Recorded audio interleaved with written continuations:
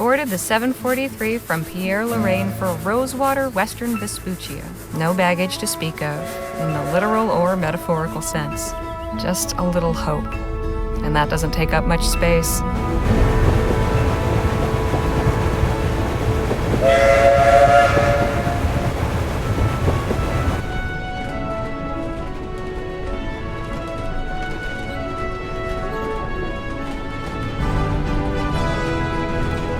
Much has been said about the Western frontier, the perilous wilderness, the lawless towns, and the tough, hardened folk who make their way out there, usually to get away from something worse. I suppose I'm about to become one of them myself.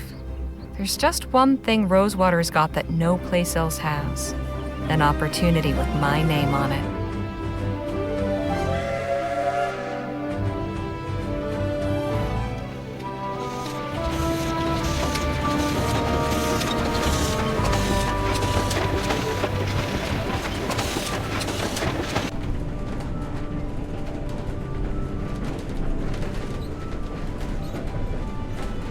The thoughts in my head are running together like the landscape outside the window.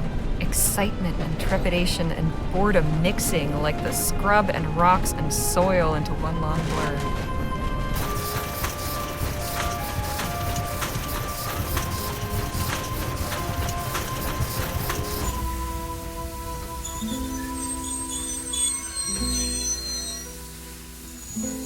One thing I know, I am ready for a change of scene.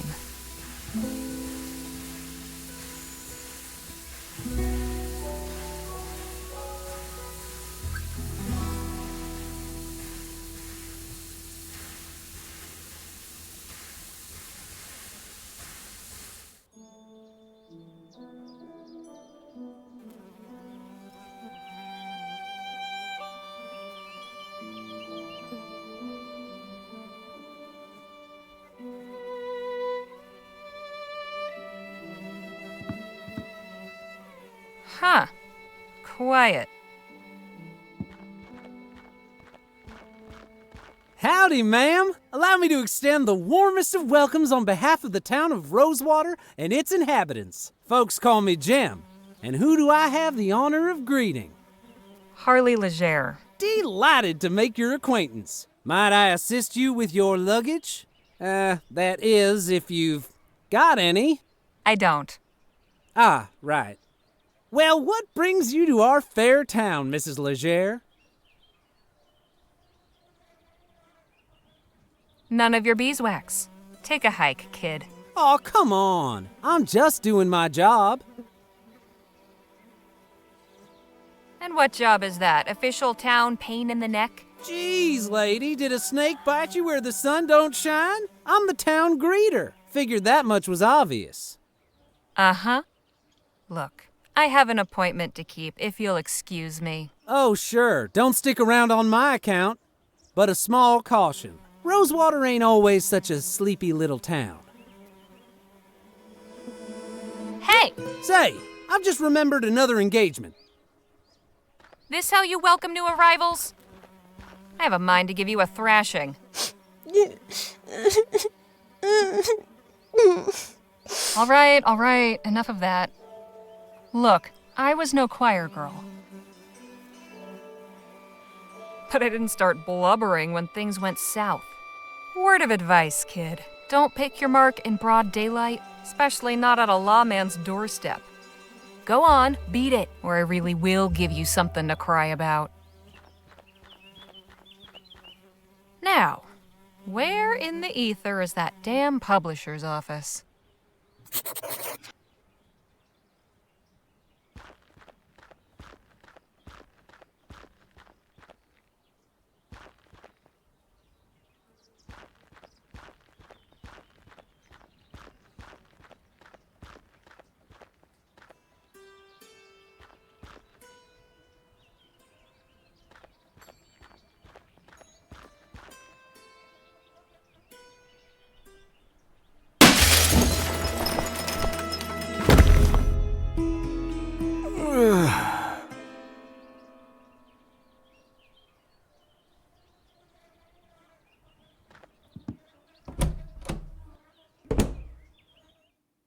Hello, can I help you with something? I'm here about the writing commission. Ah, yes, you must be Miss Legere. I believe you and Joni exchanged some correspondence on the matter already, yes? Yep, got the letter right here. May I see it, please?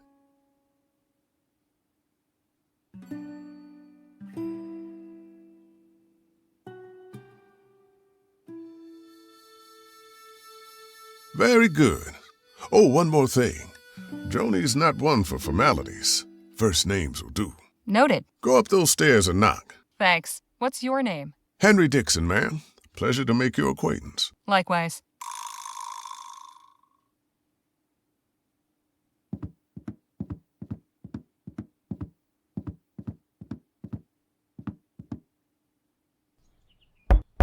Come in. Hello, Joan. I'm Harley Legere. Ah, yes. Nice to finally put a face to the name. Please, take a load off. Whiskey? Bit early for me, but thanks all the same. Sensible. I like that. I, however, have had a morning, so if you don't mind.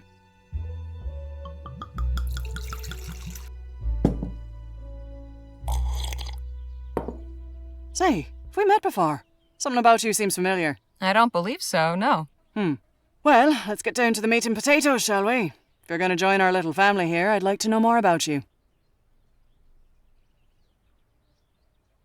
Well, it all started in New Britannia back in the winter of '05.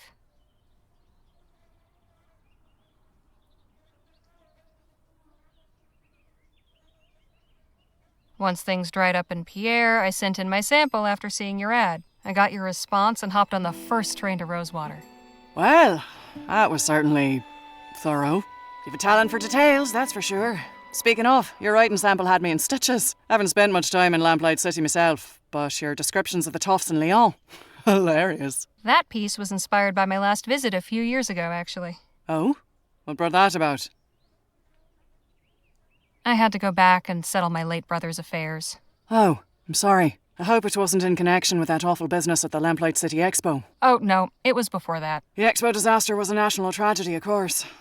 But you know, I can't help remembering it as the week our paper sold more copies than it has before or since.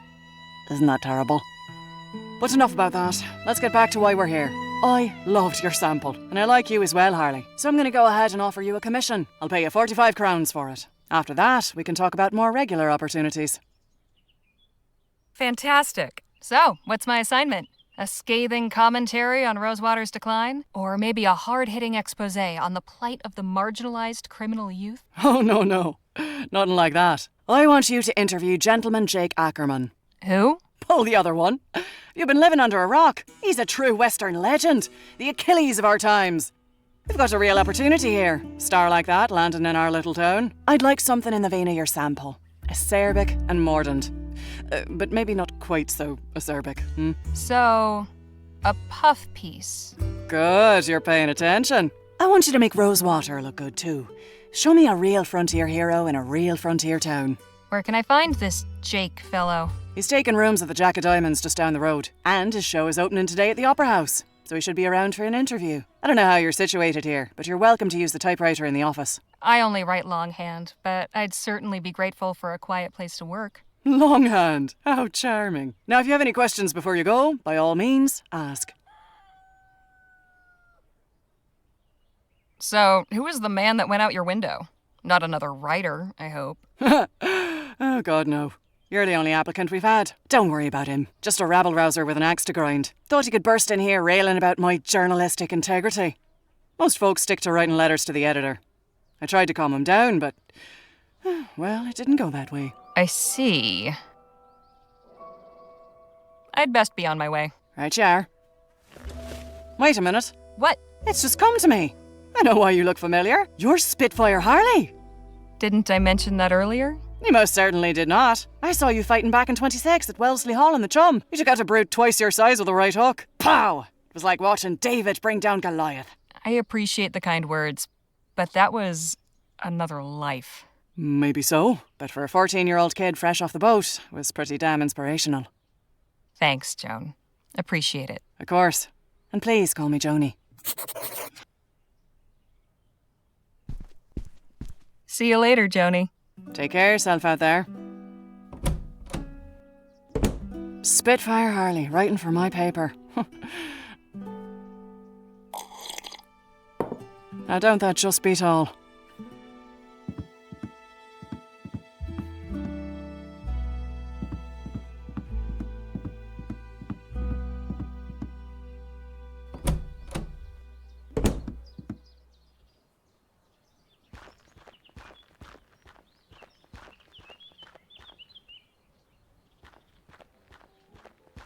Was your meeting satisfactory, ma'am? Quite so. Did you find any of those butterscotch sweets I asked for? Afraid not. Only taffy and some peppermints. Pity. This place seems to lack even the smallest of pleasures. Shall we?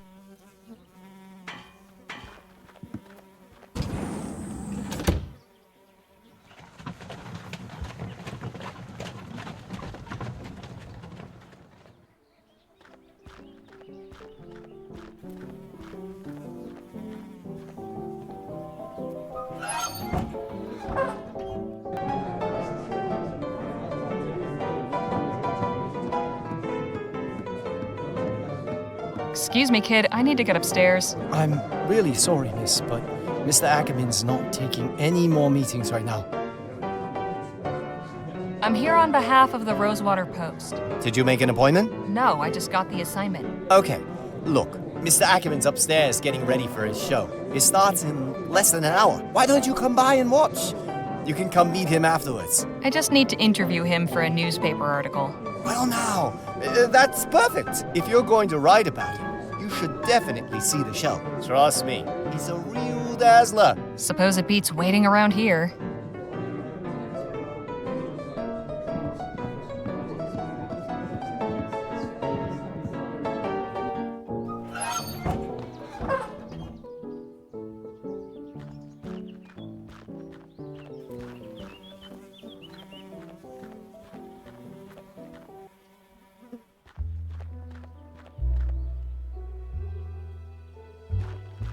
You again? Oh, hey, Harmony, was it? Harley. What in the ether are you doing here? Oh, you're not still sore about earlier. You bet your scrawny ass I am. Look, nothing personal. My brother and me are just doing our best to get by.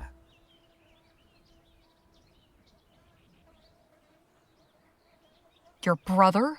And you just strolled away? I ought to knock you into a cocked hat. Anyone ever tell you got a real mean streak, lady? You picked the wrong mark, but I can let that go. Hell, with a little effort, you two could be halfway decent grifters. But if there's one thing turns my stomach, it's disloyalty. That's your flesh and blood. If you don't have your own brothers back, who else on this wretched earth is going to give a flip if you're alive or dead? You made your point. Now can we drop it already? I'm trying to do an actual legitimate job here.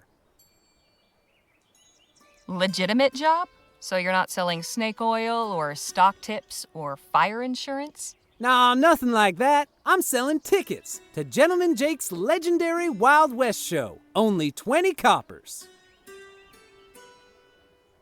I'll take one of those tickets. Swell! And when would you like to come see the show?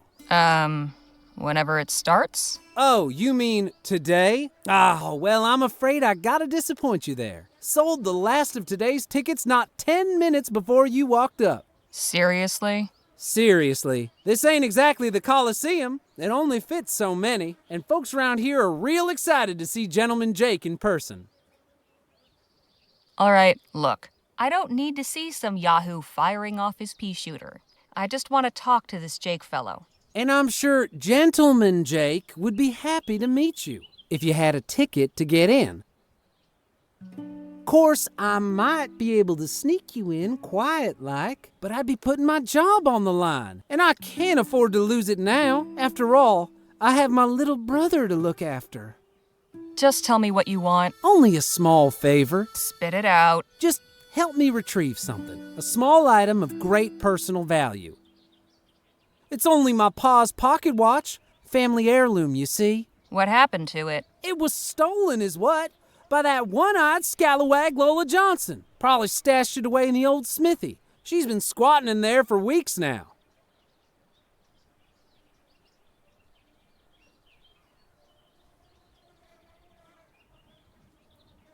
If this Lola stole from you, why not report it to the sheriff?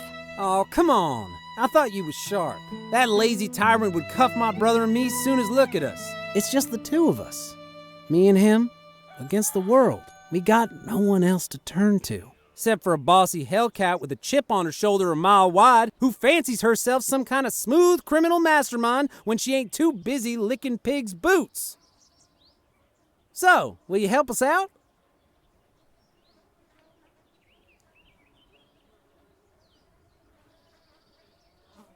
You expect a favor after that crap you pulled? Hey, I thought we moved past that. Think again. Let me in, or you're going to be sorry. Oh, come on. It's really not a big deal. It'll take you 2 seconds.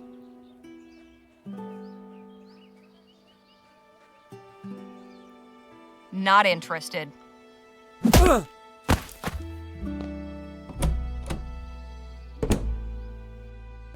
Ladies and gentlemen, boys and girls of all ages, are you ready for some thrills? Are you ready for some excitement? Are you ready for some fun?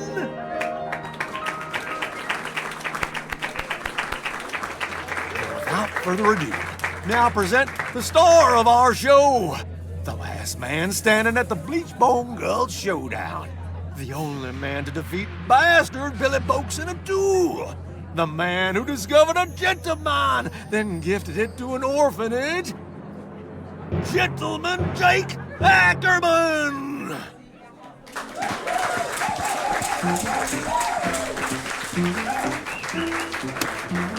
Yahoo!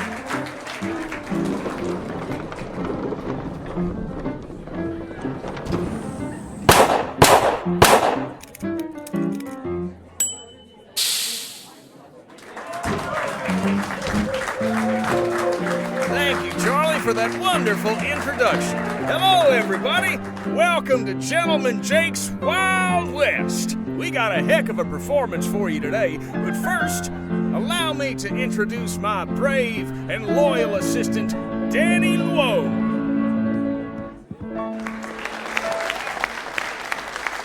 Now let's get this show on the road.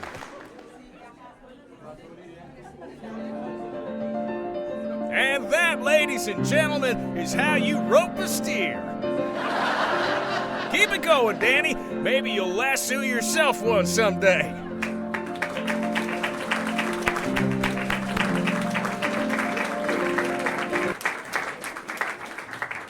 The sun beat down upon them as the duelists stood and stared. But Billy Boakes had never fought somebody so prepared. Jake drew his gun, and bang! The bastard crashed down with a thud. The legendary foe lay dead, defeated, in the mud.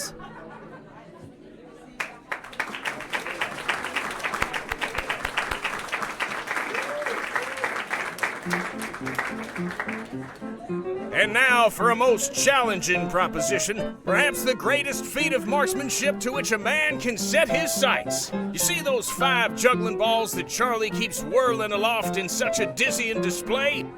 Ladies and gentlemen, affix your eyes on that green ball in particular, and do not dare blink. For with but a single bullet, I will pluck it from the very air.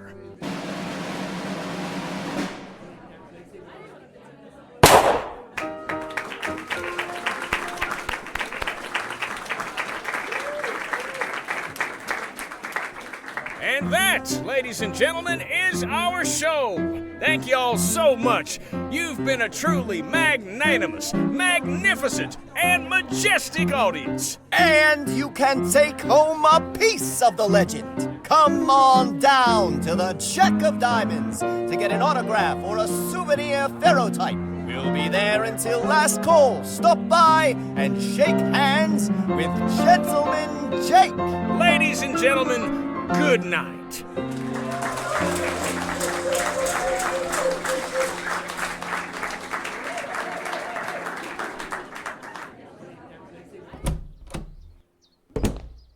Howdy, ma'am. Are you Harley Legere? Who's asking? I'm Sheriff Gamble. A moment of your time. What's the problem? Well, this young man tells me you're responsible for the condition of his brother over there. Yeah, what of it? Listen, I know these two can be ornery, but I can't stand by while folks take the law into their own fists, as it were. Does this mean I'm under arrest? Afraid so. Come with me to the station, if you wouldn't mind. 2 assaults in one day. Is it a full moon or something? As if you wouldn't have done the same in my shoes. Jim can be a handful. Frankly, it's about time somebody put him in his place. But that's all I'll say on the matter. Do keep your hands to yourselves in there, ladies. Roughed up Jim, did you?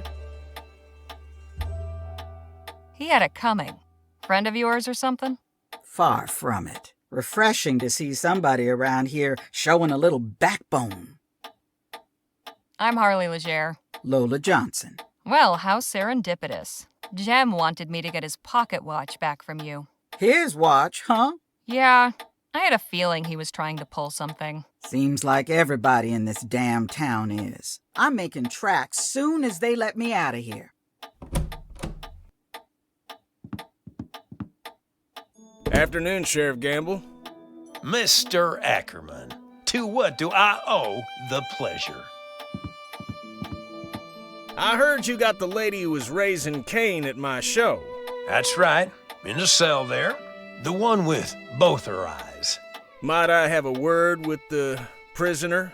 Go on, then. Miss Legere, I presume? Uh-huh. Way that kid told it, I was expecting you to be at least a foot taller. Come to gloat? Oh, quite the contrary. I was merely hoping you'd indulge my curiosity. In all the time I've been performing, I never seen somebody so hell-bent on a seat they knocked out the ticket taker. So, what compelled you to do it?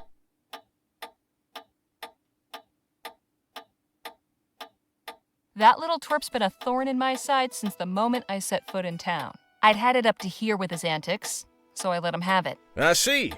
Not one to suffer fools, are you? Not if I can help it. An admirable quality. Now that I've answered your question, would you answer a few of mine? Ah, right. Danny mentioned you'd been asking after me at the saloon. You a reporter for the local paper? Provisionally. I've been assigned to interview you. Well, this is hardly the place for it. Afraid I haven't got much choice about the venue. Let's fix that, shall we? Gamble, how much for this fine lady's bail? Oh, let's say, 10 crowns? Danny, pay the man. Here you are, sir. Appreciate it, son. Now then, won't you join me in my room at the Jack of Diamonds? Lead on. Miss Legere, permit me to introduce my associate, Danny Luo. We've met, actually. Not formally, I suppose. Nice to properly make your acquaintance, Miss Legere. Likewise, Mr. Luo. Please, you can call me Danny. Everybody does. So what did you think of the show? Pretty spectacular, huh? Spectacular. It was amazing. Well, shucks. I'm glad you enjoyed it. Shall we proceed with the interview? Right.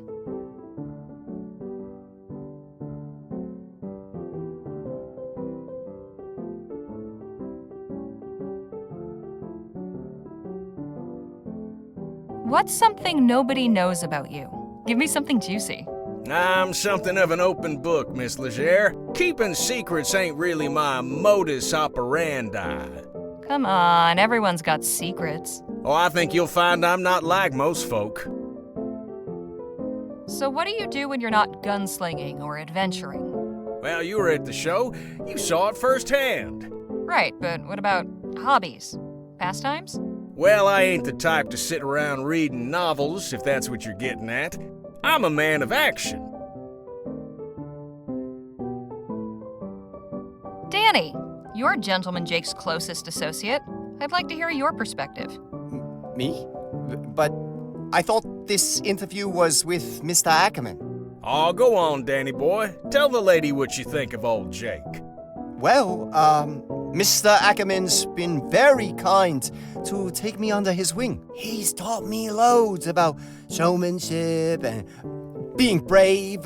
Really, I couldn't ask for a better mentor. Aw, hell. You're gonna make me blush.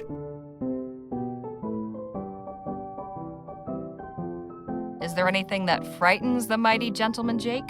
You know, somebody once told me, fear is only as deep as the mind allows. When you deal with the type of folks out on the frontier that I do, marauders, bandits, desperados, your fears have gotta be shallow.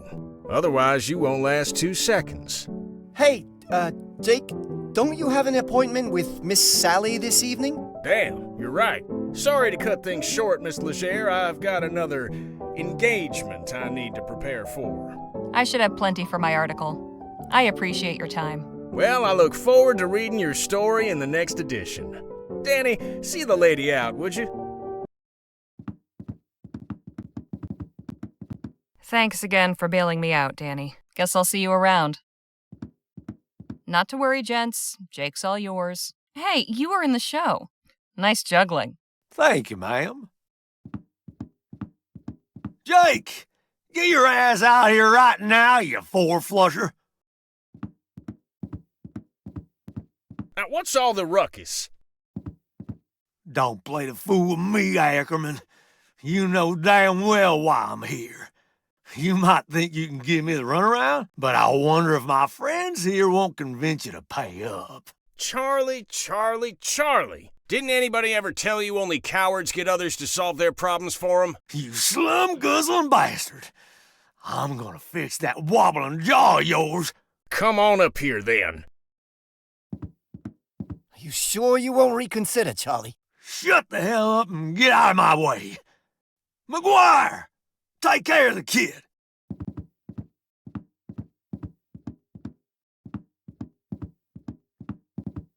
Let's dance, cowboy. I suggest you clear out while you can, little lady. This could get ugly. From where I'm standing, it's pretty damn ugly already. Hey! So that's how you want it, huh? Fine. I'll let the boss deal with you when he's done.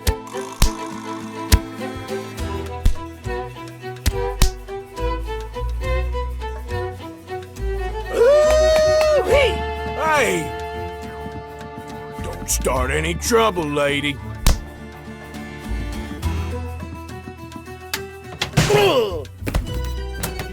Whoopsie daisy.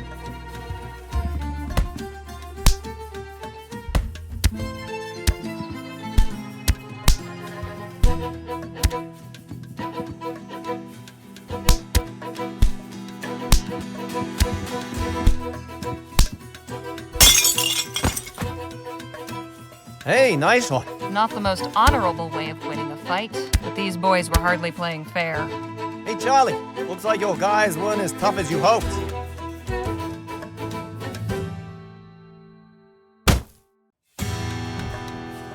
Whoo-wee! That got the old blood pumping. You've got some interesting associates, Mr. Ackerman. If you'll excuse me, I have an article to write. Hang on just a minute. I'd be a fool to just let you walk away after that performance. Come on back up here. I've got a business proposition that may interest you. What about Miss Sally? Oh, she can wait. All right, Miss Leger, I won't beat around the bush. Danny and I are looking to get some folks together for a job, and I think you'd make a damn fine addition to the team. What sort of job? Ever hear of Dr. Bennett Clark? No, I don't think I have. He was the lead scientist researching that ethericity stuff. Before the ban, that is. Dr. Clark moved out here not long after the big disaster back in Lamplight City. You know, the one where all those folks got disintegrated? He kept up his research, even did some demonstrations at the Opera House. Till one day, he just up and vanished. Nobody's seen hide nor hair of him in nearly a year. And you want to go looking for him? Oh, I want to go looking, all right. The thing is, we're going in search of Dr. Clark's fortune. Come again? The feller was loaded. Somehow he managed to talk a bunch of big money investors from back east into financing his research. All those gizmos and doodads don't come cheap, you know? We find his stash, we'll all be rolling in it for years to come. Stash? What stash? Surely it's all just numbers on a ledger somewhere. Nope, I'm telling you, he kept his assets in cold, hard cash. So you're looking to rob a man blind just because nobody knows where he is? Now, nothing so uncouth as that. Picture this, a swashbuckling pirate captain, his vessel freighted with treasure. The vast fleets of law and order circling him, closing in. He digs a hole in the sands of some sun-kissed tropical beach to conceal his ill-gotten loot and makes himself scarce. Circumstance conspires to deprive him of the opportunity to return. Now, is the brave treasure hunter who seeks and unearths the bounty guilty of robbery? Or is he just returning to the world what would otherwise lie forgotten and worthless? See, we're not after Clark's personal wealth. The money in question was meant to bankroll his etheric research. Since that's been outlawed, he can't touch it. And it's a drop in the ocean for the investors. They'll never miss it. How many folks are you planning on bringing into this? That depends on what we find. But I promise you, we'll all get a fair split, enough to make it all worthwhile. What's your plan? Clark had a lab nearby, a couple miles outside of town. Last place anybody saw him. We poke around there, retrace his steps, and it should lead us straight to the loot. Uh-huh. Now, call me crazy, but I get the impression you're not entirely convinced.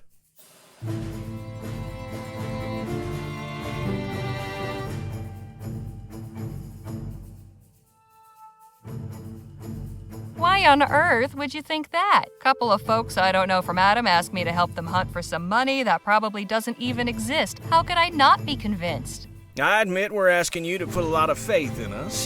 Hell, I'd probably be just as incredulous were I in your position. Mr. Ackerman's a good man, Miss Legere. He's never led me astray in all the time I've known him. I appreciate it, Danny, but I think Miss Legere's gonna need a little more than just your word. Look, I've known quite a few moneyed folk in my time. They all got one thing in common. You know what that is? They couldn't give a rat's ass about folks like you and me? I admit I cannot emphatically contradict you there, but not what I meant. So what do they have in common? They're good at keeping their money safe. Clark's cash is out there. I just know it. As far as your safety, you just took out a couple of brutes twice our size. It's plain to see you can take care of yourself. I'm pretty good with my pistols, and Mr. Ackerman can talk his way out of anything. But we could use somebody who's good in the fights. Besides, stick around old Jake long enough and you'll have enough material to write a whole book. Forget a measly little write-up in the local rag. I'm offering you a front row seat to a much better show. So, what do you say? All right, Mr. Ackerman. I'm in. At the very least, this venture should make for an interesting tale. I'm pleased to hear you say that. You won't regret this, Miss Legere. We'll set out for the lab at daybreak. And please, call me Jake.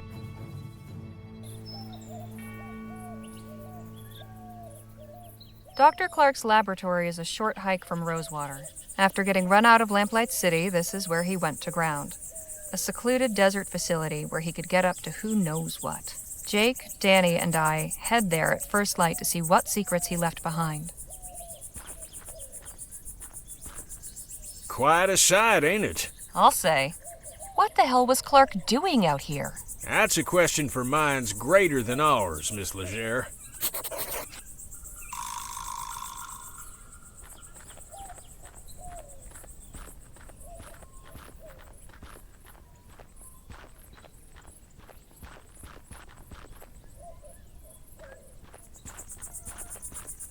Guess it shouldn't come as a surprise that the front door is not wide open for us.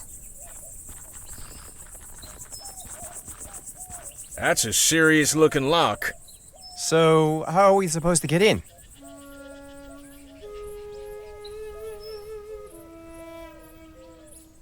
Some dynamite, maybe? Now that's not a bad idea. My old pal Captain Stokes is stationed nearby at Fort Beaumont. He owes me a favor, or two. Maybe he could give us some high-powered equipment to get inside. You read my mind, Danny boy. Wouldn't do any harm to take a look around out here first, though.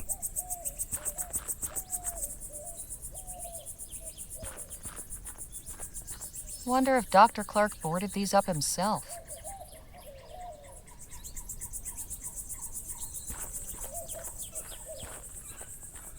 Looks like Clark missed his last mail delivery.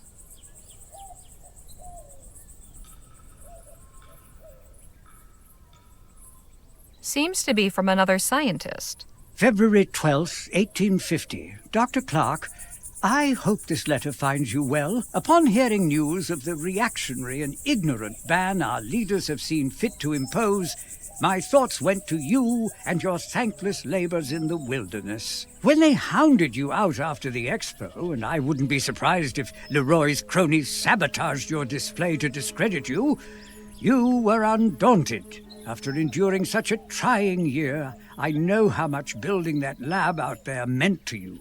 A turning point in your fortunes, or so it seemed. Yet I am sure you will persevere once more. One day when rationality again prevails in the halls of government and this silly thing is lifted, I hope to take you up on your offer of a tour. If you've returned to the bosom of civilization by then, all the better. With warm regards, Dr. Roderick Nethersole. P.S. How you managed to rig a TT-180 console to control both your equipment and door mechanisms still baffles me. Mine is destined for the scrapyard.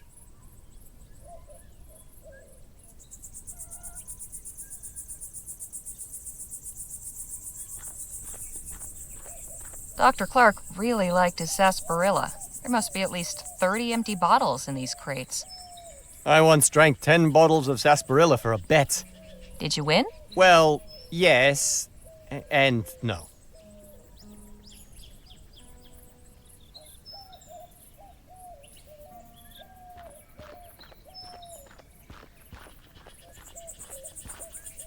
Locked up tight. Whoever closed this place up really didn't want anybody getting in.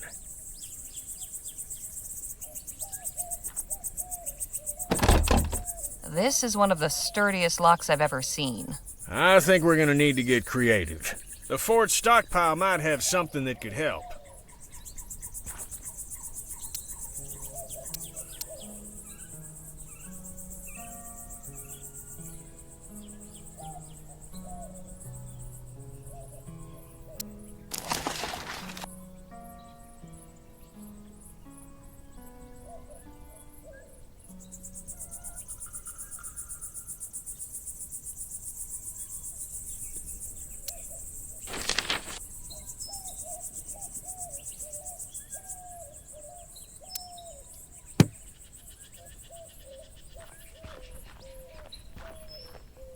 Hey, Danny? Ma'am?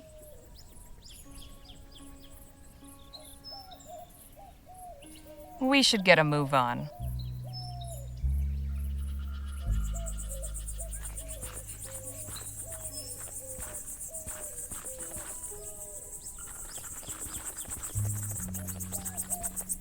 What are you doing? This is no place for sightseers. And just who in the ether are you? Such disrespect. You toy with forces you do not understand. The lady asked you a question, sir. Heed my warning. Stay away from this place. Its mysteries are not for you. Hey, wait! You forgot your... hat? What was that all about? Good question.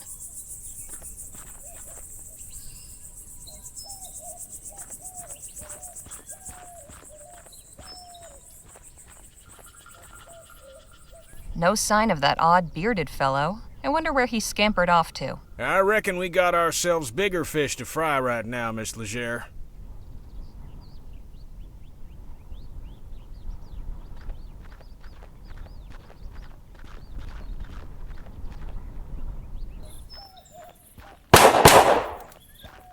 Hey, look, a show! What a racket. She's pretty good, though.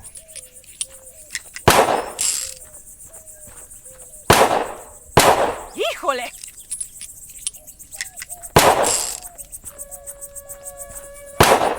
Hey, anybody in there? What is it? Would you happen to know anything about the lab just over that way? No, and quite frankly, I don't care to. We'd like to come in, please. More unannounced visitors? Must be my lucky day. What country exiled you? None. We just want to speak with Captain Stokes. Afraid he's indisposed. Why don't you tell Stokes that Jake Ackerman needs a word? Gentleman Jake? At your service. We're not in the market for entertainment. It's like I said. Oh, damn blasted. Would you knock it off with the shooting already? I can't hear myself think! You call yourself a soldier when the sound of gunfire sets you quivering like a coward? Pathetic. Look, I can't help you. I'm sorry.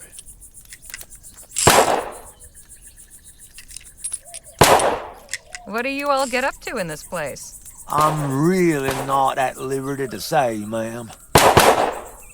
I wouldn't be asking to see Captain Stokes if it wasn't important. I opened the gate for the last person who said that to me today. And what did I get as a reward? His two cronies raising hell for the past hour. No, ma'am, not again. Carry on, soldier. Right. Caramba! Excuse me? I said, excuse me. Hey!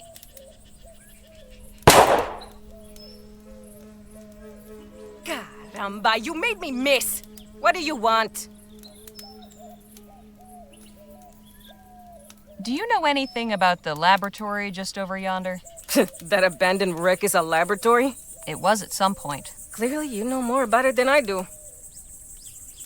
Who are you, and what are you doing out here? I am Marisol de la Vega, Lieutenant General of the Constitutional Army of New Spain. My compadre is Corporal Eugenio Garcia. Pleasure. I'm Harley Leger, and these are my associates Jake Ackerman and Danny Luo. Good to meet you. In answer to your second question, Eugenio and I are practicing our shooting while we wait for our jefe to conclude his business.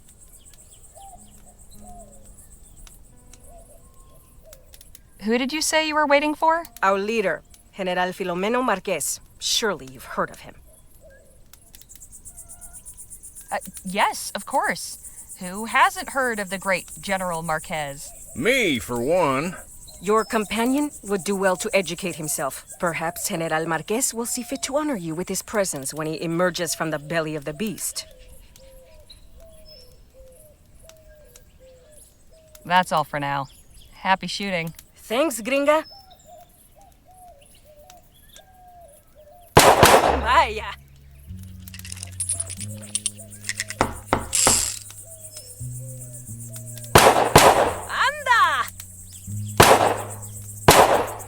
No handles. Must only open from the inside. Vaya.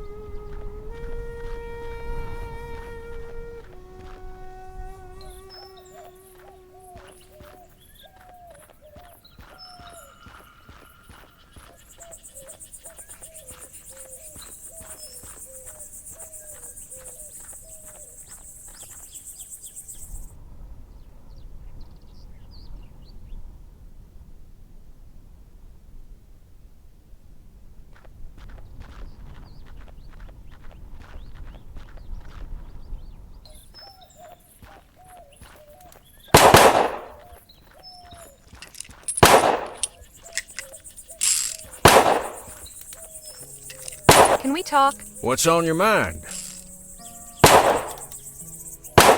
How are we supposed to get into the fort? Good question. I figured it'd be a breeze, but the guard's ornery as a mama bear with a sore teat. We need to figure out how to get on his good side.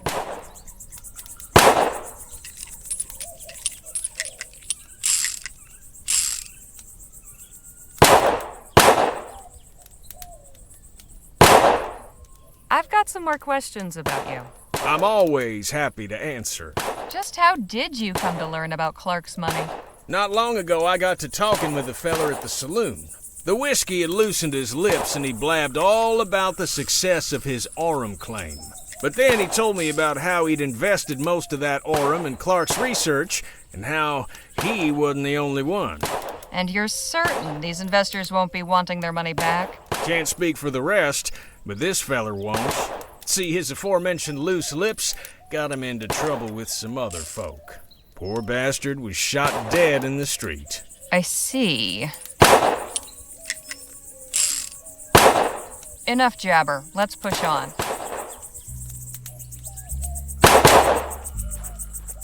Hey, guard! Guess he doesn't want to talk.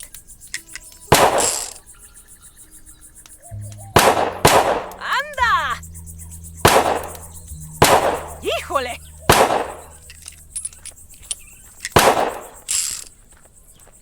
That thing has seen some action.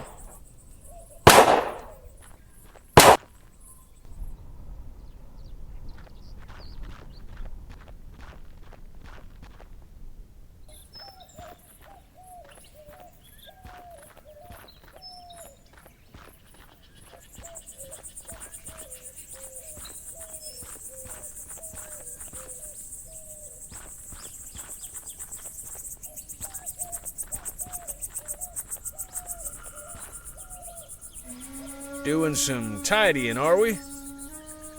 We might find some use for these. Come help me. I can't carry them all myself. Hey, I ain't gonna start belly aching if you want to go around collecting refuse. Might fetch us a few shillings if we sell them back at the Jack of Diamonds. There you go. And some for you. Thanks.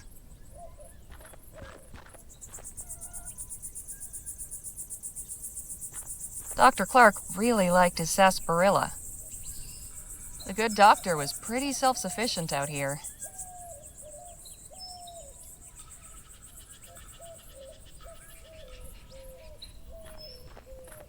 Wonder if Dr. Clark boarded these up himself.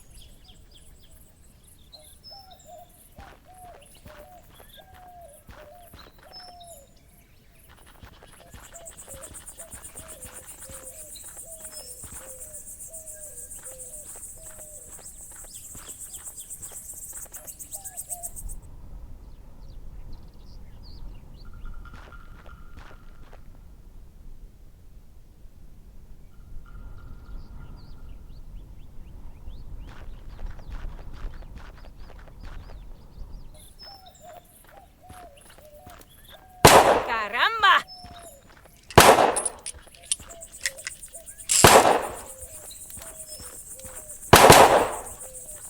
Hey, guard! Guess he doesn't want to talk. Vaya. Hey! You again? What is it now? Say, do you think you could practice your shooting somewhere else? Why? The fort guard isn't happy about the noise. Well, then maybe he should choose another profession.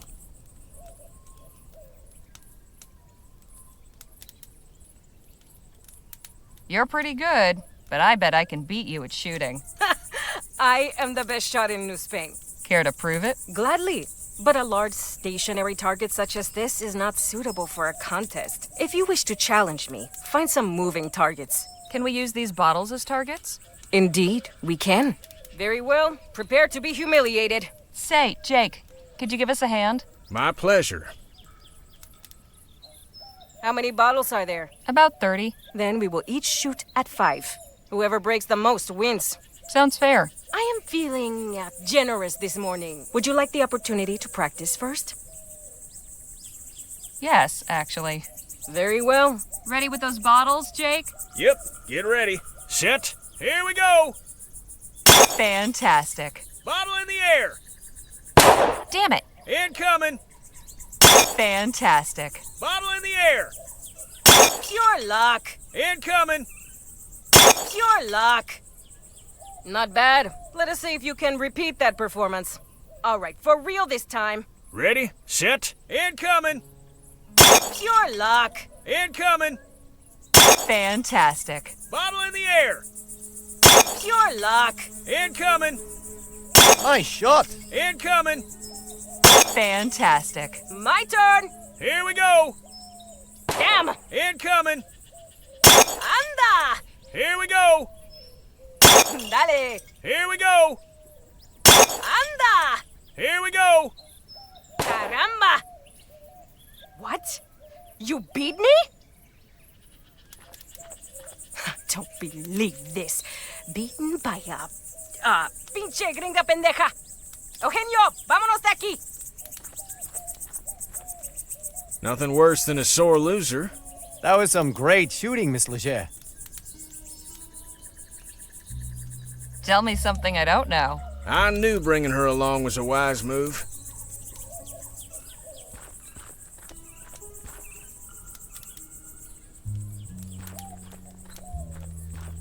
Hey, guard.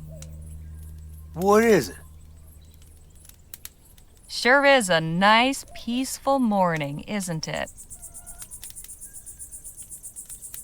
What happened to those cacophonous varmints? They took their business elsewhere. Now, would you be so kind as to let us in? So long as you promise to keep it down. Deal.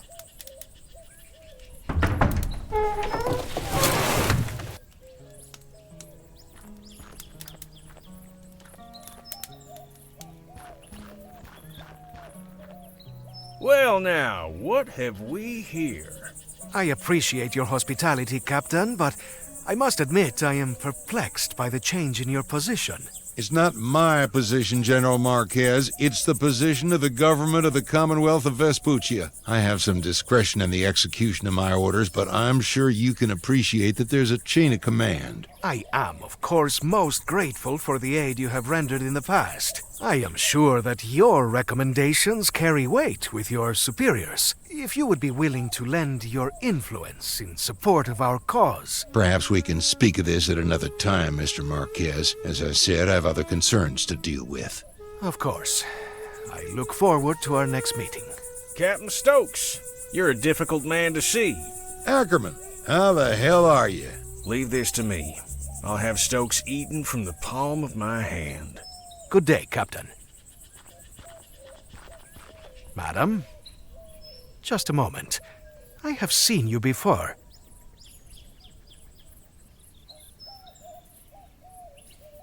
I'm surprised you saw much of anything after that tumble you had. Of course. The newspaper office. You left me lying in the street. I'm sorry, but I had things to do. Ay, por Dios. Is there not one selfless person in this country? Look, if I see you falling out any more windows, I'll pull out my net. Fair? Amusing. What's your name, anyway? Harley Leger. This is Danny Luo, and over there is Jake Ackerman. Sir? I am General Filomeno Marquez. Though Filomeno seems to be difficult for you Vespuccians, so you may call me Phil. Phil it is. Good to meet you. And you, I suppose. What brings you to the fort?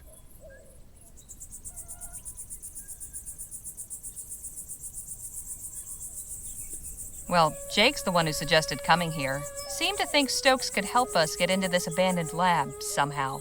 And why might that old ruin interest you, eh?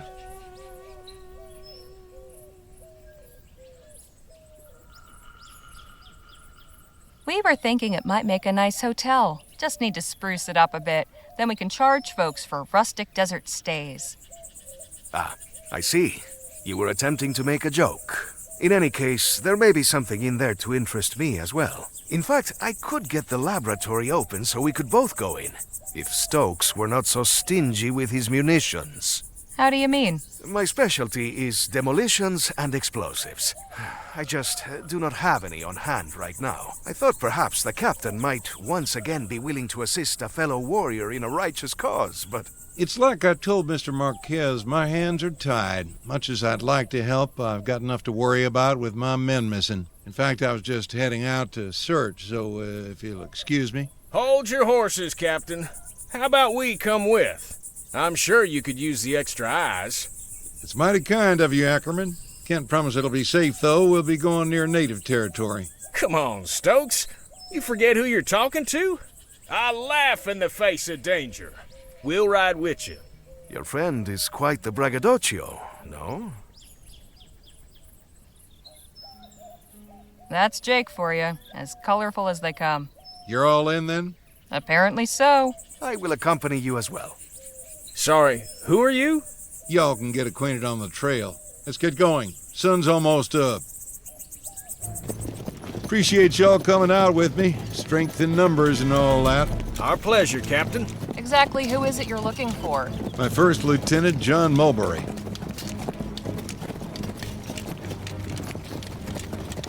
So when did your man go missing? He left leading the patrol last evening and they never returned. I just hope the natives didn't get him. Things have been a bit tense of late.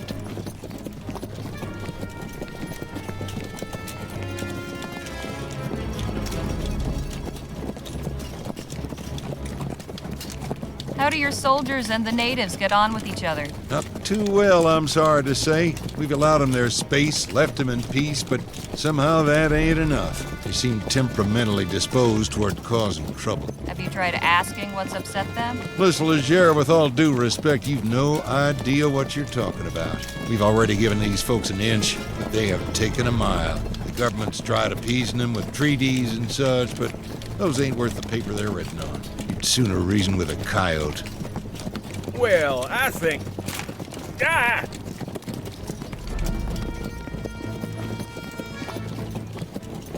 Engines!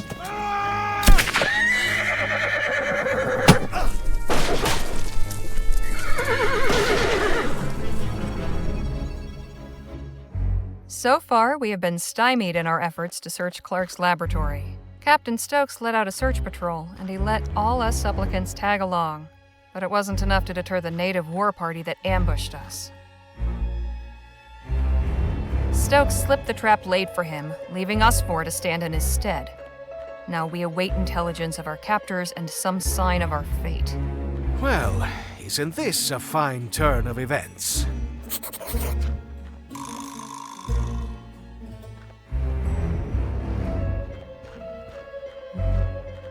I suppose all of these were made here. Quite a collection.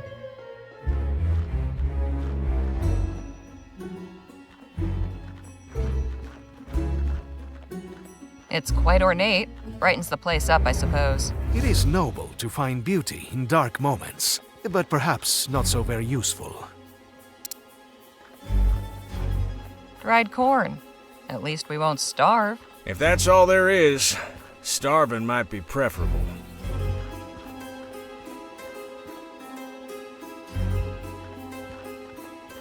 Completely empty.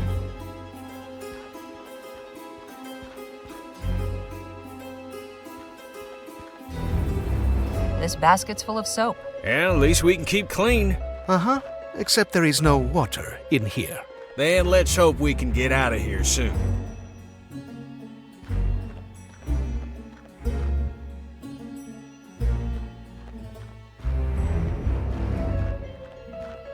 Hey, anybody out there? Let us out. I'd save my breath if I was you.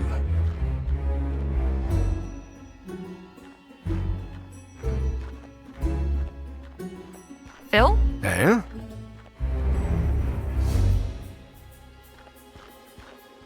Come now, don't be such a sourpuss. An easy thing for you to say. When you have been through this a few times, the experience begins to lose its charm. Got any suggestions for how we might get out of here? Not just yet. I want to see how things play out.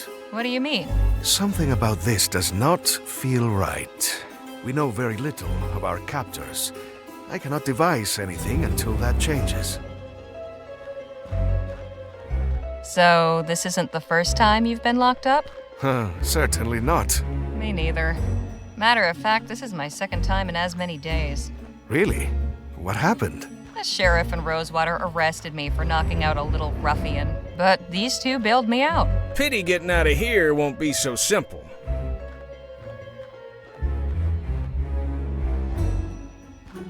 Did you see what became of Captain Stokes? Yes, though I wish I had not.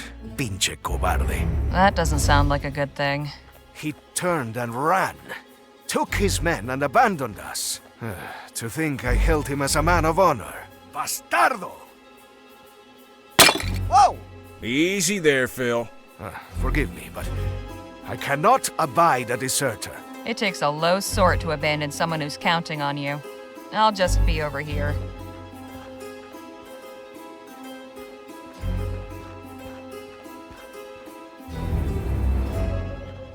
Did smashing that pot make you feel any better? It did, yes. Hey, Danny? What is it? What's wrong? Nervous? Aren't you? Not really. I don't think these folks mean us any harm. If they did, they wouldn't have gone through the trouble of capturing us. I didn't think of it that way. I sure hope you're right. Got any thoughts on how we might get out of here? They took my guns, so... No, really. You should ask Jake. He's the one with all the clever tricks. You and Jake must have gotten into scrapes like this before, right? Well, I have, yes.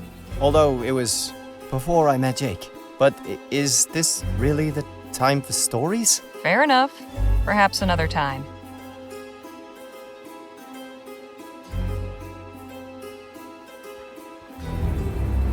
Hey, Jake? Miss Legere? So, you planning on just sitting around all day? For your information, Miss Legere, I'm trying to formulate an escape plan. Could have fooled me.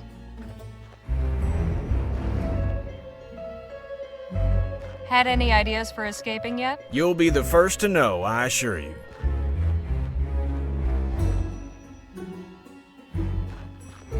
I'll leave you to your thoughts.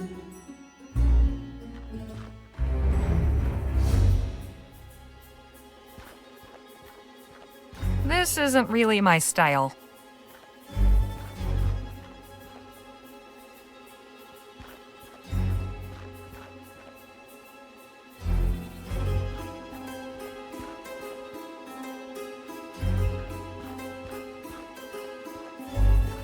That's not going to get the door open.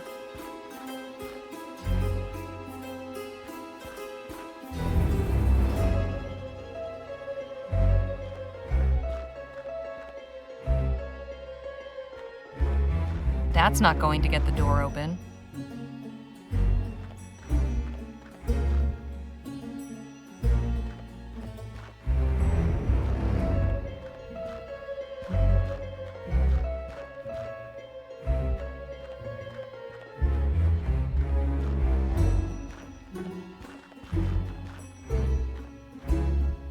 I suppose all of these were made here.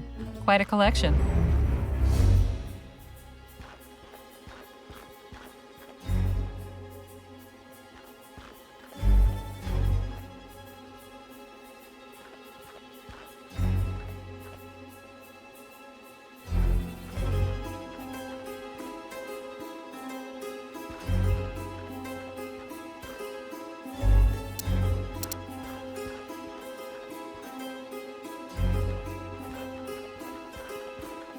Hey, Danny? What is it? Were you able to see how Captain Stokes fared? I lost sight of him when I got knocked off my horse. I can't believe he just left us. Why would he do that? Hey, Jake? Miss Legere? Did you manage to see what became of Captain Stokes? No, I was a mite preoccupied. Just as well. If I'd known he was running off, I'd have shown him a thing or two. Surely a fellow of daring do like yourself has been in a predicament like this before? More times than I can count. How do you manage to get free? Well, you gotta understand, every situation's different. Easiest way's usually bribing a guard, but sometimes you gotta get creative. Well, this one time But no, that wouldn't work here. Why not? 'Cause I'd need a few things, and coming by them in here will be next to impossible. If you've got a plan, it's at least worth trying. I reckon you're right. Main thing I need is something pliable, like wax or soft wood. Then something sharp to shape it with, and finally some shiny material. Metallic looking would be best. Find me those things, we might be in business. I'll leave you to your thoughts.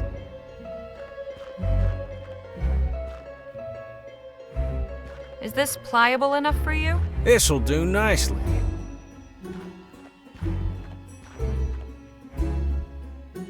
This sharp enough for you? It'll do, it'll do.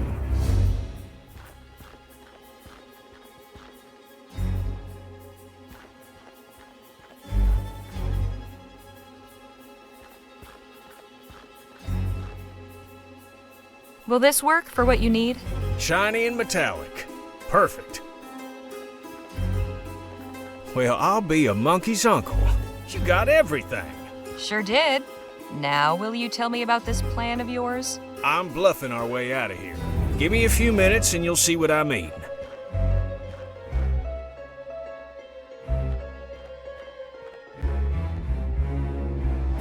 Voila. You carved a gun out of soap and wrapped it in tinfoil? That's right.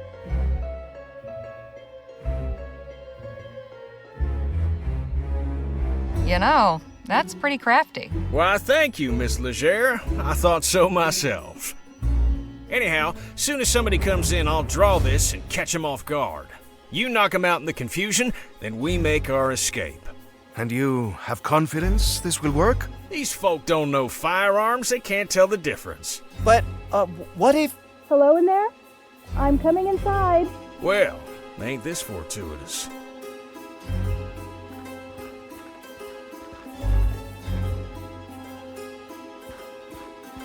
Greetings. I'm Nadine. I've come to... Hands up! Is that a fake gun? Yes? Don't mind my friend here. Nadine, was it? Yes, Nadine Redbird. Harley Legere.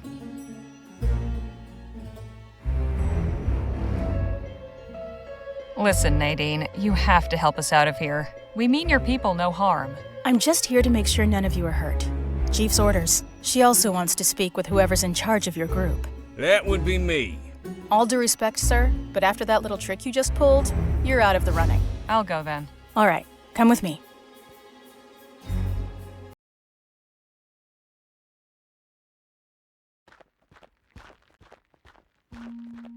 I bring you Miss Harley Legere, representing the captives. Thank you, Nadine. You may return and tend to the others. I will.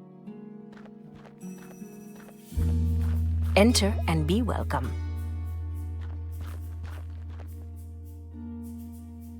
You may call me Chief Lutzi.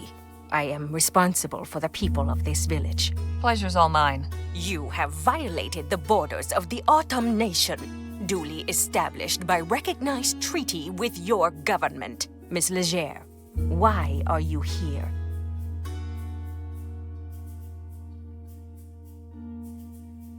Captain Stokes is missing some troops, and we were helping in the search. You serve Stokes. Curious, you do not dress like a soldier. We have nothing to do with the fort. Who are you then? I'm a journalist for the Rosewater Post. My companions and I are researching Dr. Bennett Clark. We only came to Stokes to ask for help getting inside the abandoned laboratory on the other side of the valley. Thought maybe you could spare some dynamite or something. But first we had to ride with him to find First Lieutenant Mulberry and his missing men. I see. What did he tell you of us? Let's just say he didn't paint a very pretty picture. Unsurprising. Do you share his opinion?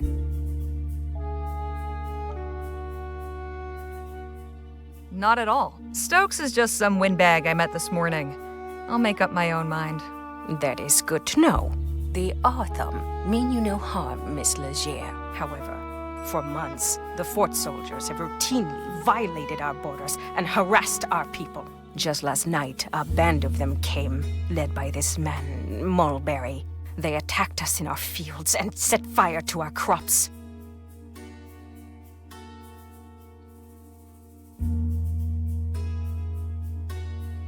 Were there any casualties among your people? No deaths, although a number were burned or wounded in the fight. As for Mulberry, we captured him. He is under guard in one of our empty storehouses. Stokes has turned our village into a prison, and now he is recruiting civilians to come after us. I fear this will not end until everything we have has been turned to ash. But I cannot allow that. Something must be done.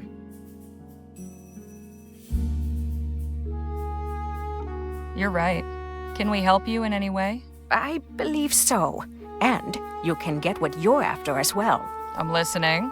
Our scouts have observed an army wagon making regular deliveries to the fort from Rosewater. It comes in the night, when few others are willing to travel, and always it arrives a day or two after the train stops in town. Then that would be tonight? I just arrived on the latest train into Rosewater. Yes, exactly. I cannot know for sure, but I believe this wagon carries supplies, along with weapons and munitions. The soldiers use these to strengthen themselves, then come and deprive us of what little we have. If you and your people were to obtain them, it would be to our mutual benefit. We would have a means of defense, you would have the tools to enter this laboratory, and Stokes would be deprived of his armaments.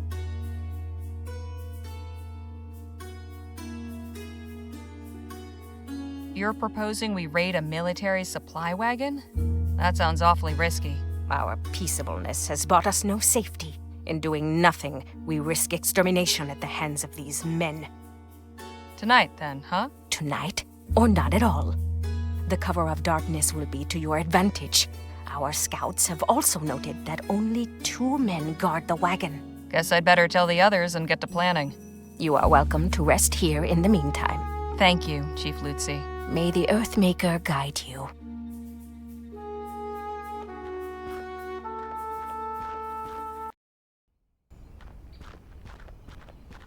Everyone in good shape? Mr. Luo has some minor bruising, but your friends are otherwise healthy. Good to know. Hey, fellas, come on out here. We got some business to discuss. I take it your meeting with the chief went well?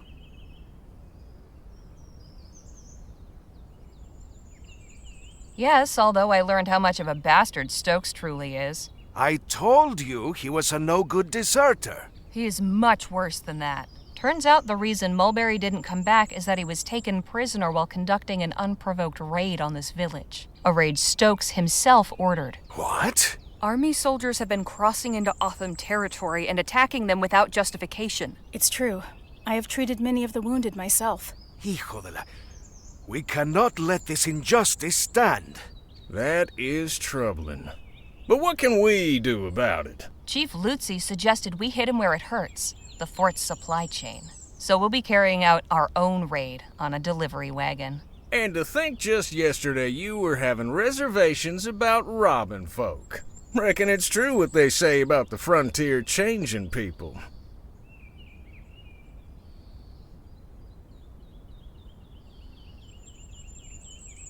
It may be stealing, but we're doing it to help the Otham. I can live with that. Sometimes one must perform distasteful acts in service of a righteous cause. Now listen up, because we've got some preparations to make.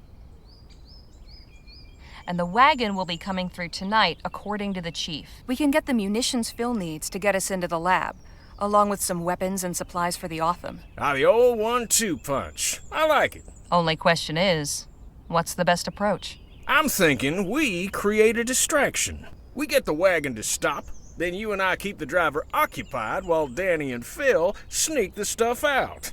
I prefer a more direct approach. You said the wagon was poorly guarded, eh? We have enough fighters to overpower them. When they see they are outmatched, we should be able to take what we need without firing a shot. Wouldn't it be better to do this without drawing any attention? You could set up a roadblock, then sneak out what you need while they investigate. All good plans. Have you got anything, Danny? No, but I think we should be careful. Something like this could so easily go wrong. So, what's it going to be?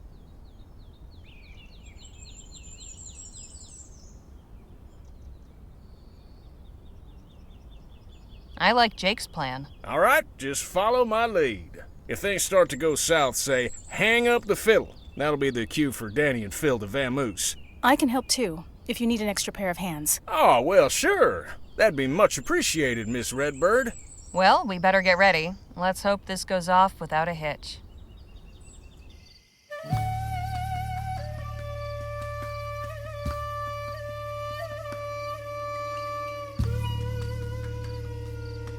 What's going on here? Ah, finally a third party. Maybe you can settle this argument for us. Ma'am, is this man causing you grief? Not nearly as much as she's caused me, I can assure you.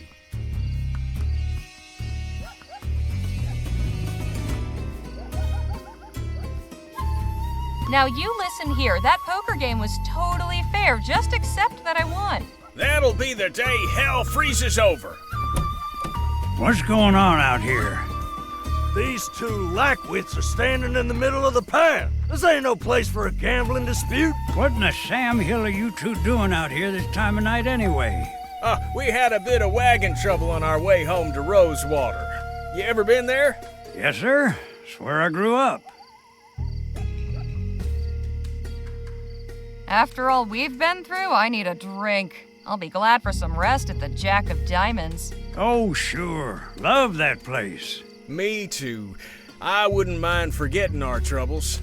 Like how our wagon turned over and stranded us out here. Your wagon turned over? How'd that happen?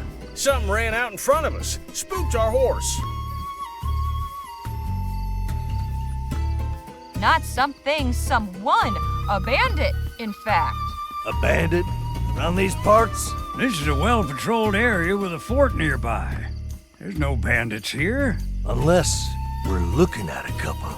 I believe the time has come to hang up the fiddle. Pardon for the disturbance, gentlemen.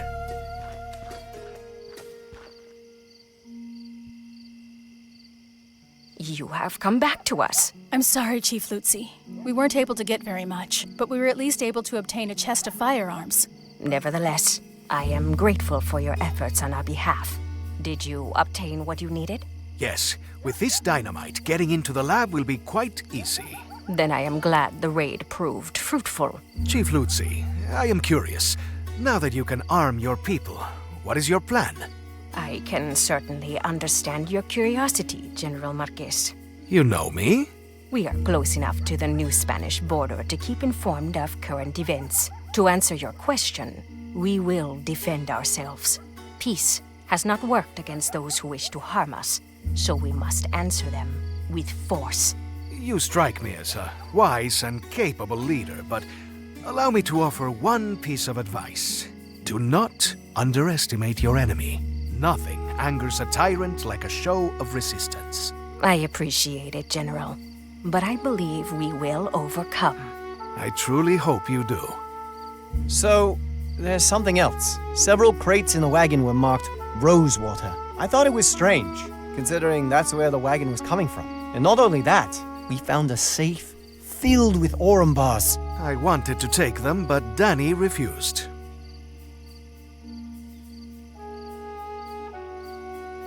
I imagine you had good reason for that? They were marked.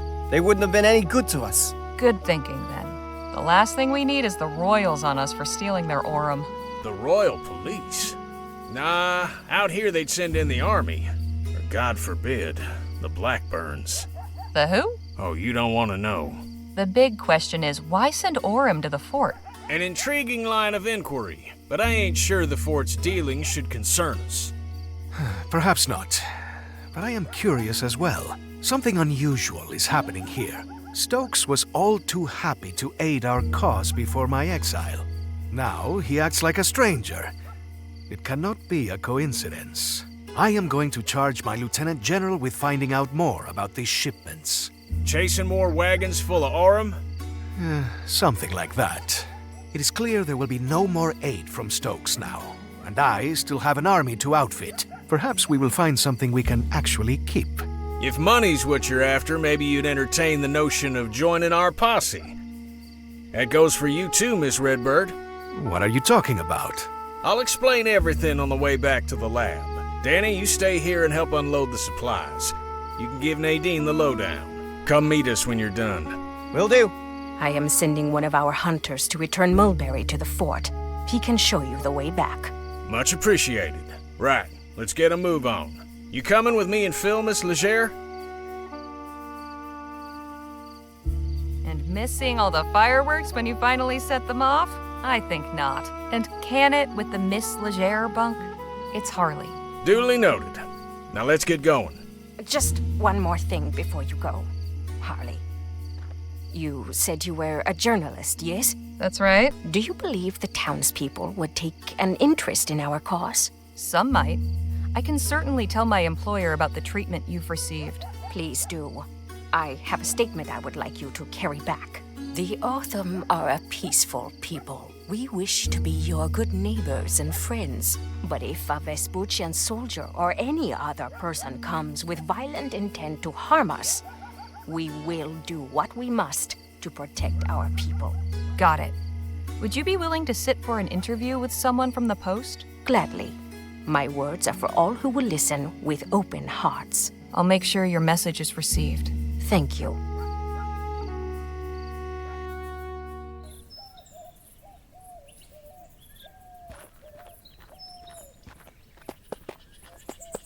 Thanks for showing us back, partner. We can take it from here.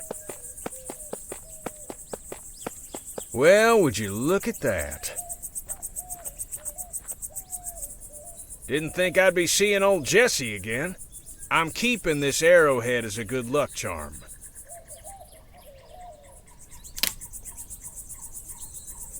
And who knows? Maybe some collector out there'd be interested in acquiring the arrowhead that nearly wiped out Gentleman Jake. Híjole. Is he always like this?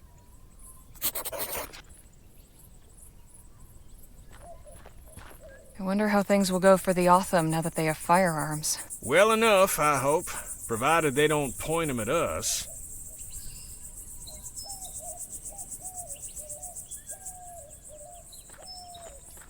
I shouldn't leave this here. It's good to see someone who respects their country.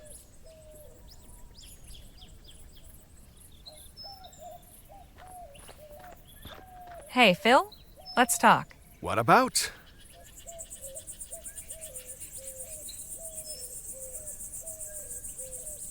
I have to ask, what went on at the Rosewater Post? Oh, now you are concerned, eh? You did not display much interest in my fate at the time. Well, I'm interested now. But recounting the story no longer interests me. So how did you wind up here in Vespuccia? That is a very long story, and I do not wish to relate it now. Perhaps another time? Fair enough. Right. Carry on.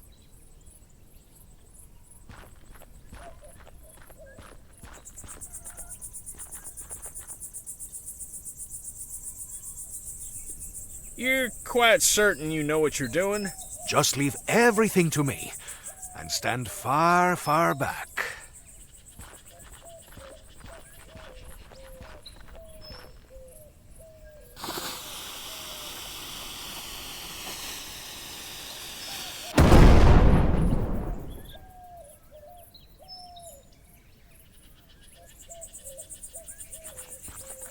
Impressive work there, Phil. Gracias. And an explosion will certainly liven up your article. Eh, Harley?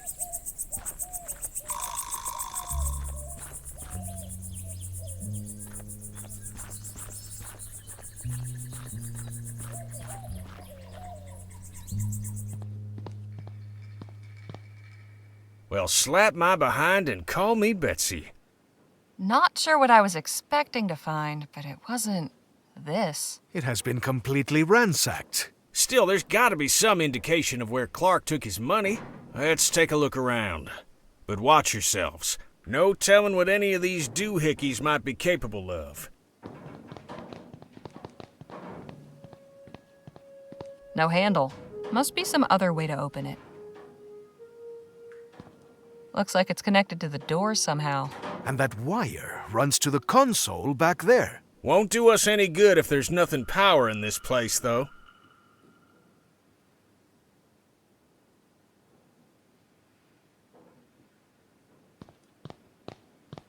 A wooden mannequin in a cage? I have so many questions. You sure you want them answered? I can't see through. The window is too grimy.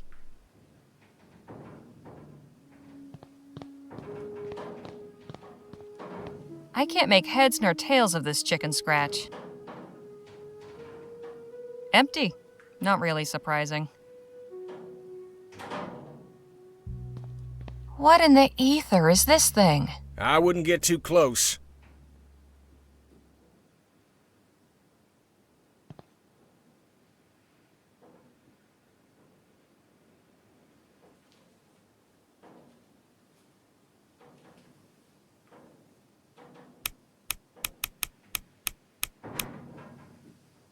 One of the dials is missing. Just my luck. It won't turn any further that way.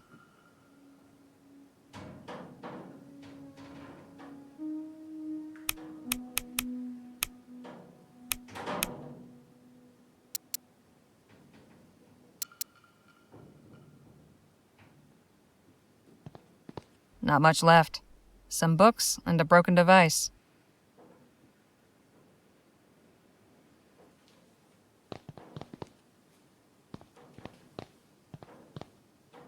This Clark fellow was into some strange things, wasn't he? I'm starting to understand why he chose to do his work out in the middle of nowhere.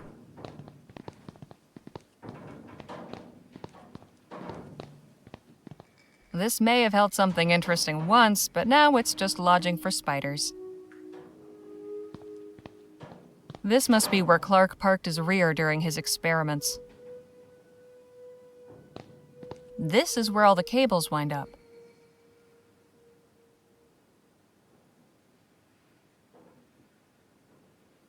I'm guessing this thing needs to hit full power before the machine turns on. Some kind of power meter. Never heard of an ampere before.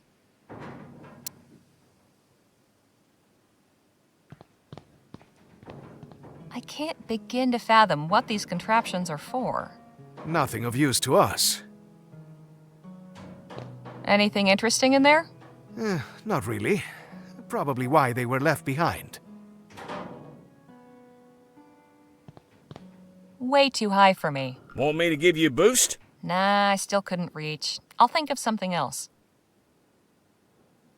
Guess we won't get to see what's up on the roof. Just as well. I prefer to keep my feet on the ground.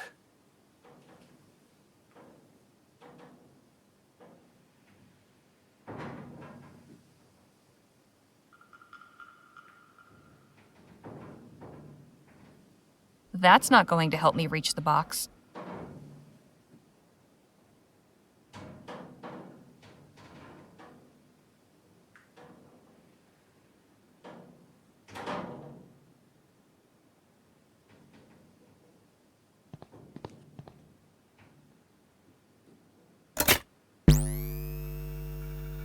No good. There's some power getting through, but it needs more.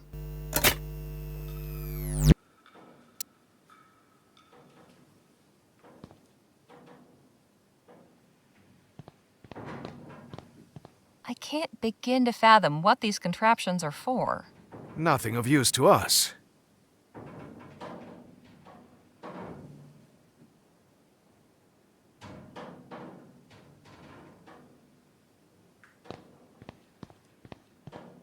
Can we talk? What's on your mind? 'Cause you know I've been wondering about the Otham. What do you suppose will happen to them now that they're armed with guns? I don't know, but at least they have a fighting chance now. If Stokes attacks and they successfully fend him off, then perhaps he will leave them alone. But it will certainly not happen without bloodshed. Well, Best of luck to him.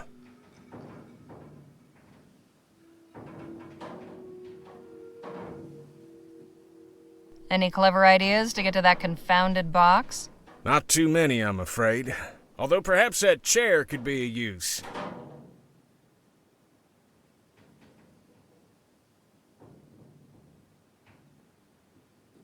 Enough jabber. Let's push on.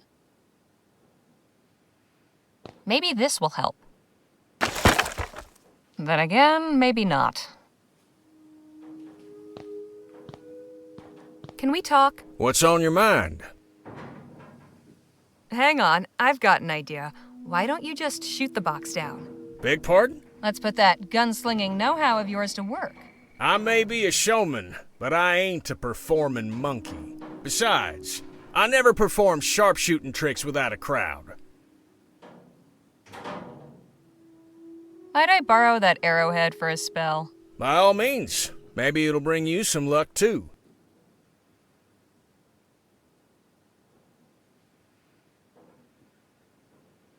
This place sure is something, isn't it? I admit, I never gave much credence to all that ethericity business, but seeing all them contraptions and appurtenances, let's just say it's given me a new appreciation for Clark's tenacity.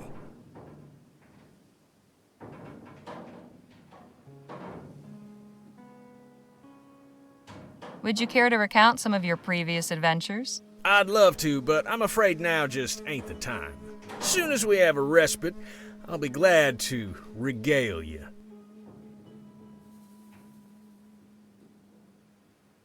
Crowd be damned! I want to see what's in the box. You've proven yourself resourceful. I'm sure you can find a more practical way to get to that box that doesn't involve me wasting ammo.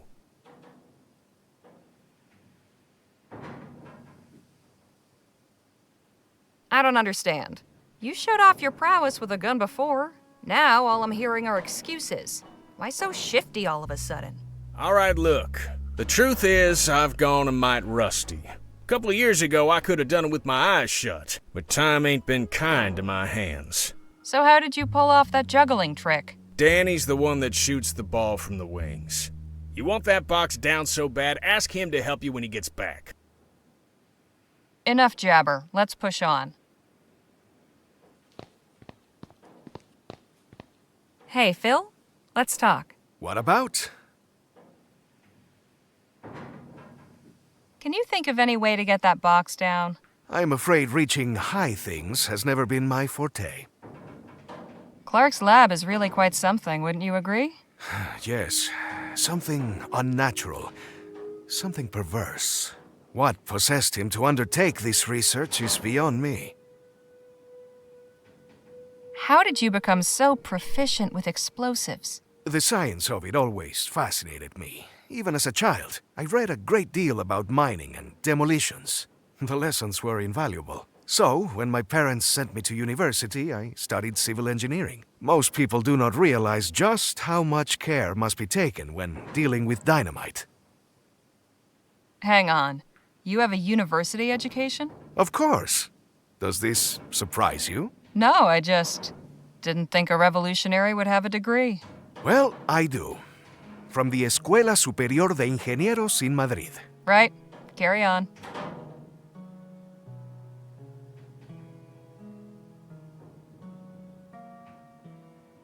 That's one sharp point. Jake ought to thank his lucky stars it didn't go a few inches lower.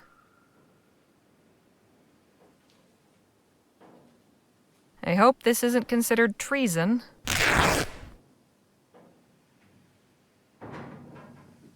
No need to do that again. A strip of cloth from a Vespuccian flag.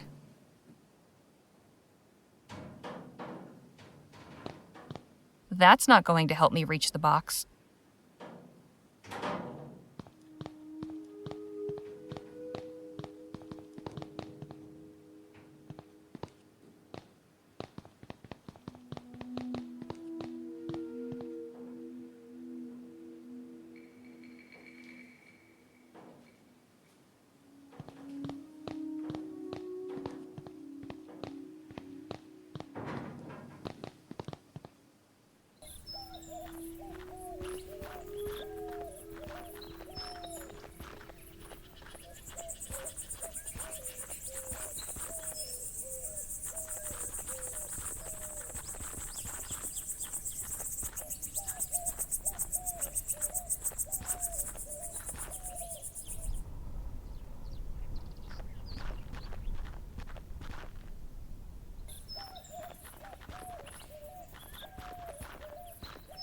Dios mío.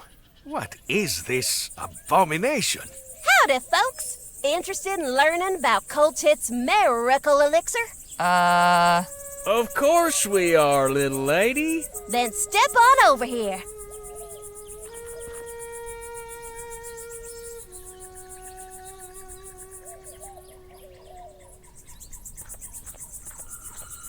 Special offer. Limited time only. 1 bottle for 5 crowns.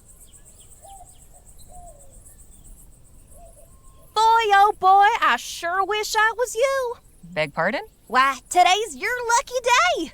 Is that right? Yes, sirree. You're just in time to experience the travesty of Xander Coltit III's miracle elixir. The what now? Oh, dang. I mean, the majesty of Xander Coltit III's miracle elixir. My name is Olivia Coltit, and I'm here to answer all your questions about this evolutionary new medication.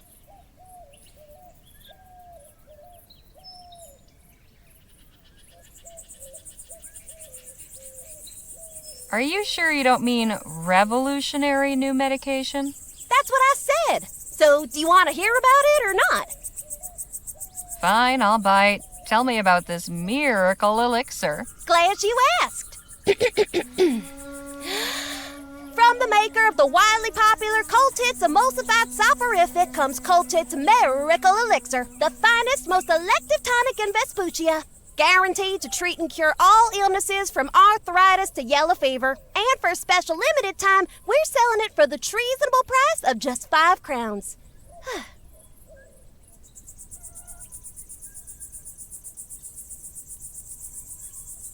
Sounds pretty miraculous, all right. What's in this elixir, anyway? Oh, I don't know. Daddy's the one who makes it. But I know he gets his secret ingredient from some lady named Ethel. He always talks about her when he makes a new batch. 5 crowns seems a bit pricey. How about I give you 2 instead? Sorry, ma'am. Daddy told me not to hackle. Oh, I'm sure we can agree that rules were made to be broken, young lady. Would you consider 3 crowns? We'll tell everybody we meet to come see you. Then you can charge them a reasonable 6. Well, okay, deal.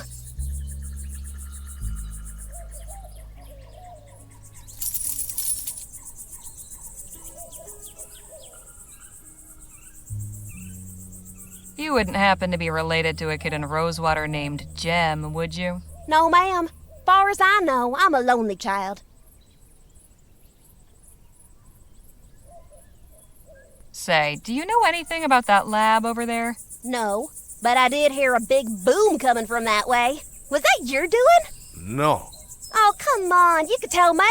I'm no tattler. I said no. Now stop asking. Fine, jeez. Why are you parked in the middle of the desert when there's a town full of potential customers not 2 miles from here? Oh, I'm just minding the wagon while my daddy's doing his business at the fort. But he told me to stand out here and detract anybody who might come by. And has anyone else come by? Oh, sure. Tons of folk. Only one who didn't stop was a feller on horseback. Too bad, 'cause the guy he was hauling looked like he could have used some elixir. I think I've heard enough for now. We'll just be going. It was a real pressure. Are you interested in more elixir? Not right now. My daddy said I can't talk to you anymore then. Sorry.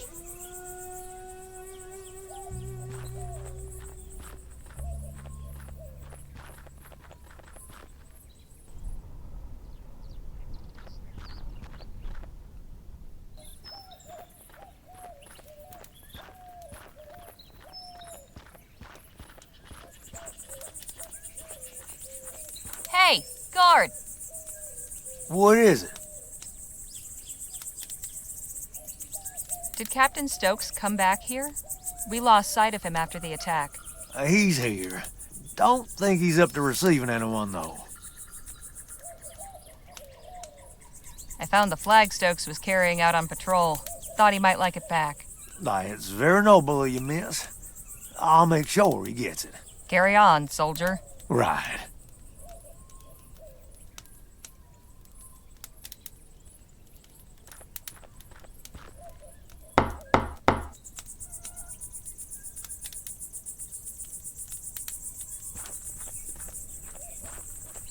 That thing has seen some action. Can we talk? What's on your mind?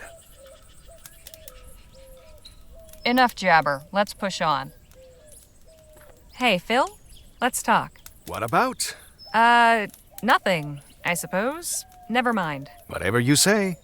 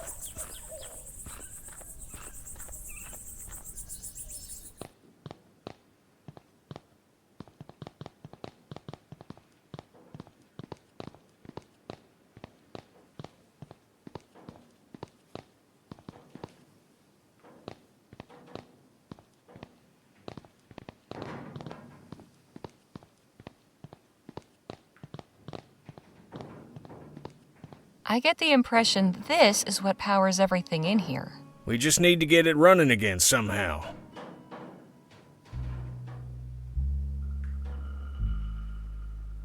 I can't remove it with my hands. I'll need a tool to unscrew it.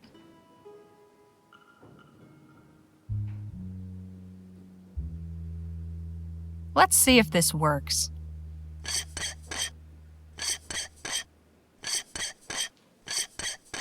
That did it. Looks like something chewed through it.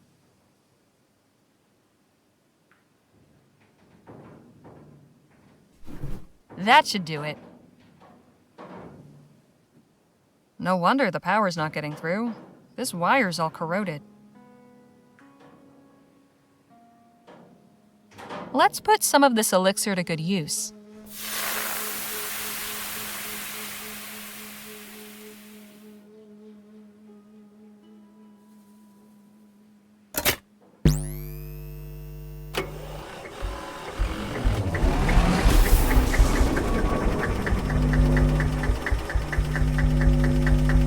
Fantastic.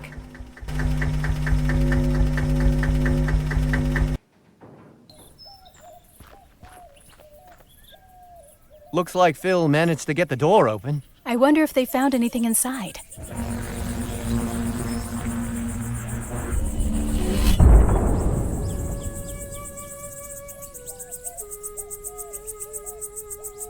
I'd say so, yes. We are up and running. Impressive. This technology is amazing. What did this Clark fellow intend to do with such power? I'm beginning to wonder about that myself. Nice job getting the lights back on. Get everything squared with the Otham? I think so. We got them as much as we could. I hope they'll be all right. Well, I suppose we should see about... Hello? Is someone in here? Damn. Looks like we've attracted some attention. I come in peace. Please, make yourself known. Guess we don't have much choice. Hail! Goodness, I wasn't expecting so many of you. And we weren't expecting anybody at all.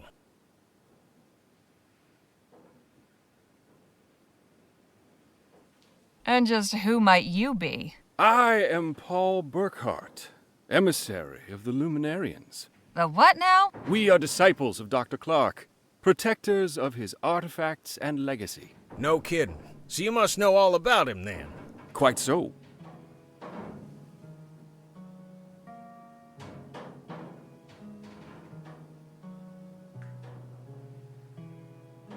Well, isn't this our lucky day? Can you tell us what you know about him? If you seek enlightenment, we will be glad to share our wisdom with you. But let us all return to the commune. We must not further defile the sanctity of this place. Come, I am eager to learn about you all.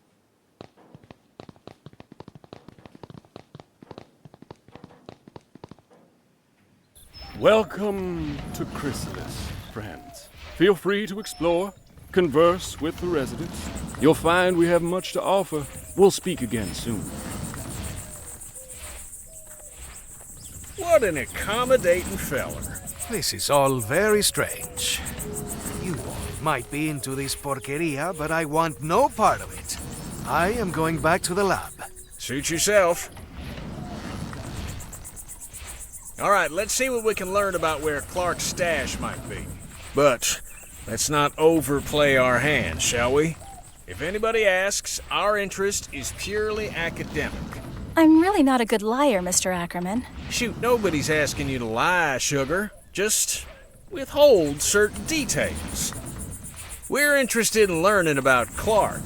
That's all there is to it. Come on, Danny. Let's see where our friend's gone off to. I know lying doesn't come natural to some. For others, it's like breathing. Don't take this amiss, but if you'd like some pointers, sometimes it's good to be able to keep certain things to yourself you don't want everybody and his uncle to know. Oh. All right.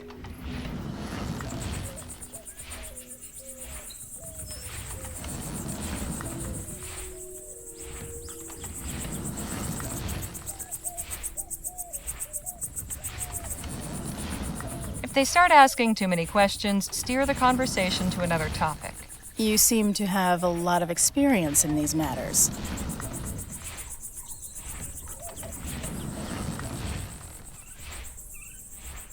I think sometimes the truth can do more harm than good. A lie can be a kindness. Is that really what you believe?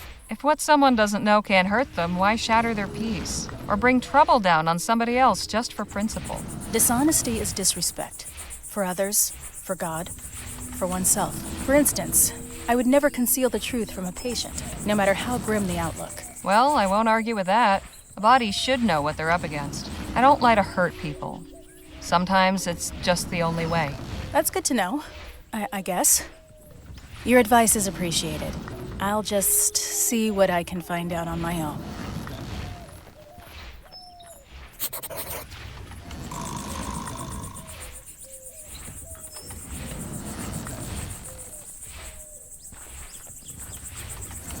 Suppose that's where the animals are kept. Seems like they're pretty self-sufficient here. Certainly colorful. If the smell's anything to go by, that crate's full of fertilizer. Kitchen to the left, rostrum to the right.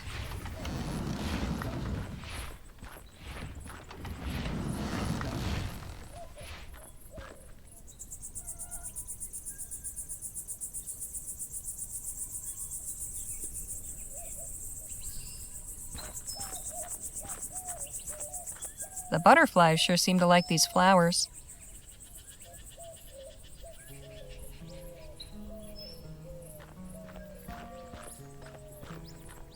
Something about that makes my skin crawl. The butterfly makes this one less creepy, but not by much.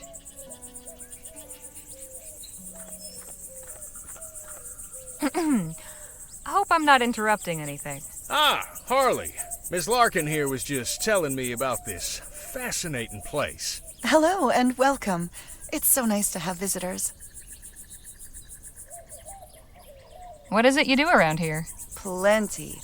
I help in the fields and in the kitchen, but my particular gift is keeping Chrysalis beautiful and its people inspired. All the murals and paintings you see around the commune are my work. And a fine job you've done. Why, thank you. Must have kept you busy for a while. Quite. There's still so much I'm looking forward to doing. I've noticed you all sure are fond of butterflies. What better creature to symbolize transcendence? Like butterflies, we too will undergo a metamorphosis, pass through the veil into the ether, and join the luminous ones. Not only that, their wings have 8 sections, and they flap in a figure 8 pattern. Does that mean something? Evocator Bennett's sacred number, of course.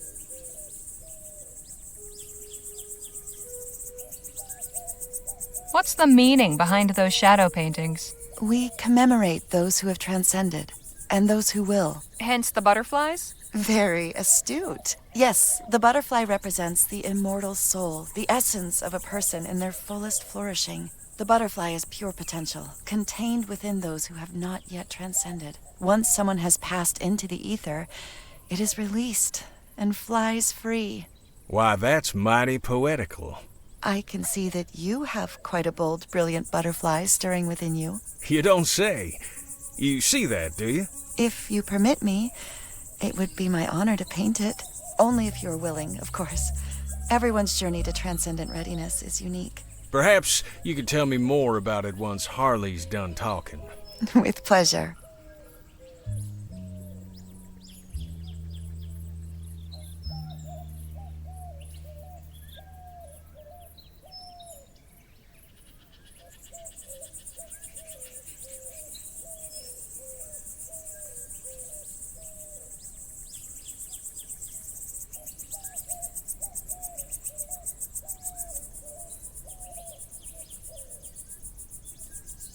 Sacred number? What does that mean? The number 8 is very important. It appears constantly in the evocator's writings, and Bennett himself was born on the 8th of August, 1788. That's quite a coincidence. Coincidence is mere illusion.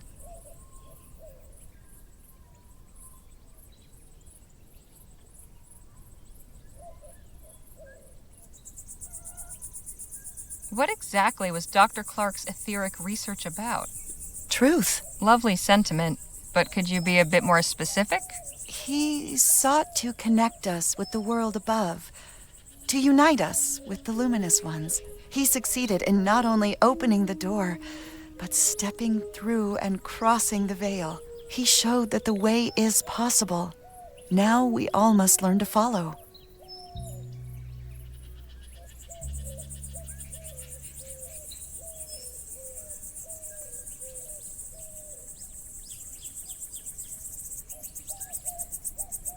Do you have an idea of where Dr. Clark might be currently? Of course. He's with the luminous ones. Pardon? The beings on the other side of the veil. The ones who dwell in the ether. You're saying Clark is dead? Not dead. Transcended. Eternal. You still have much to learn. It's good you're with us now. Everything will become clear soon. Trust me.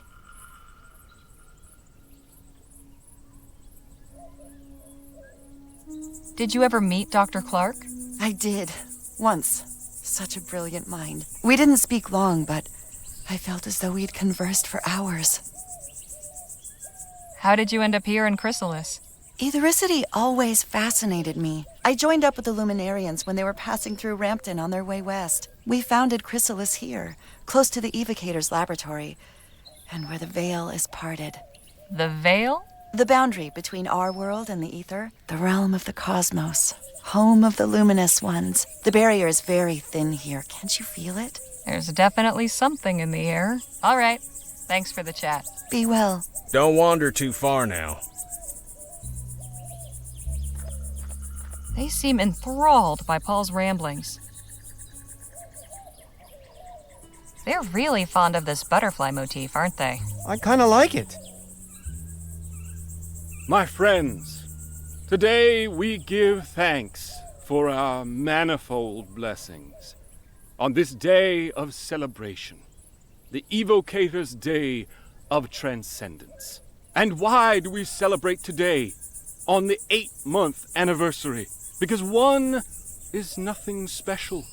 1 is an isolating, selfish, lowly number. But 8 is perfection. 8 is infinity. 8 is the flap of the butterfly's wings. On this day in March of this year, exactly 8 months ago, the luminous ones called Evocator Bennett up to join them in the luminiferous ether. In so doing, they showed us the path of light, where soon we all shall follow. Now our soul sibling Bennett dwells among them in the etheric realm beyond this earth. in a transcendent union of cosmic harmony and peace.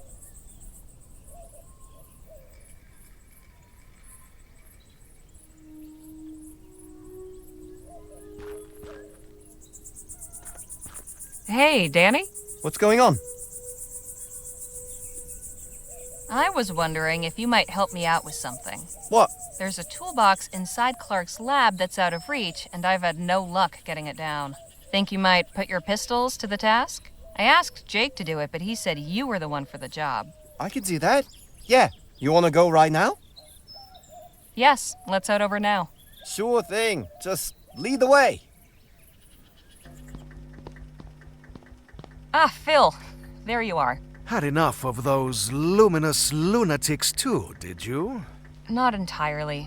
Danny's come to help get that box down. That's it, up there. Right. You might want to stand over on this side, Phil.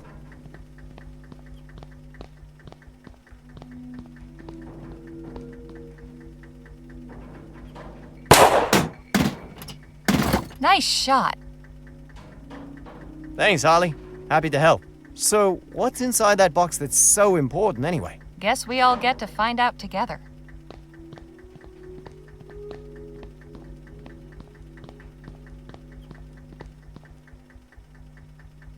Well, anything good inside? Not really. Just a wrench and this odd dial thing. I hope it was worth the trouble then. That was good practice, at least. I'm heading back to Chrysalis. See you both later.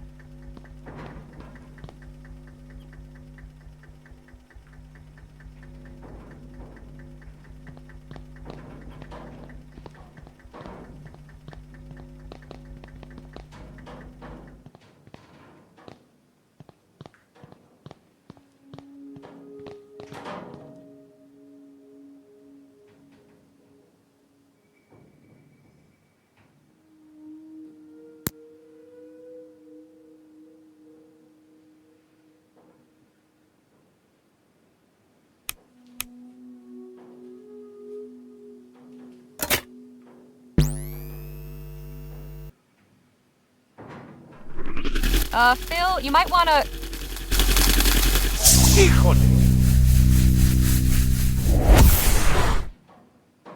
Move. Are you all right? I think so. The cage seems to have absorbed all that energy. Just warn me before you try that again.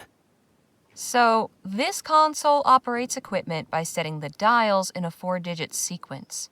That means we need to figure out the right code to get the door open.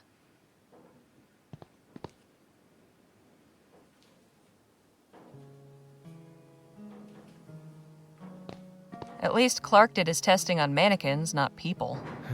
As far as we know. At least Dr. Clark practiced fire safety.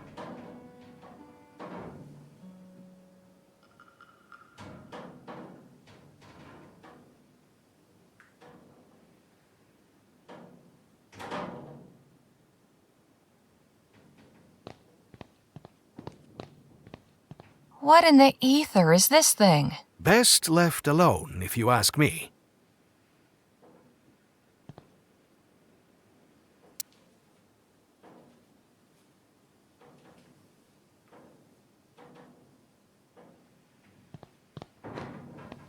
Hey, Phil, let's talk. What about? Any ideas what the code for the door might be? It could be anything. Are you intending to guess it? Unless I find it written somewhere, I don't see any other way. Santa Maria, that could take months. If what is behind that door is so important, then the code itself must be something meaningful to Clark. Maybe you can deduce it by learning more about him. I am certain those payasos at the commune will have plenty to share. Right. Carry on.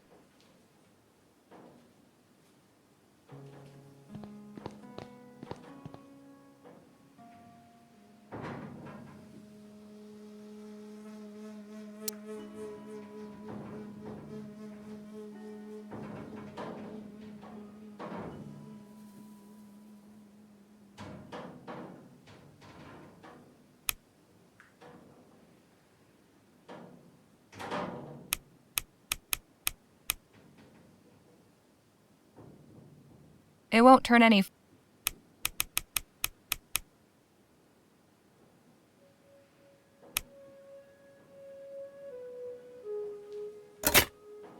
Not Clark's birthday.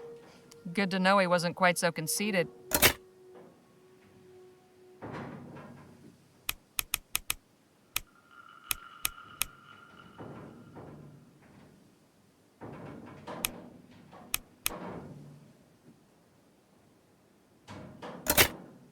No good. I guess those dials aren't set up correctly.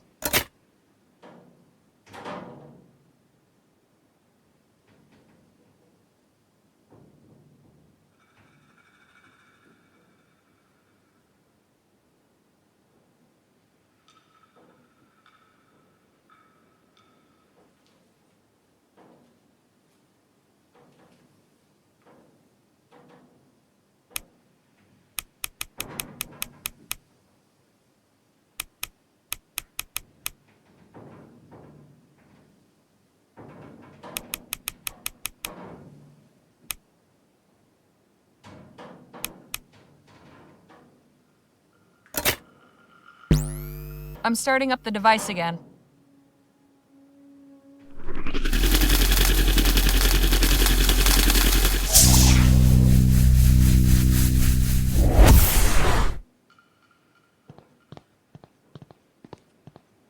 At least Clark did his testing on mannequin.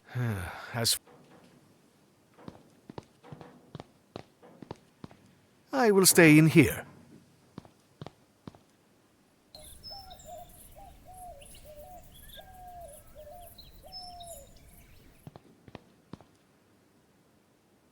I will stay in here.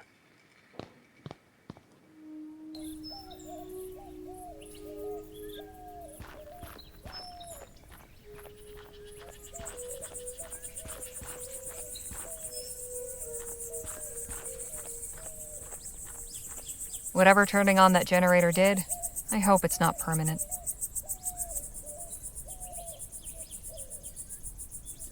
All right then.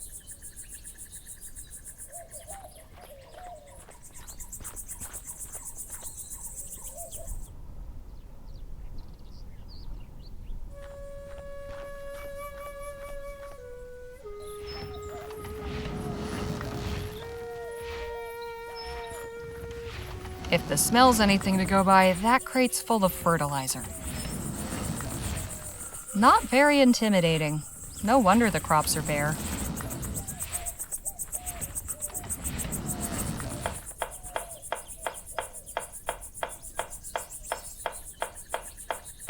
Quite the contraption.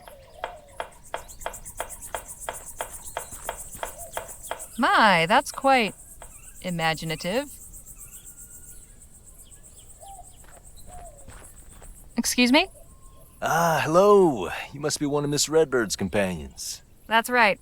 Harley Legere. My name's Evan. Evan Holbrook. Welcome to Chrysalis. Evan was just showing me the cookhouse. You know they grow or raise everything they eat here themselves? Well, mostly. Sometimes we need to resupply from town, but we aim to be fully self-reliant. Our dedication will be rewarded with bounty. So, are you the biscuit roller for this community, or what? Not quite. Everyone in Chrysalis does their part. It's my day on the rota to fix breakfast. Do you have a doctor? We have a few skilled in healing, yes. I do wish we had more knowledge of agriculture. Our crops haven't been thriving like we hoped. You said your crops weren't doing well. Why not? Getting the irrigation in this year saved some of the crop, but we're facing lean times. We simply must find a way to grow enough to feed everyone.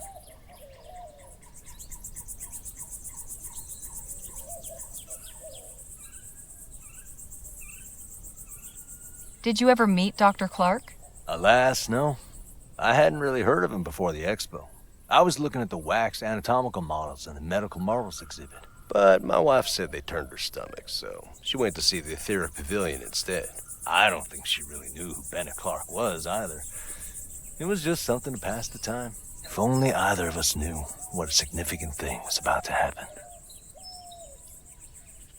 The disaster that killed all those folk? Please. That's what the ignorant and unenlightened call it. Emissary Paul helped me to understand. Eva Cater Bennett showed the world the transcendence phenomenon. It wasn't a disaster. It was a miracle. I only regret that I wasn't there, so I could have gone along with her. Do you know where Dr. Clark disappeared to? Eva Cater Bennett didn't disappear. He transcended. Again, you use this word. What do you mean by it? He passed through the etheric gateway and joined with the luminous ones in the cosmos. Oh. Exactly what was Dr. Clark researching? Ethericity, of course. Of course, but what about it? Energy sources? Industrial applications? What? Miss Legere, I couldn't begin to tell you. Whatever reasons he may have given the public, the bankers, the professors, and what have you, his true purpose was to open the way for humanity to pass into the etheric realm. And it wasn't easy. He spent 2 years in that laboratory before transcending. Soon the day will come when we all can follow him.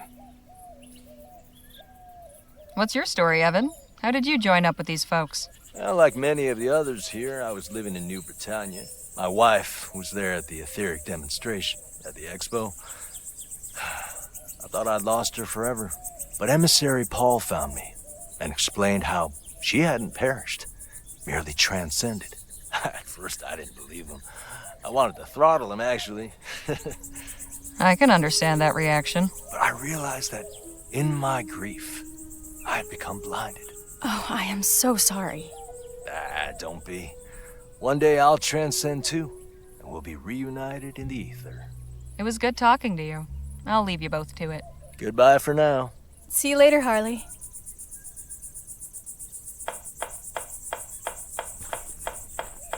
This isn't much use with a wheel missing. Handle still looks good, at least.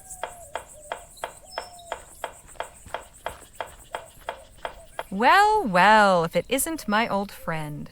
The Defiler returns. Hey now, don't get your britches in a twist. You're a guest of Emissary Paul, so I'm obliged to welcome you. But if you continue casting your shadows of discord over all that is bright here, there will be consequences.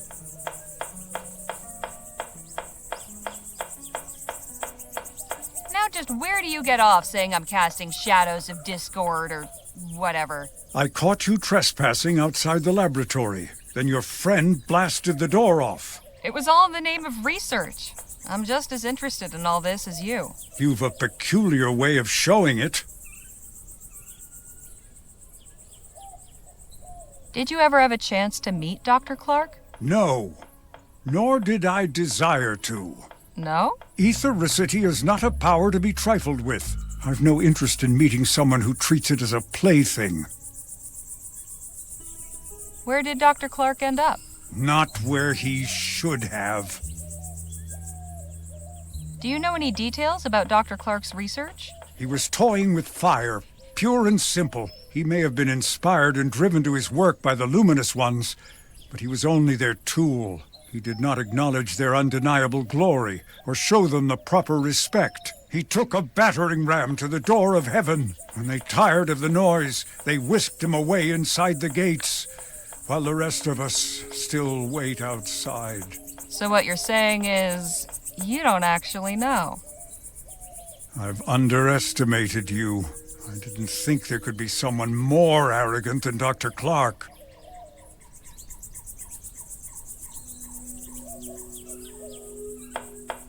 So what brought you to Chrysalis? My personal business is none of yours. Touchy. What's so special about this place that they've got you standing guard? This building houses our collection of artifacts salvaged from Dr. Clark's laboratory. Oh, so you're the ones who looted the place. We did not loot it. We saved important items from obscurity and decay. Think I might take a quick peek? Absolutely not. Outsiders are forbidden. So how does one go about joining your little club? You think if you joined us that I would just suddenly allow you to enter? Sure, you said only outsiders were forbidden. Nice try, but not on my watch. What if I brought you a new artifact for your collection? Then I would be very surprised. We've already retrieved everything of value from the laboratory. Even from that locked room? That room is inaccessible. Do not even consider attempting to breach it. I'll leave you to your guarding. Try not to die of boredom.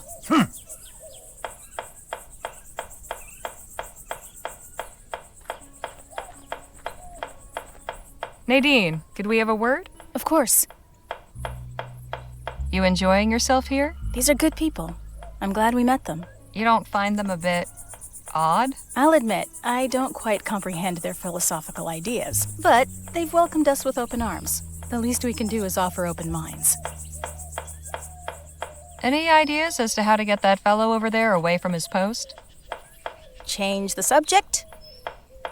Afraid this situation's a bit more complicated than that. Still good advice, though. I'll leave you to your conversation.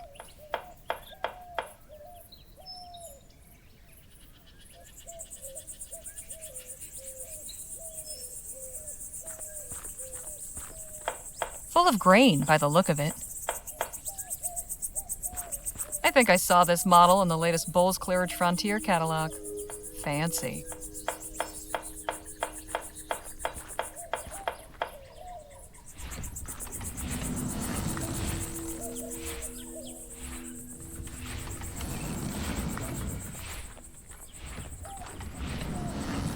Suppose that's where the animals are kept.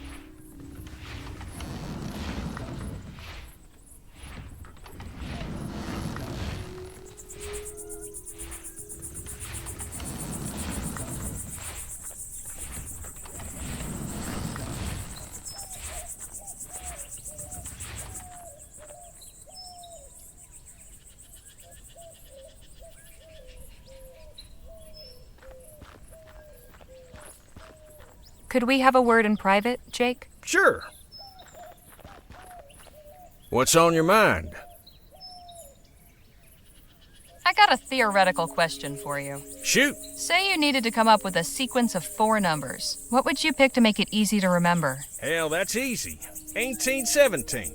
That didn't take you long. It's the year I broke my first filly, if you get my meaning. Not something one forgets easily. Right.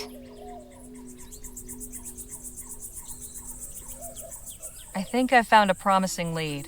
There's a shack on the other side of the commune full of things salvaged from Clark's lab. Only problem is it's being guarded by that first luminarian we met. Oh, the feller with the tinfoil chapeau? The very same. How can I get past him? He's a peculiar one, but he seems to be the most reverent of these folk. Perhaps you could win him over with a peace offering. There might still be something in the lab that's been overlooked. So, what have you picked up from these fine folks? This ethericity stuff is much more complex than I thought. Seems our friend Dr. Clark may have been on to something after all. I'll just leave you to it then.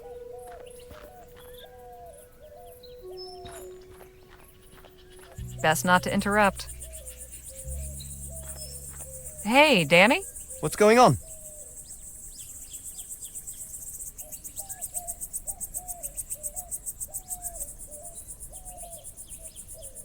So, where did you learn to shoot?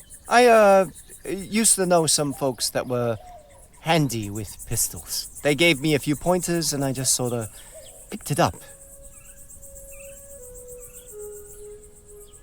I want to know something about you, Danny.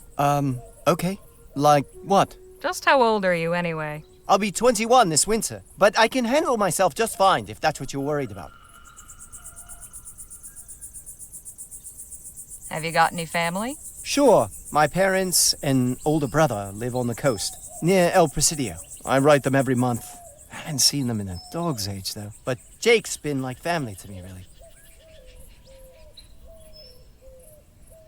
You and Jake known each other long? Gosh, that's a good question. I guess it's been about 2 years. Time goes by quick when you travel around as much as we do. What did you do before becoming Jake's assistant? Oh, nothing glamorous. I was a stable hand in Quick Point. Life with Gentleman Jake is certainly more, lively.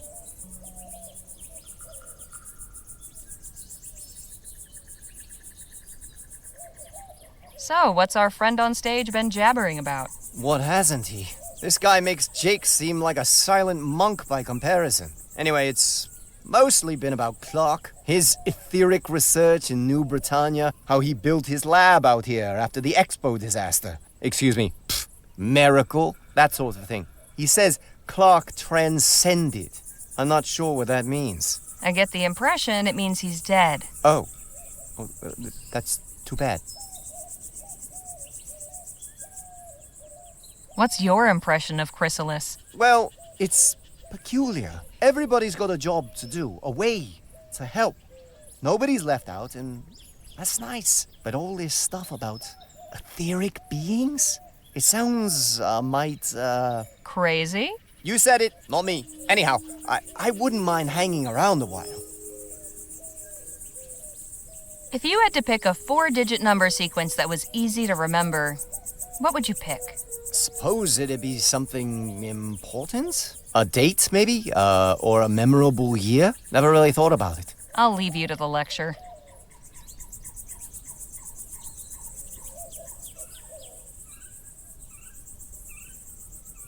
He's listening to the lecture, and I've got nothing to ask.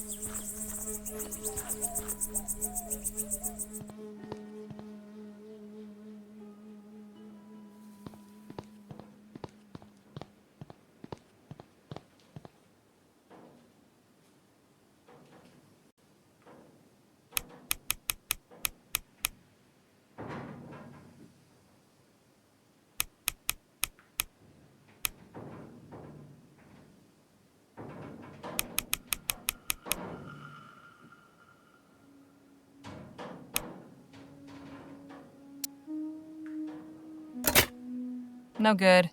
I guess those dials aren't set up correctly.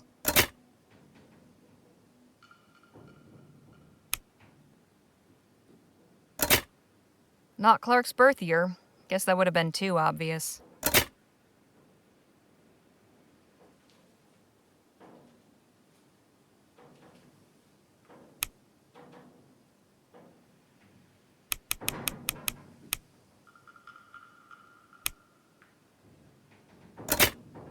No good. I guess those dials aren't set up correctly.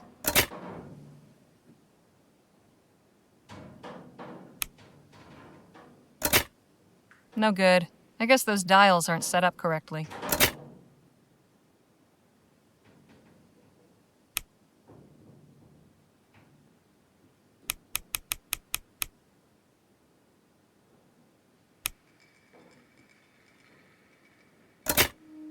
No good. I guess those dials aren't set up correctly.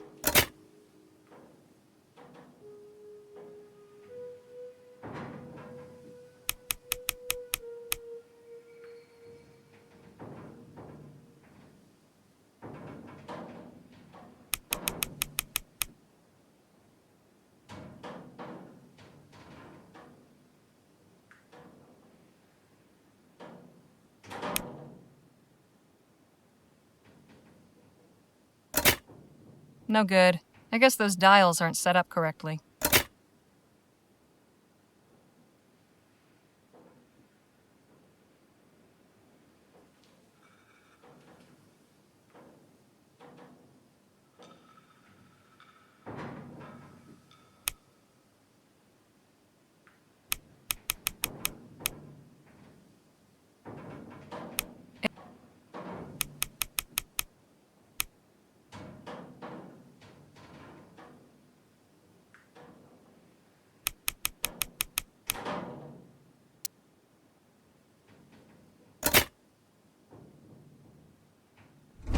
Fantastic. Nicely done. Well, nothing horrible came out, shall we? After you.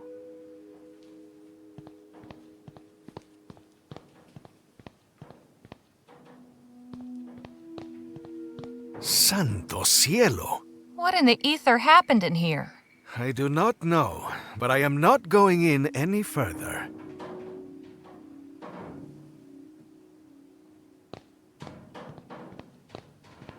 I've never seen anything like that before. Have you? Nope, and I never want to see anything like it again.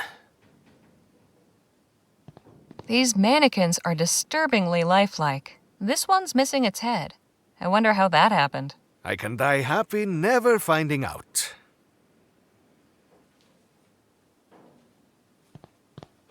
That mannequin's head fell over here and has been wrapped up by a tomato vine.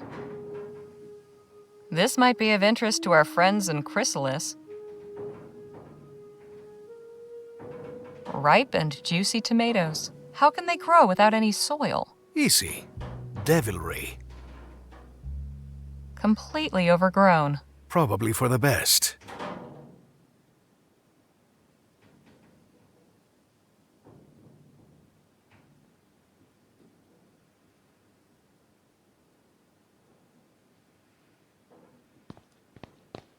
This one's missing its head. I wonder how that happened. I can die happy never finding out.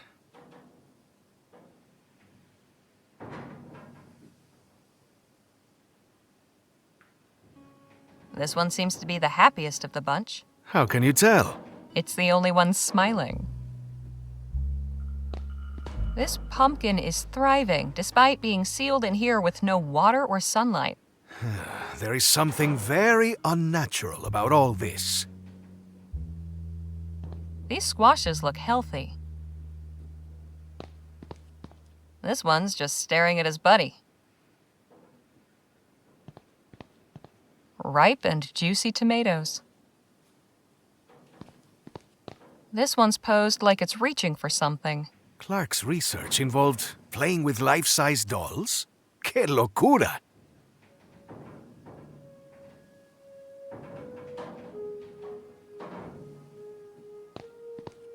These squashes look healthy.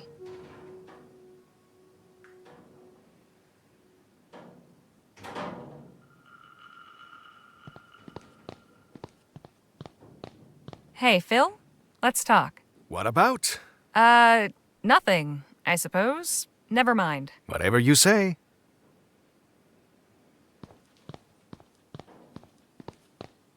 Ripe and juicy tomatoes.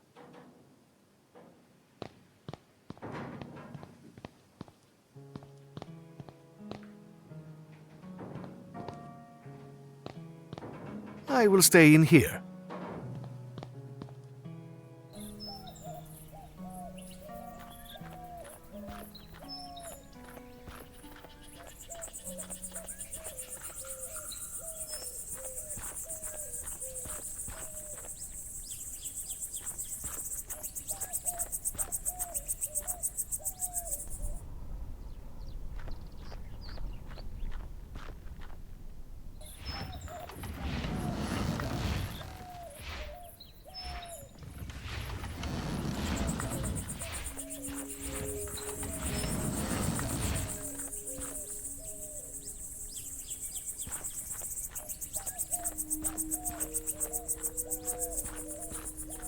I've got more important concerns right now.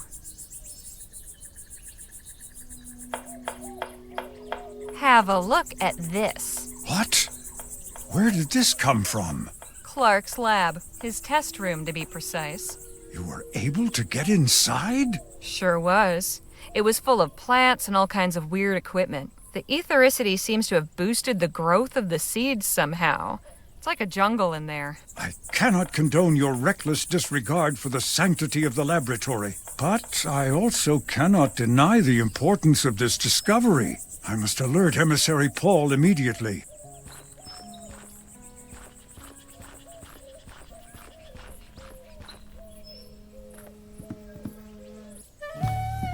I'd better be quick. No telling when that chump might come back.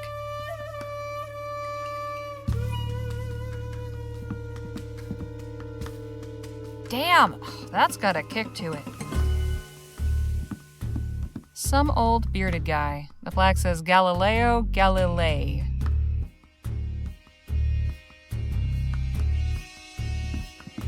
The things some people will keep for posterity, I'll never understand.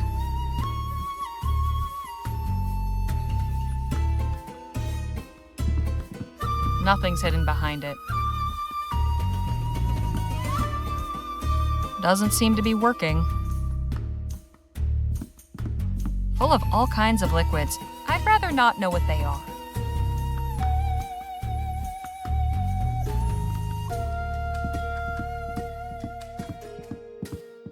It somewhat resembles a telegraph, but what is this box for?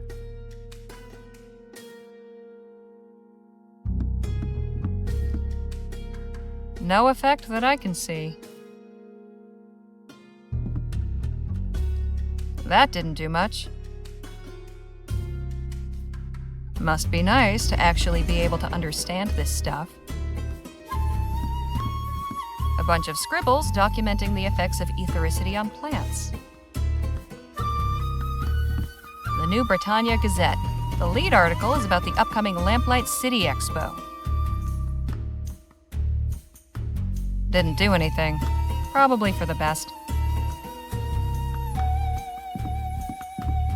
Let's see. Books on science, engineering, astronomy. I'm sure this is all fascinating, but it's not going to help me any. Bottles of different colors. Nothing helpful. Bottles of...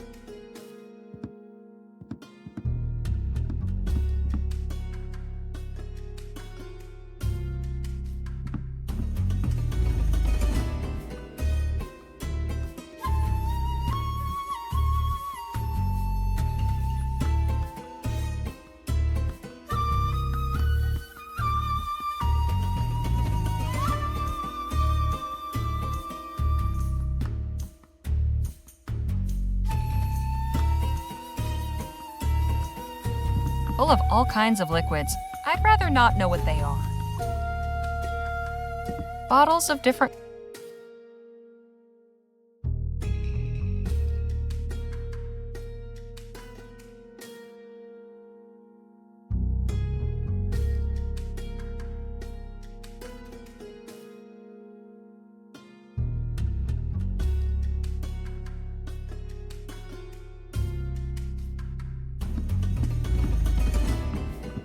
The things some people will keep for posterity, I'll never understand.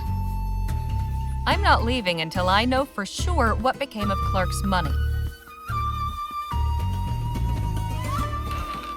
Lots of extra glassware. Nothing I need.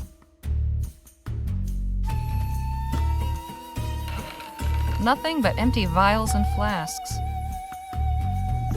I should have known. Get out of here this instant, degenerate! Don't you dare try any more trickery, or Emissary Paul will hear of it. Damn. So much for that. I need to get back in there. Maybe one of the others will have an idea how.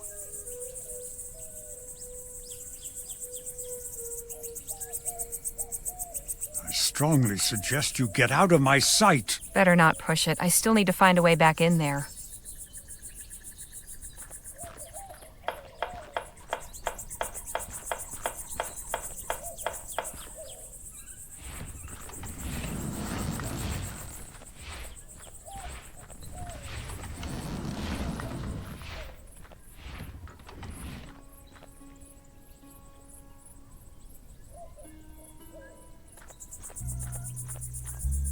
Here, in Chrysalis, at the Evocator's laboratory, his holy temple, the veil has been parted. And on the other side, the luminous ones are waiting to welcome us home.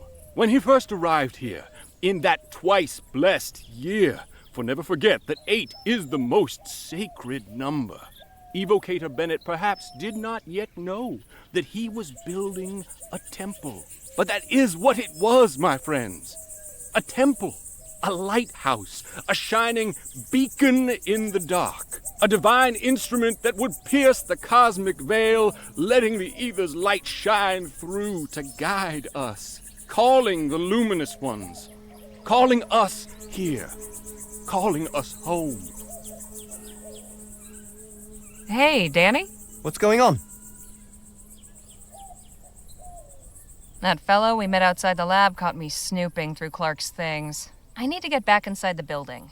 Any ideas how? Oh, right.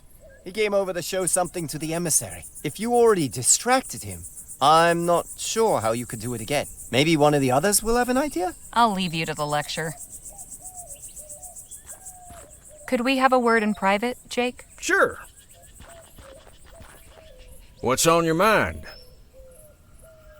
I've got good news and bad. Good news is I managed to get inside that shack I told you about. Bad news is I didn't have time to find anything before I got caught. Any suggestions for how I might get back inside? That feller's been a real thorn in our sides, ain't he? I believe the time for talking may be over. We'll need a more elaborate distraction. I'll get to thinking of one once Miss Larkin's done with me. She offered to paint my shadow, you see. And how long will that take? Shouldn't be more than a couple hours. I'll just leave you to it then.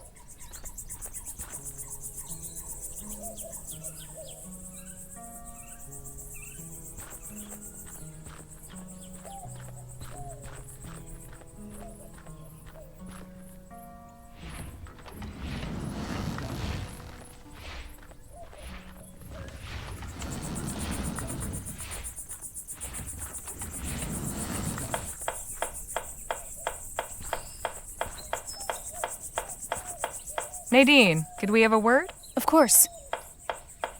I was able to get into that building over there, but our hirsute friend caught me before I could root around much. Don't suppose you've got any ideas how to get back inside? I'm sorry, but I don't. I'll leave you to your conversation. Hello again. Miss Legere? Your friend over there refuses to let me in to see Clark's artifacts. Yes. Samuel is quite a stickler for the rules. Sometimes I think he lets his duties as the emissary's assistant get to his head. It was good talking to you. I'll leave you both to it. Goodbye for now. See you later, Harley.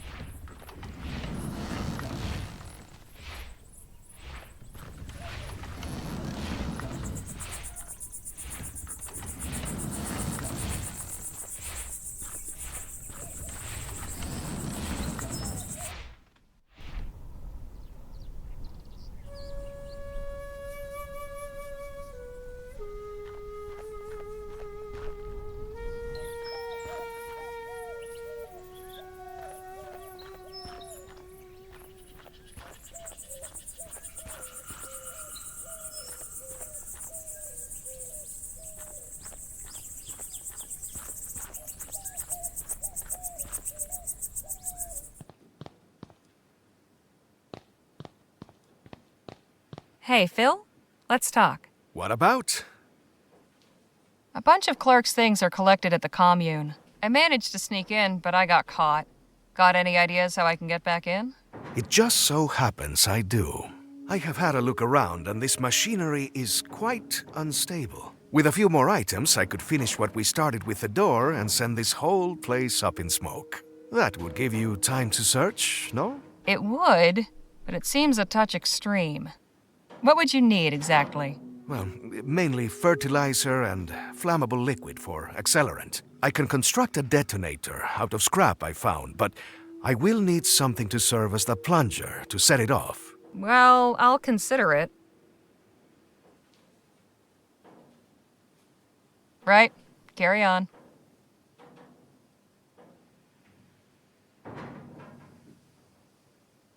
Here, can you use this as an accelerant? Definitely. Alcohol this potent will be very effective.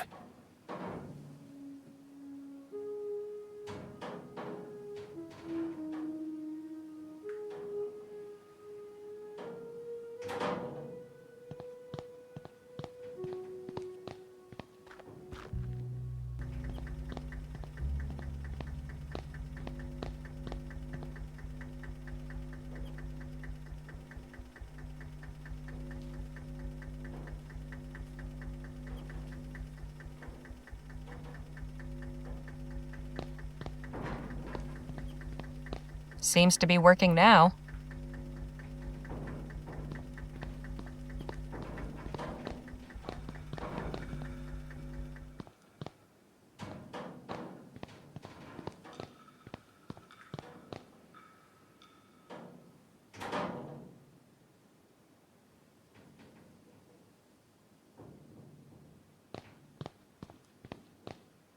Empty. Not really surprising. Empty. What in the ether is this thing? Best left alone, if you ask me.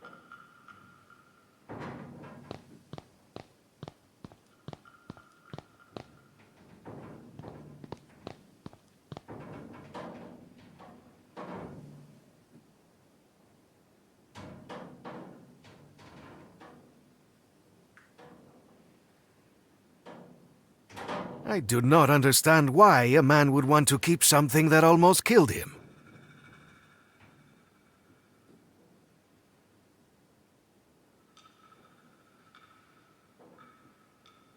Hey, Phil? Let's talk. What about? Right. Carry on.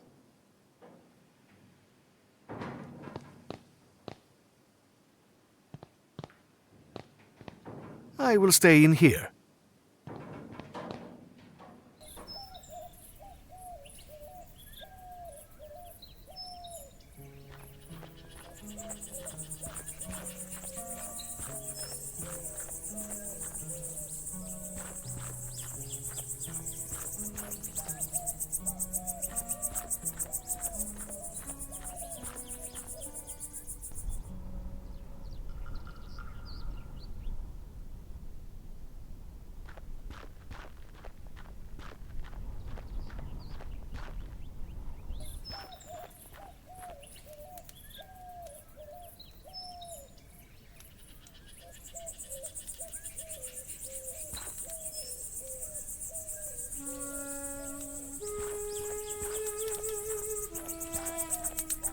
Hey, guard! Guess he doesn't want to talk. No handles. Must only open from the inside.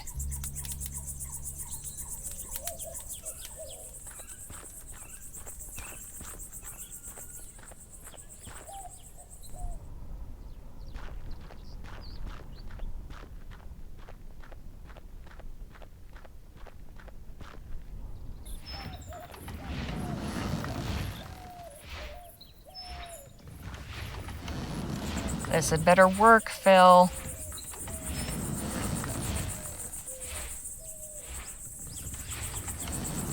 Not very...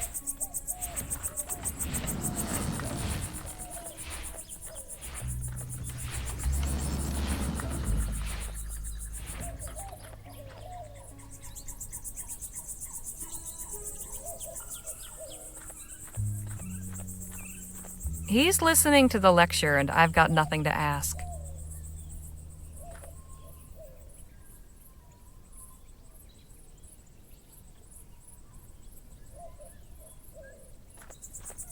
How are you holding up, Jake? Oh, just fine, just fine.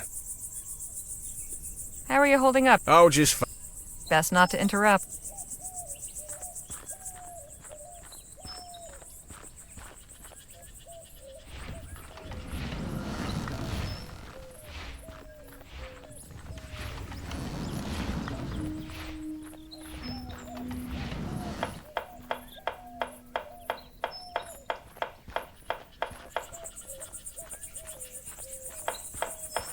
I strongly suggest you get out of my sight. Better not push it. I still need to find a way back in there.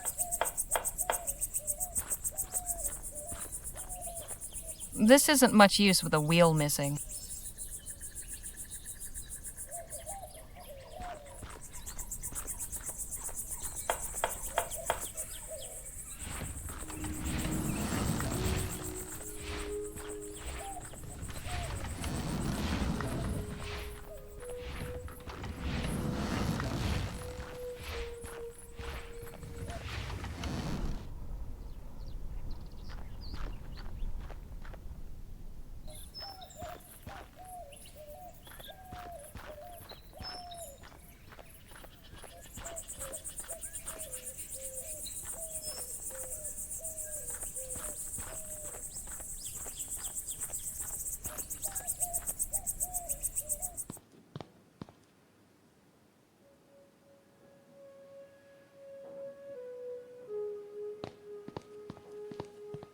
Here's some fertilizer for you. Ah, excellent. Thank you.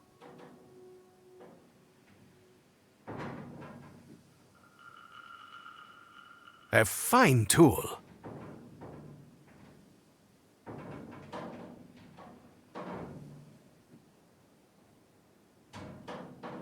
Hey, Phil, let's talk. What about?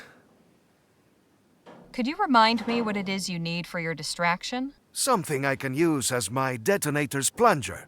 Got it. Right, carry on.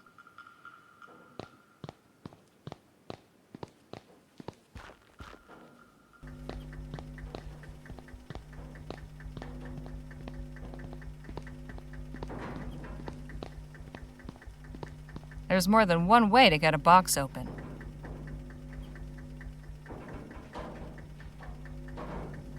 Just a bunch of useless books. I can't begin to fathom what these contraptions are for. Nothing of use to us.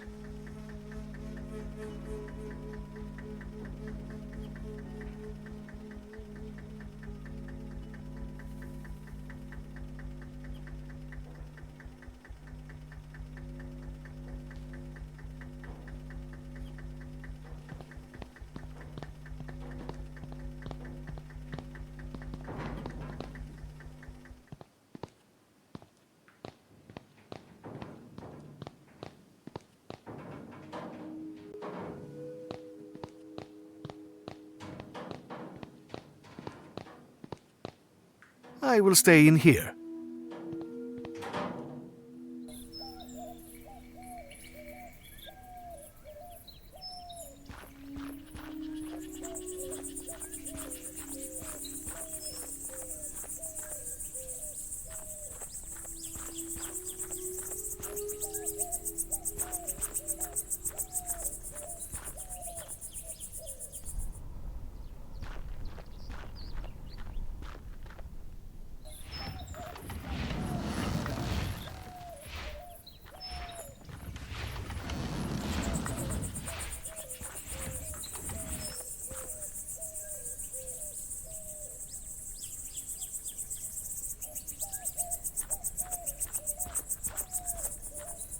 I'll have this handle off in a jiff.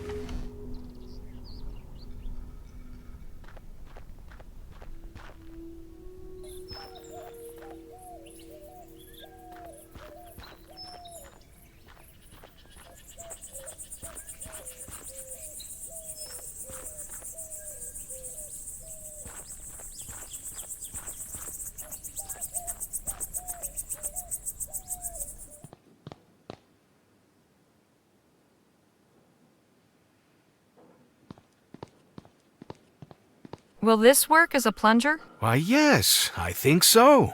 Thank you. Perfecto. This is everything I need. Meet me outside in a quarter of an hour.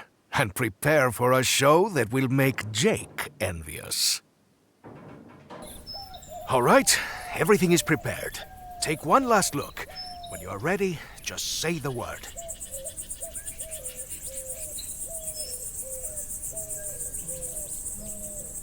Ready as I'll ever be. Good. 3, 2, 1.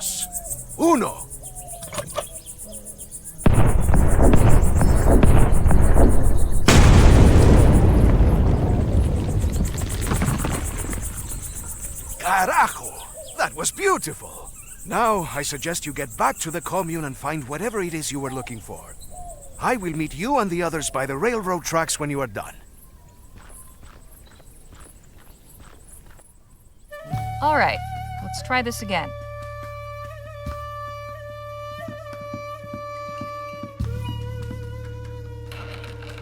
Even more books in here. Some novels, poetry books. Nice to know Clark had other interests, but none of this helps.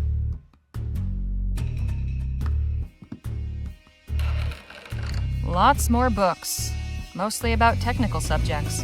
And what's this? Looks like a diary.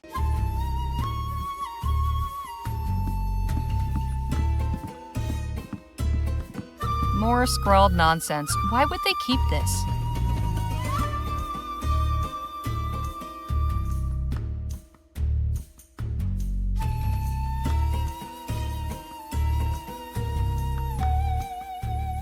The final entry is bookmarked with a letter. Definitely worth a read. But first...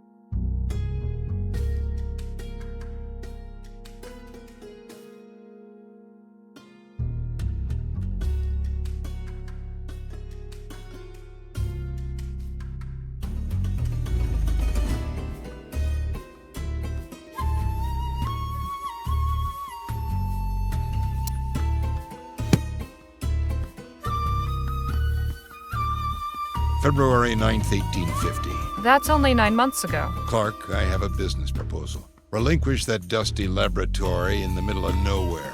Come to El Presidio. You may stay in my suite at the Jolly Good Club. My Orem Star membership and military rank afford me certain privileges. You will be furnished with the comforts owing to a man of your intellect and accomplishments. It's signed L. P.S. You needn't have any concern for your valuables, as there is ample secure storage in the room. One of the aforementioned perks. Interesting. Jake will want to see this.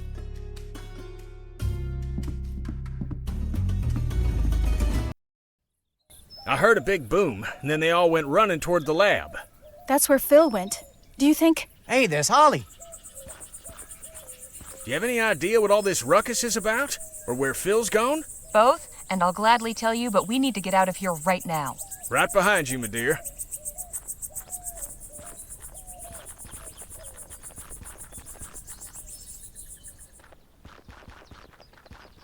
I'm glad to see you all made it out of there in one piece. Likewise. Would you two care to explain what that was all about?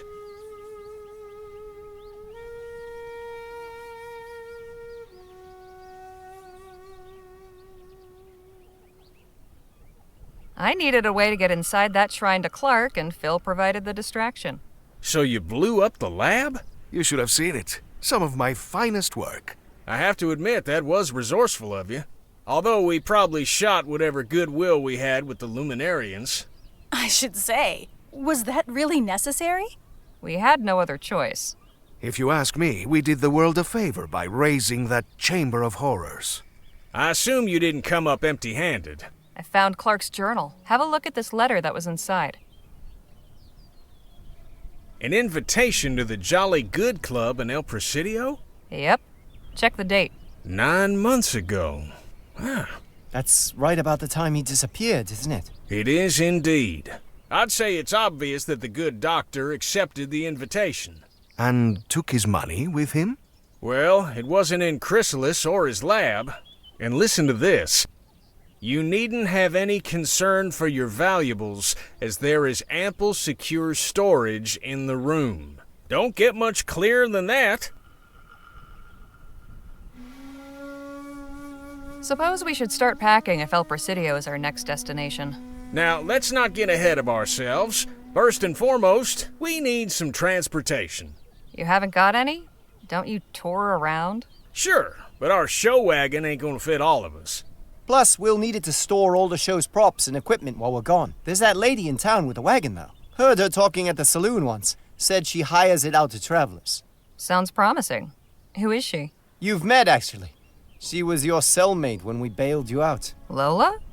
She did mention she was leaving town soon. Maybe we can hitch a ride. We should head back to Rosewater, no? Yeah, let's get a move on. Right. Harley, I'm putting you in charge of hiring us some transportation. Danny and I are going back to the theater to settle some business. Come get us once you've arranged a ride. And just how am I meant to arrange it, financially speaking? Well, now that may get a mite tricky. Our contract was to pay out at the end of the show's run, but seeing as we'll be breaking that contract, I'm sad to say we'll be forfeiting those proceeds. Anybody else got funds to contribute to the kitty? Not unless this Johnson woman accepts pesos. And I've few enough of those at that. I'm afraid I haven't got anything either. Harley, my dear, I'm afraid we must then prevail upon you to furnish the petty cash needed to get our expedition aloft. Seeing as you're the only other one of our posse who's currently in the position of being gainfully employed. And it goes without saying, but you'll be fully reimbursed once we find what we're looking for, on top of your share. With interest. I certainly hope so. Wonderful. Well then, we'll be seeing you later. What about you two? I think I'll pay Dr. Sedgwick a visit. It's been ages. And I owe him proper thanks for his care. See you in a bit, Harley.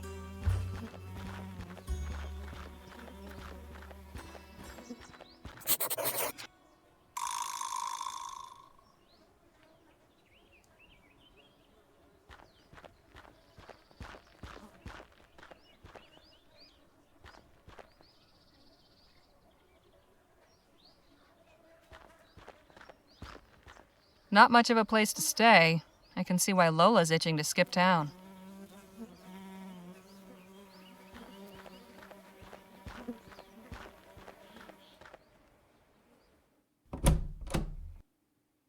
Ah, you must be Miss Leger. I'm Dr. Sedgwick. Pleasure. Nadine and Mr. Marquez were just telling me how you all were acquainted. Please do continue.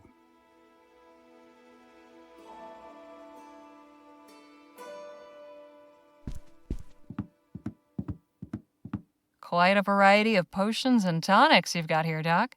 It's only a small part of the bounteous pharmacopoeia that nature might make available to us, if only we knew her secrets. There is so much to be discovered. I imagine you get your hands pretty dirty in this line of work?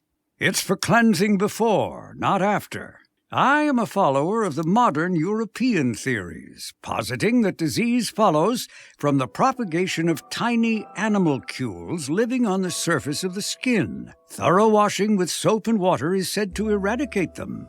Drown the little bastards, huh? Something like that.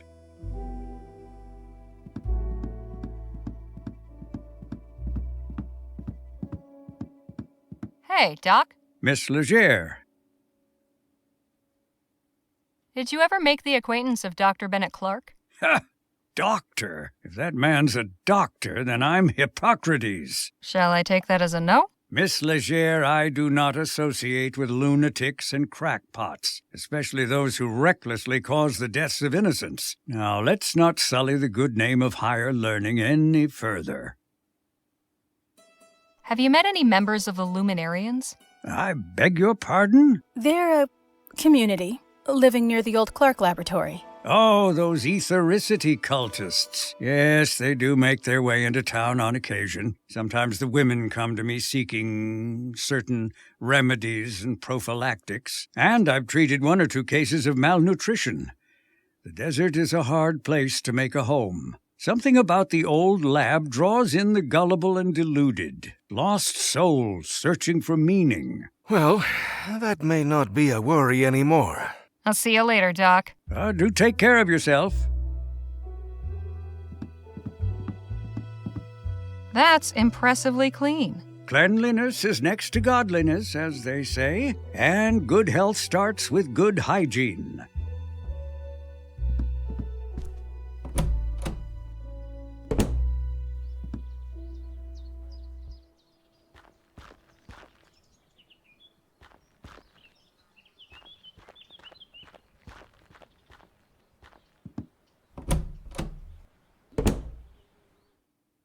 Good to see you again.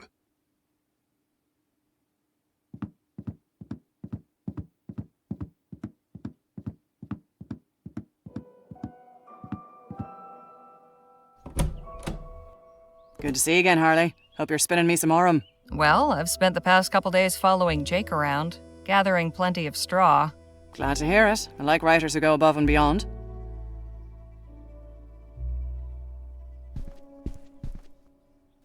What do you need?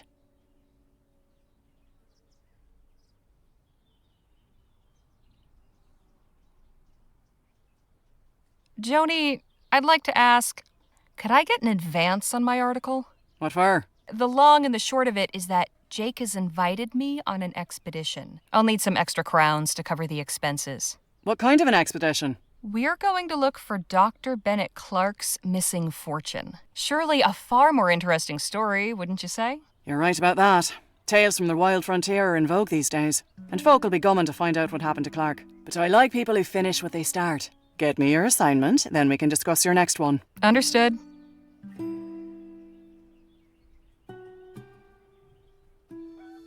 Have you encountered the Luminarians?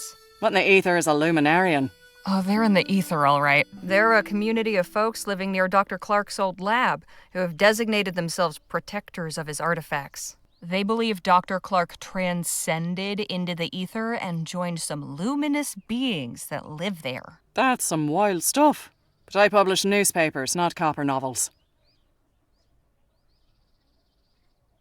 Say, did you ever get a chance to meet Dr. Bennett Clark? Not personally, but I did attend one of his demonstrations at the Opera House back before the ban. The man knew how to put on a show, I'll say that much. Pity it all came crashing down in the end. The Rosewater Post reported on the Lamplight City Expo? It was only the biggest story that year. I've still got copies of the article saved. Here, read it for yourself.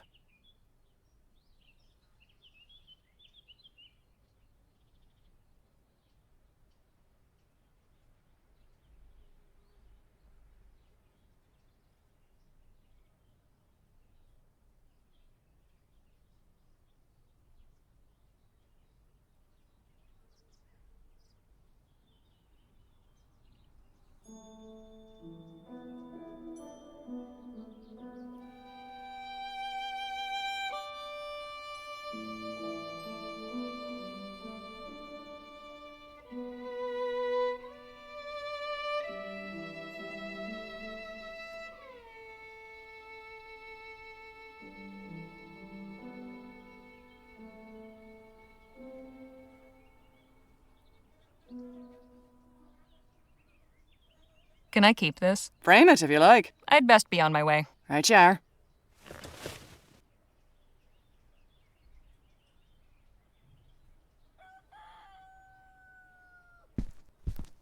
See you later, Joni. Take care of yourself out there.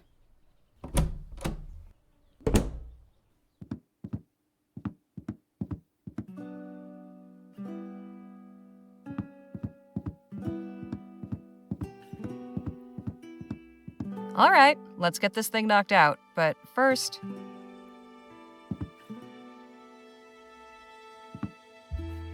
Okay, time to bring home the bacon. The big question, how to open?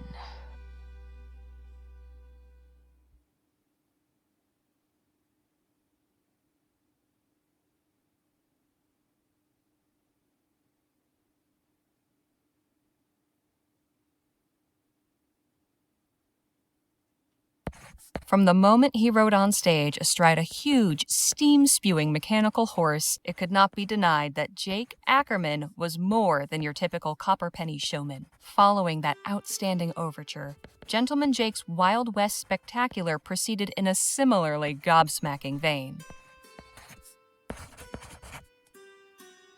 Now, the middle section needs to recapture the reader's interest. Let's see.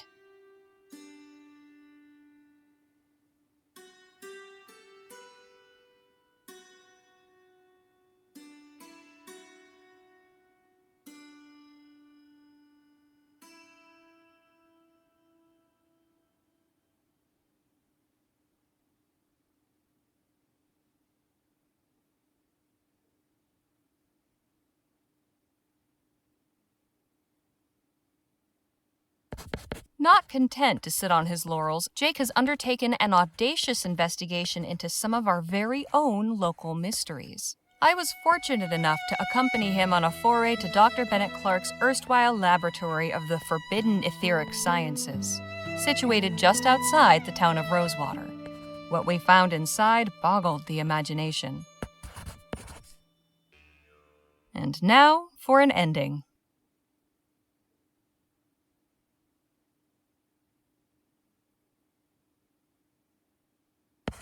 All in all, Mr. Ackerman has shown the true qualities of a great leader and hero. May his adventures persist and his tales continue to inspire and delight.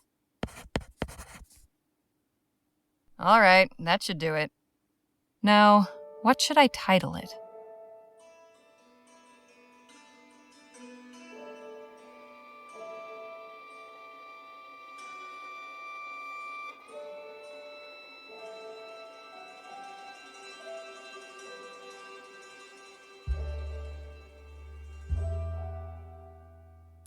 The Continuing Adventures of Gentleman Jake. And done.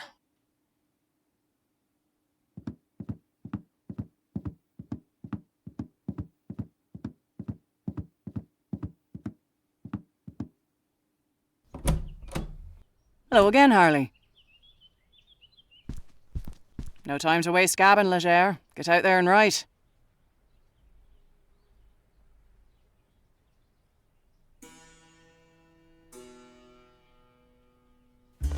Here you are, Joni. One profile of Gentleman Jake, ready to print. Let's have a look. You know, writing the headline is normally the editor's job. Now let's see. Goodness, this account of the show is very descriptive. You've made me feel like I was there in the front row. This is good. You've kept it brisk all the way through. Not bad, Harley. Not bad at all. A few snips here and there and this will be fit to print. Here's your fee, as agreed.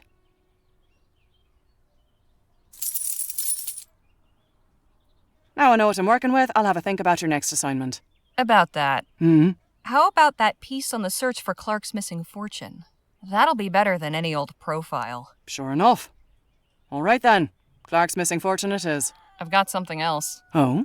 Do tell. While I was going around with Jake, we spent some time with the Otham. I learned that they've come under constant attack from the soldiers at Fort Beaumont. What? Why? That's the thing. There's no reason. They pose no threat, yet the soldiers harass them anyway. In one recent raid, all their crops were torched. That's atrocious. People need to know about this. I'm glad you think so, because their leader wants their story told. She's willing to be interviewed. She gave me the statement, too. Powerful stuff. I'll pay a visit as soon as I can and see for myself. Plenty of townsfolk could stand to learn about our neighbours in the valley. This could open their eyes. I hope so. Now, if you'll excuse me, I need to see about hiring a wagon. Godspeed, Harley. See you later, Joni. Take care of yourself out there.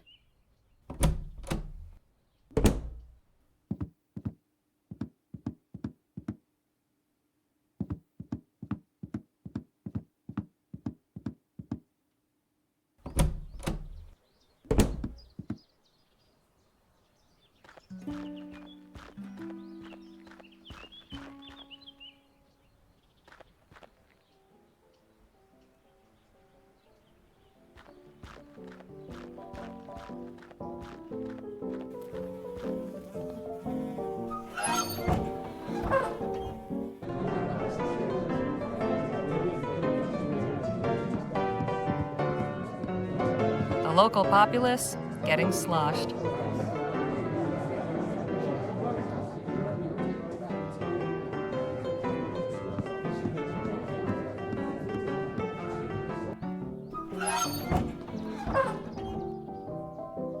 Looks like it's been up for ages. Wonder if they ever caught the guy. Or maybe he retired from crime. Or died of old age.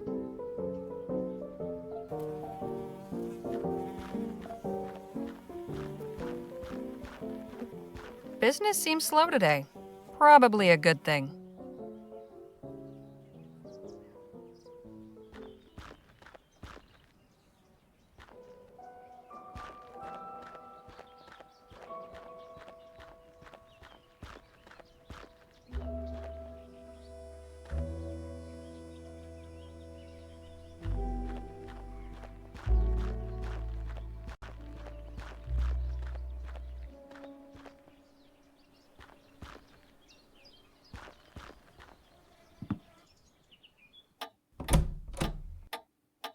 Welcome back, Miss Legere. Hey, Sheriff? What can I do you for?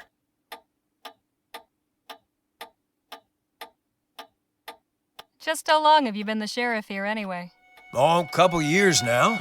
Like most everyone else, I came to Rosewater in '48 when we thought the hills were full of Orem. Except I stayed when it turned out they weren't. You were a prospector? Yep. But it turns out lawman was a more stable career. Did you ever meet Dr. Bennett Clark? No, he only came into town every couple of weeks, until the ethericity ban got handed down. And glad I am of that. I have no use for any of that claptrap.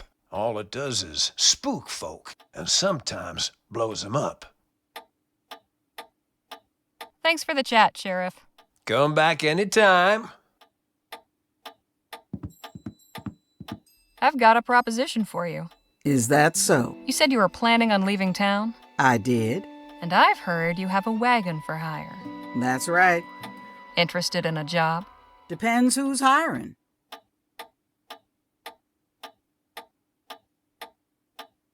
I'm asking on behalf of Gentleman Jake. He's leading our posse to El Presidio. The blowhard who bailed you out? That's the one. So it's you, him, how many more? We're 5 altogether. Well, I've got good news and bad news. Good news is, I was bound for El Presidio anyhow, and my wagon can fit 5. And the bad news? I'm sure you can figure that one for yourself. So if I get you out of here, you'll take us along? We can discuss my fee once I know you're serious.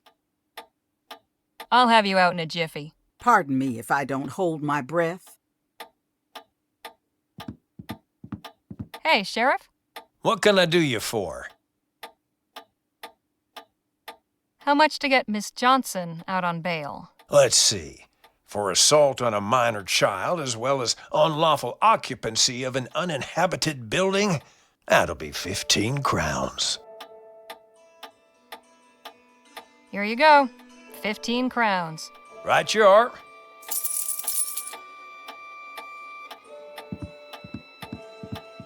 Miss Johnson, you're free to go. Don't let me see you in here again. All right, let's get down to brass tacks.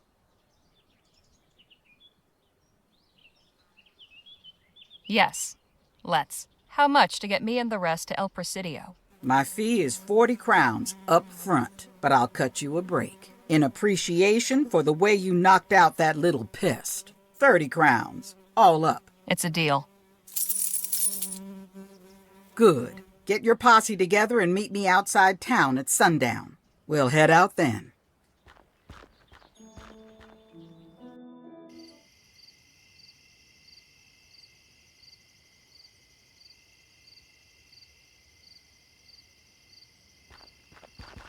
There you are.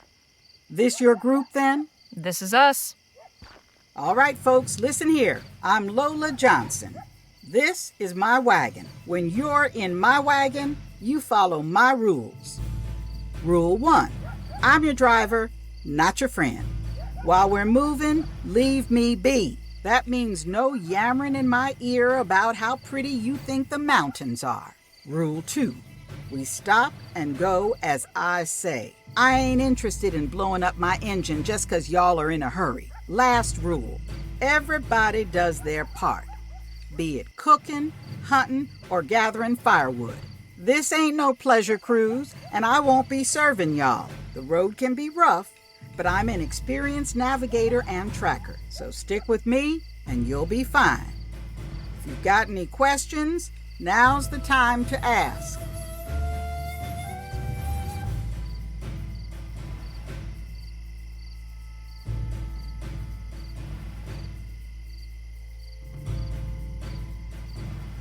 We understand. You'll have no trouble from us. All right then, let's get a move on. Time's wasted.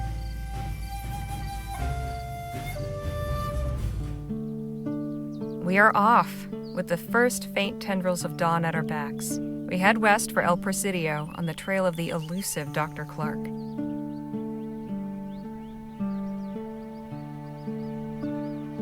We have but a few days' travel before us, through the desert and mountains to reach the coast. I am rather looking forward to getting a better view of this part of the country. And should the scenery lack for diversion, I suppose I'll have recourse in the fellowship of my new traveling companions. Now that we've assembled in this unlikely venture, perhaps it's time we got to better know one another.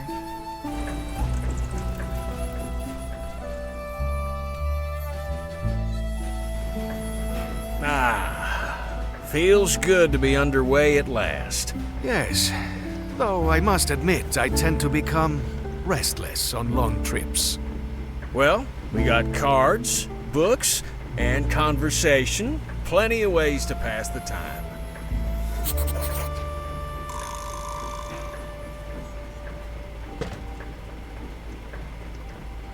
That's what keeps this heap going. Makes it pretty hot in here, too. I don't think I've read most of these.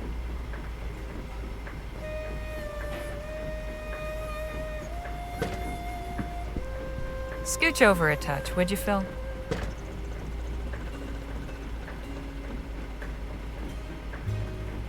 Hey, I see something up ahead, by the side of the road.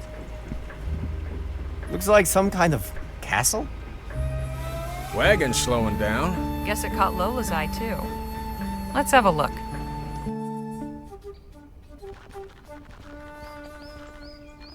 Now that is some truly impressive architecture.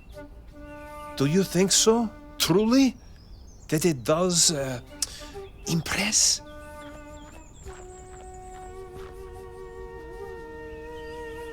I agree.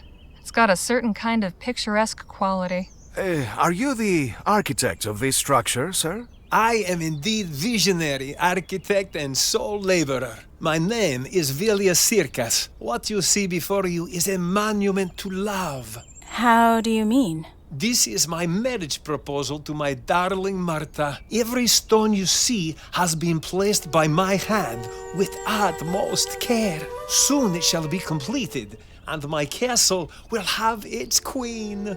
Damn, feller. You're making the rest of us menfolk look bad.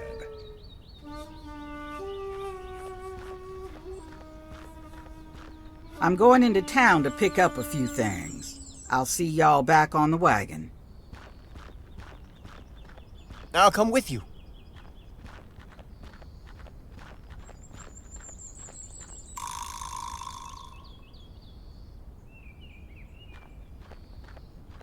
Not sure what's in them, but they look heavy. Suppose it gets the job done, eventually.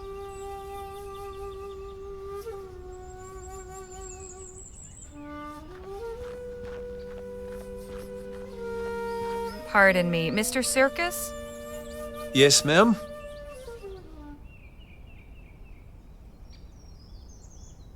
You have an interesting accent. Where do you come from? I am from Lithuania. I came to Vespuccia to work on the railroad and build bridges. And how has this country treated you, compadre? Very well. I have had many opportunities. The money I earned allowed me to build my dream. There's plenty of ways to profess your love. Why a castle? I am architect and engineer by trade. Building things is what I know. And my beloved Marta always loved castles. I thought this would be fitting. She will be so surprised when she sees it. I cannot wait to see her face. I want to hear more about this Martha. How did you meet her? Her father was chairman of rail company where I worked in Rampton. He introduced us. And you started courting? For a time, yes. Then my work brought me to Western Vespuccia, but we have corresponded. I send letter every month. Hang on. When was the last time you saw Martha? Just before I came here. 7 years. You're telling me you haven't seen Martha in 7 years, and you've built her this castle hoping she'll marry you? What if she says no? She will not refuse me. Not when she sees what I can give her. But perhaps you will see for yourself. I sent her telegram to invite her here, and she sent a response. Today she will be here.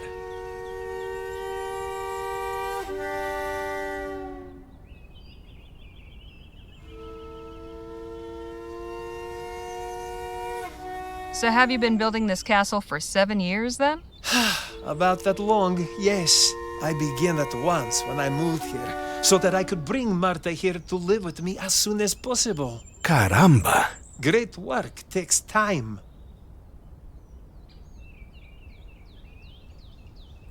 Is it your intention to actually live in this place? Of course. Wouldn't it help to have some doors? All in due time. My dear Marta has delicate constitution. Desert heat will be good for her health. Does she have problems with her breathing? Yes, I believe so. Often when I would visit, her housemaid would say she was too ill to see anyone. Now, I've heard that one before.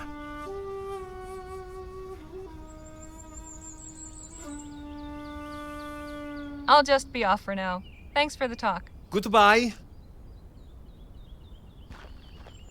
You know, I can't help but remember the time I made a grand declaration of love.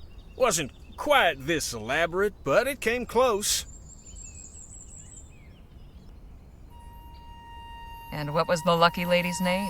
Meredith. She was something real special. Shame it didn't work out between us. Hope things go better for this feller. Madre mia. Never before have I seen such a romantic gesture. This Martha is a lucky woman. Maybe. If someone did such a thing for you, what would your response be?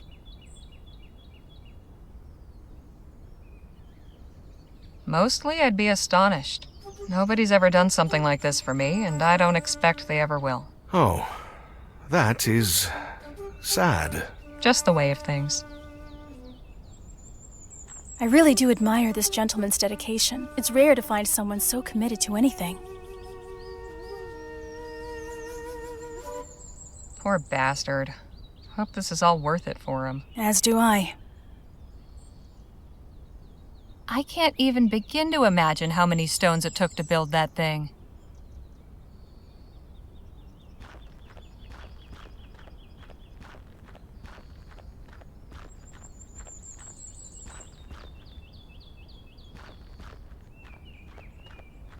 Harley, does it seem to you that something is not quite right about Mr. Circa's story? I had that thought, yes. I have a suspicion that the lady over there might have some clarification to offer.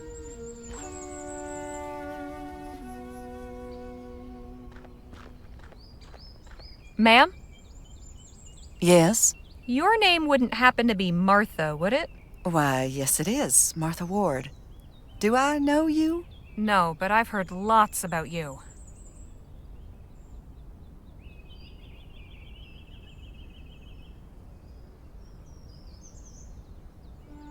Mr. Villia Circus told me all about you. I believe you know him?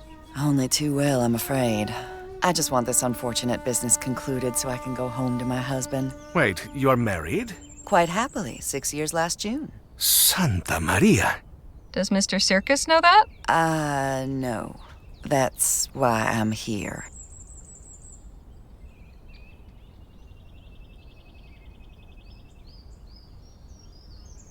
Mr. Circus told me you've been corresponding all this time. Is that what he said? He claims to have sent you a letter every month. And they've each gone straight into the fire. I would have thought he'd get the message after years with no reply. But he's left me no choice except to come here and spell it out for him.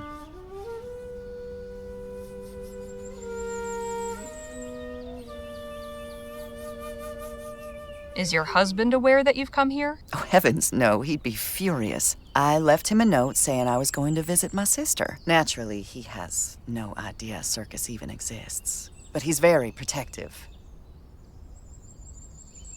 How did you and Mr. Circus meet? He worked for my father's company. We were introduced at a Yuletide soiree. He was pleasant enough, but then he began calling on me at home. I didn't wish to encourage him, but he kept pursuing me anyway. Did you ever actually tell Mr. Circus you weren't interested? I gave him no favorable sign. Eventually, I stopped receiving him with my father's blessing. He imagined a better match for me than some associate engineer. Thankfully, Mr. Circus was reassigned to Western Vespuccia after a few months. Is the desert heat making you feel better? I beg your pardon? Mr. Circus said it might help your delicate constitution. Yes, I suppose he would think that. You see, when I didn't wish to receive him, I would instruct my staff to make excuses. Say I wasn't feeling well, or away taking the water somewhere. It wasn't entirely forthright of me, I admit, but Circus was vexatiously persistent. Enjoy your day, ma'am. You as well. And if you see Mr. Circus again, please don't tell him I'm staying here. I'll go and speak with him when I'm ready.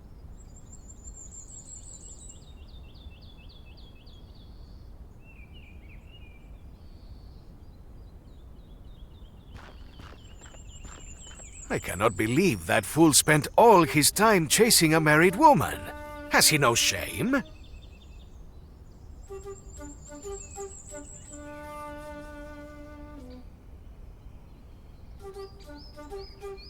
Too bad we haven't got more time to spare. I could use a wash.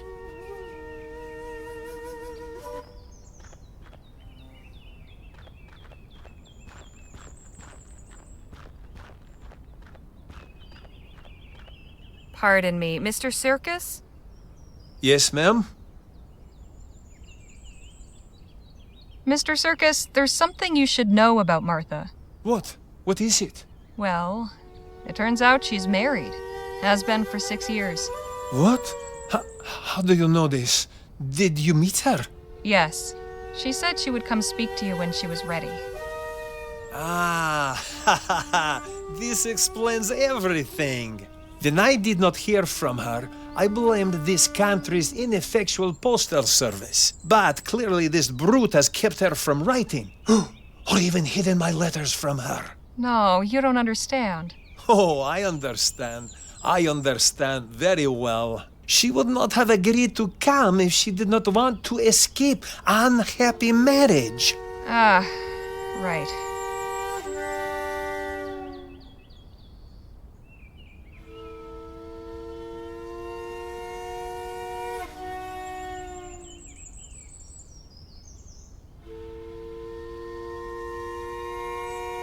You said you built this all by yourself? How'd you manage that? As I said, I am engineer by trade. There are plenty of stones all around. I simply gather and place them. I'll just be off for now. Thanks for the talk. Goodbye. Just goes to show what one man can accomplish if he puts his mind to it. Damn impressive. I have a nagging feeling that things will not end well for poor Mr. Circus.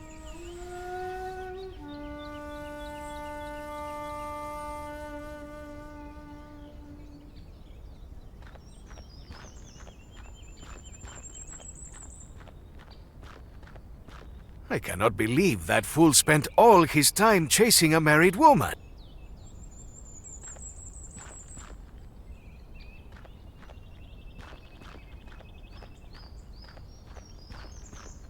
Ma'am? Yes? Mr. Circus seems convinced you're going to leave your husband for him. And I'm sure Mr. Circus also believes pigs can fly. How will you deal with him? He clearly won't take no for an answer. I'll find a way. I'll just... Martha! Bronson, what are you doing here? I'd ask you the same. Why did you lie to me? Oh, Bronson, I didn't want to, but I had no choice. Things are just so complicated. What in the ether does that mean? And who are these people?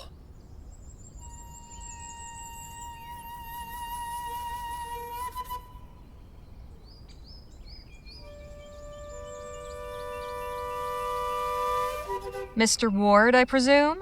The only thing that should concern you is that there's a crazy man looking to marry your wife. What are you talking about? Please, Bronson, I can explain everything. Damn fine idea. Start by telling me what you're really doing here. I came to deal with some personal business. Personal business? What personal business could you have?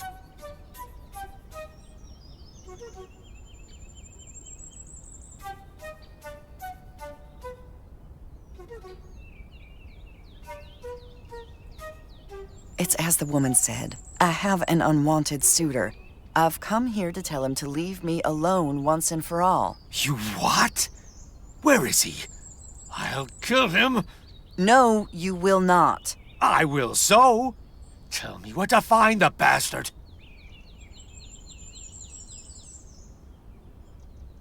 Hey now, get that bee out of your bonnet. I don't need your help. I'll find him myself. Bronson, come back here this instant!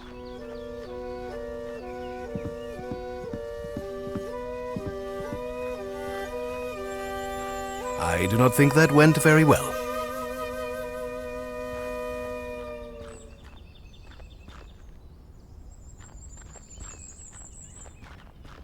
Scoundrel!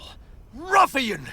I'll teach you to lust after another man's wife! Ah, so you are the swine keeping Martha prisoner.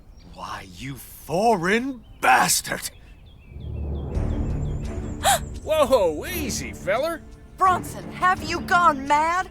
You have until the count of 10 to get out of my sight, and out of our lives forever. Otherwise, I'll make sure you won't bother us again. 1, 2. Quit the theatrics, Mr. Ward. Leave that poor fool alone. Shut up! This is my business! Maybe so, but we aren't going to stand here and allow you to put this man's life in danger. Bronson, put that gun away and stop acting like a fool! I'm doing this for you, my sweet! But I asked you not to, Sugar Plum. You do well to listen to your wife, Mr. Ward. This is, after all, her business, and not yours. I'm her husband. Of course it's my business.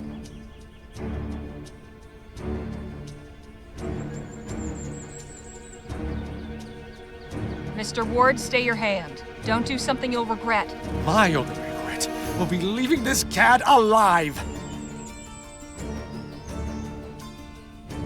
Mr. Circus, I think it's very clear that this isn't going your way. Just let her go. She's not worth your life. Very well. Please, sir, I will not trouble you again. Do I have your word? You will stay away from my wife and disappear from our lives for good? You have my word. Very good.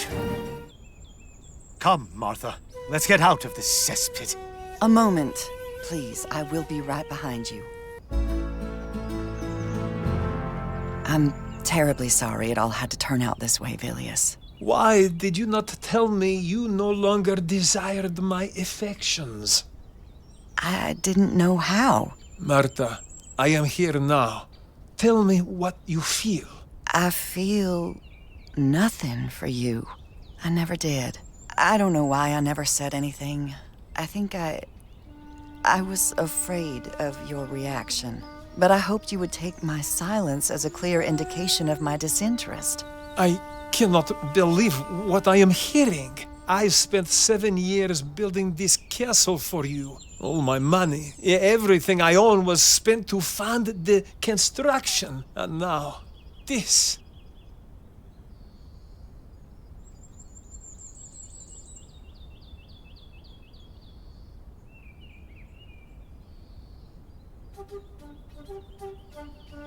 You know, the pair of you make me sick. I beg your pardon? This poor dimwit wastes years of his life obsessing over a woman too lily-livered to tell him the truth. I'd say you deserve each other.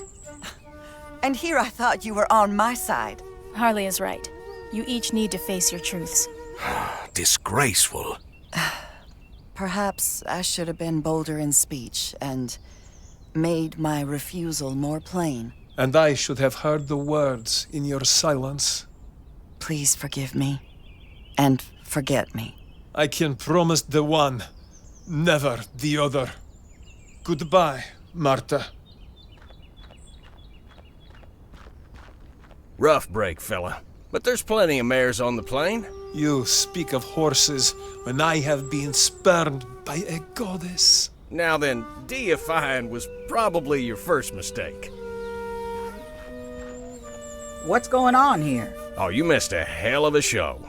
You gonna be all right, Mr. Circus? I will carry on. What will you do with this castle? It is the only home I have. I am not sure.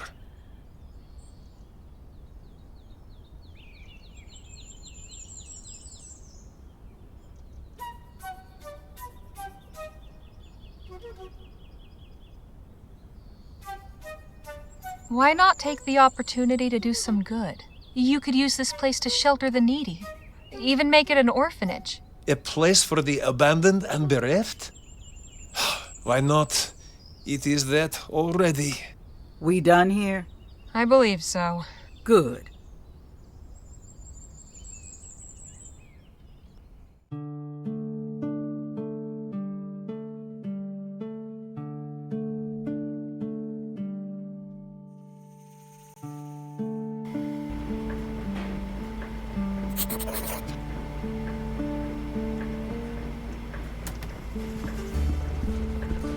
Hey, Jake?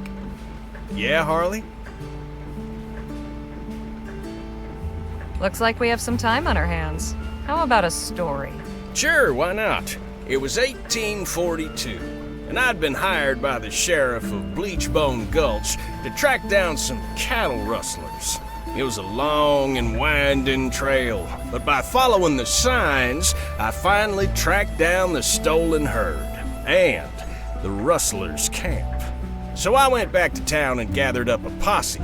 4 able-bodied men, plus myself. That night, we went back under the cover of darkness. We had the element of surprise, but we were outnumbered 3-1. Before I knew it, the shooting had started. It was a long and bloody gunfight. In the end, yours truly was the last man left standing. I drove that whole herd on by my lonesome. They were all back home by dawn, with not a head missing. Lost some good fellers that night. But that was the end of cattle rustling in Bleachbone Gulch. Hell of a story. Now there's plenty more where that came from. Did your travels ever take you to El Presidio? A few times. Can't say I much care for it, but that city's for you. Too crowded, too impersonal. I'll take the wide open countryside any day.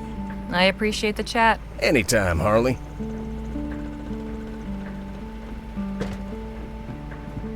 Hey, Danny, let's talk.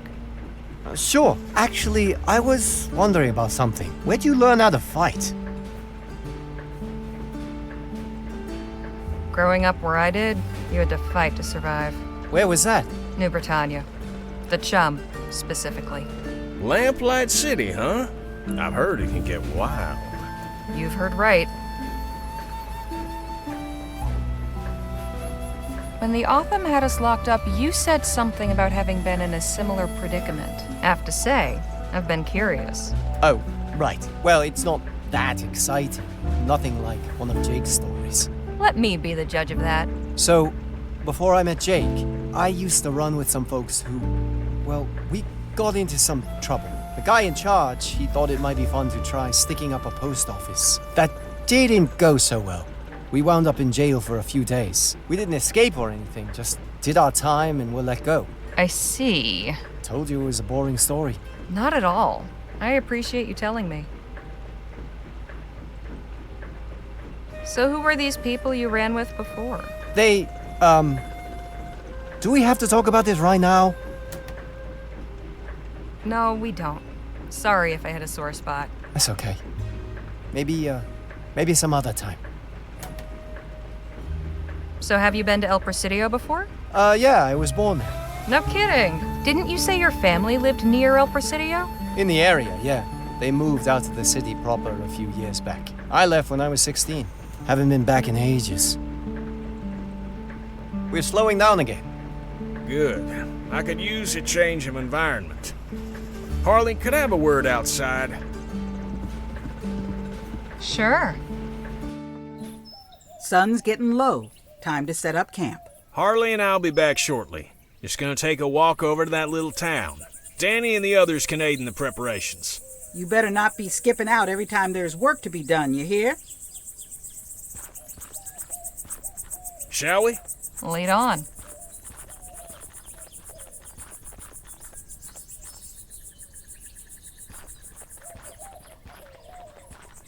Well, ain't this place charming? Kinda desolate. So, you wanted to talk to me about something? I did. I can tell you've got a cogitating mind, always assessing the situation, finding the risks and opportunities. Now that we've got a real posse assembled, I'm keen to hear your thoughts on our little venture. Everything seem hunky-dory so far, in your estimation?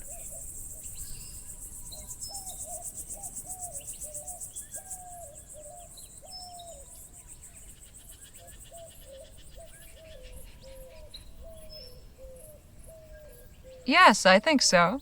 It's an odd bunch, all right, but all capable in their own way. If a treasure's out there to be found, I think this gang can do it. Delighted to hear it. You let me know if that changes, all right? You got it. Right, well, we should be heading back. Else Miss Johnson will... State your business. Easy, friend, we're just passing Kurt? Is that you? Jake Ackerman, that's how I live and breathe. So this is where you ended up? Small town sheriff? Deputy, actually.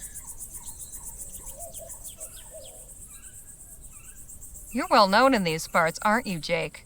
Acquaintances of yours keep turning up. What can I say? It's always nice to see a friendly face. Harley, this is Kurt Dawson. Kurt, may I present my associate, Harley Legere. Ma'am? Pleasure. So how do you know Jake? Believe it or not, Kurt here used to be my assistant. The one who left?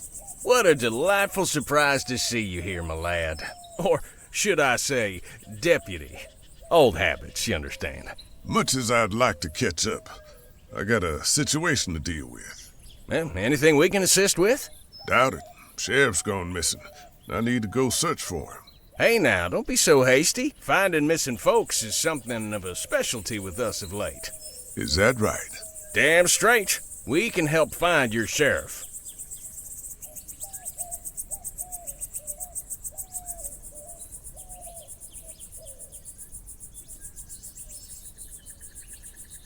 Absolutely. Splendid.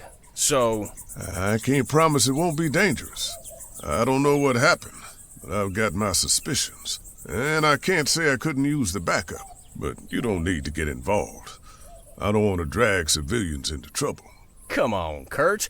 You know trouble is my middle name. I thought it was Merriweather. Haven't changed a bit, have you? I'd like to think I have, in some ways. So just what are those suspicions you're harboring about the fate of your missing boss? We had some rough types come into town a few days ago. Sheriff Burke ran him out, but then decided to go after him. He's headstrong like that. Stubborn. I'm sure you know the type. Anyways, I thought I'd follow his trail and see what I see.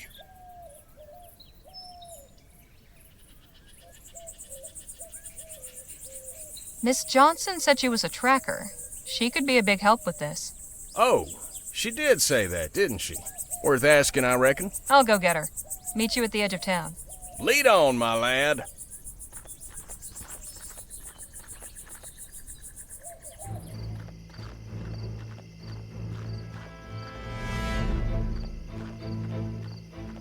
So, you're looking for somebody on horseback? That's right. Okay, first off, see these tracks? See how they fade? You lose sight of your track, look out for another sign, like these branches here. You can make out more hoof prints underneath. Looks like they're going... right? You got it. You can find other indications besides prints. Trampled bushes, scat, hair, all sorts of things. Just keep your eyes open. Thanks for your insight. Real barrel of laughs, that one.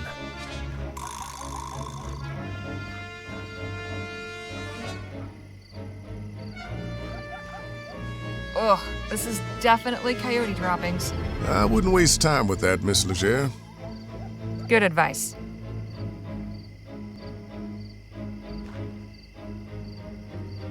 Doesn't tell me much except that a coyote came this way. No help to us.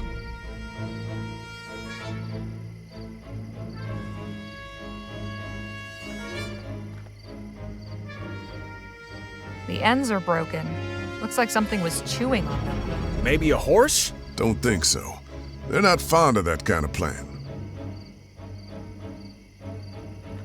The hoof prints fade away here.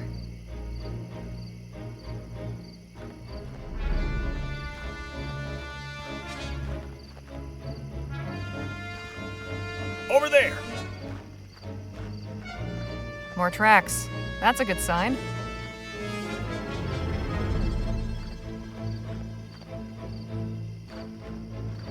They continue over here.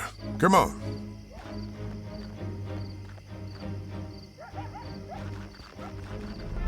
Damn, the tracks end here. I'm sure we can pick up the trail again. So Kurt, I'm just dying to know, how'd you come to be a sheriff's deputy? I thought you had a certain healthy disdain for authority. I don't think this is the time or place, Mr. Ackerman.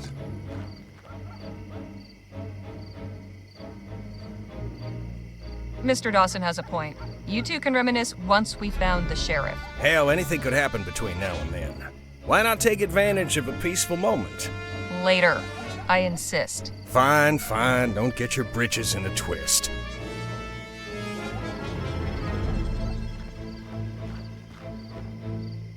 Not very deep, and there's nothing in it.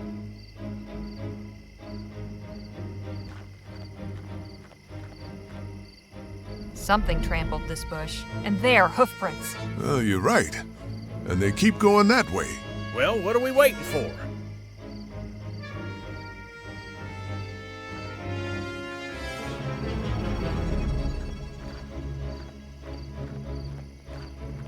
Hey, more hoof prints down that way.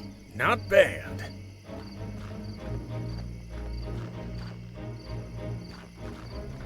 This way. Let's go.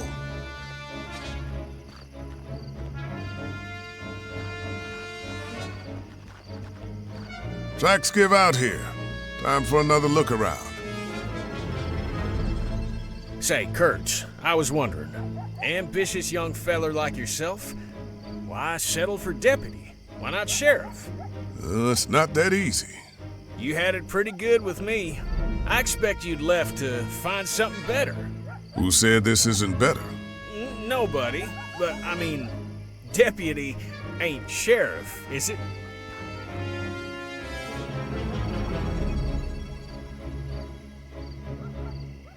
Do you actually want to be a sheriff, Mr. Dawson? Maybe someday. This suits me fine for now. See, Jake, you shouldn't make assumptions about what people want. Don't reckon I should. Right. Can we get back to it?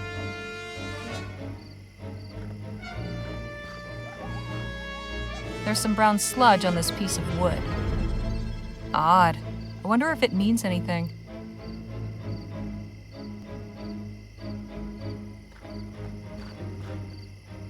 Ugh, this is definitely coyote droppings.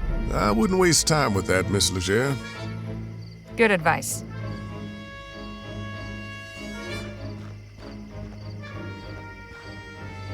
It's interesting, but it doesn't tell me where the sheriff went.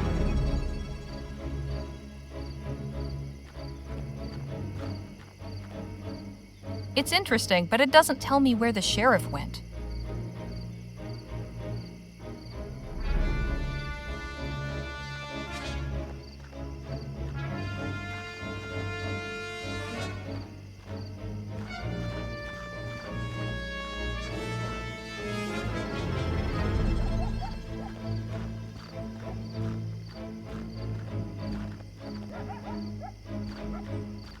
Pretty sure we've lost the trail. Let's head back and see if we can pick it up again.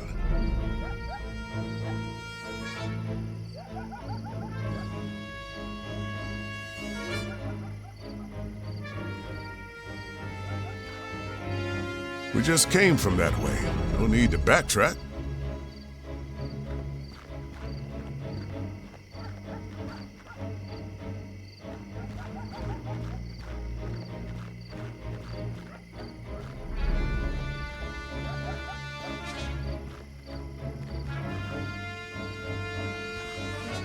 Pretty sure we've lost the trail. Let's head back and see if we can pick it up again.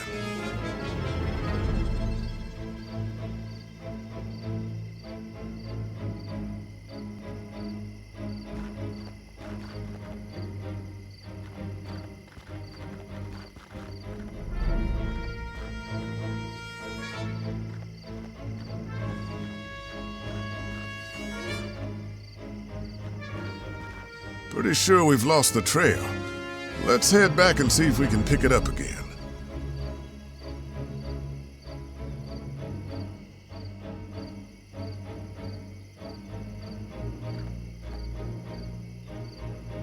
These tell me nothing about the sheriff's whereabouts.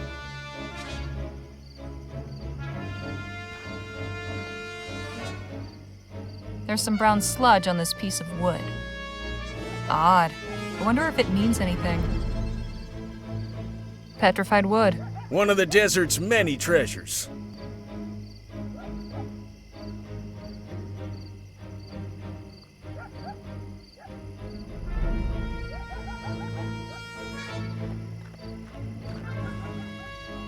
Hey, this is chewing tobacco. Then Sheriff Burke was surely here. He goes through that stuff like water. So that's what that muck on the wood is. Guess we know which way he went.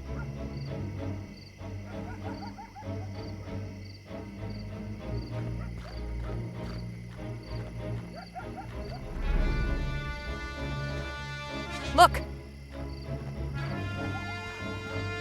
More prints. Okay.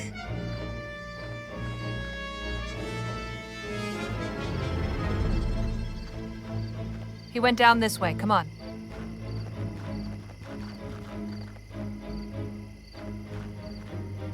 Well now, what have we here? Sheriff Burke's coat. Still has his badge on it. Not something you just up and leave behind. Let's try to work out what happened.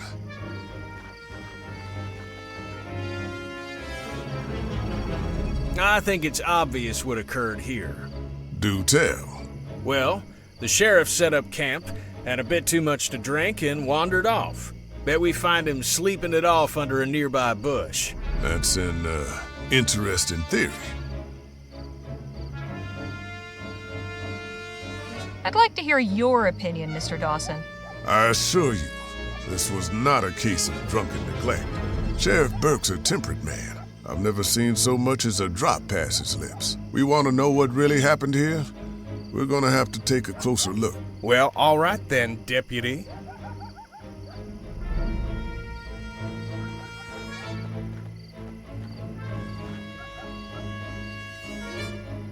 These are from a big gun.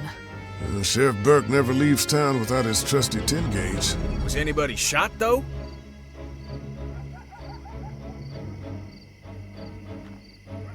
Someone was in this spot, but I can't tell where they went from here.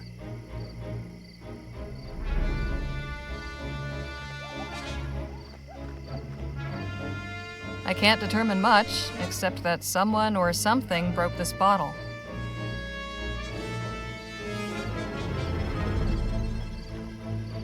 Looks like it's been out at least a day. Makes sense if this is where the sheriff spent the night.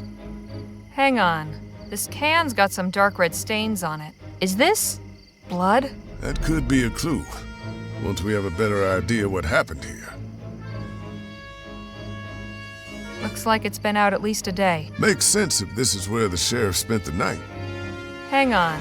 This can's got some dark red stains on it. Is this blood? That could be a clue, once we have a better idea what happened here.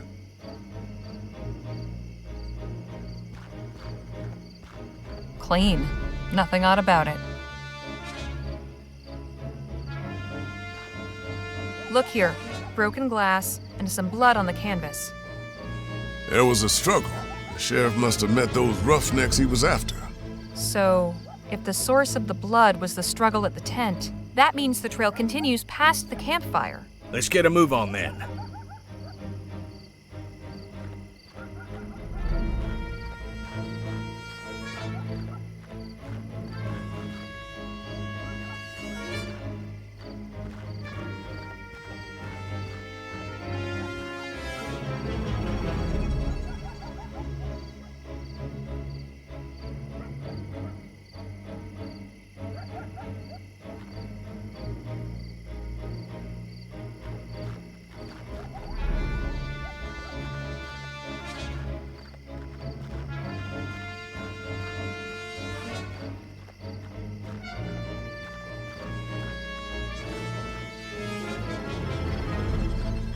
Those look like boot prints to you?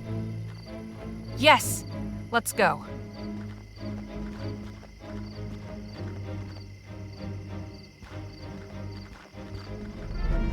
There. I see more prints going that way.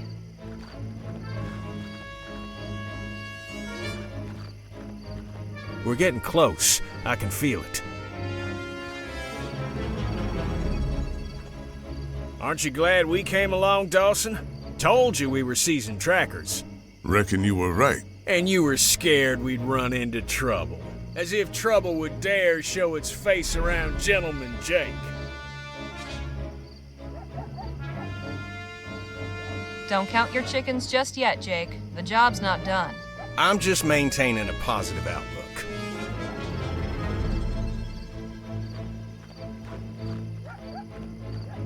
This is fresh.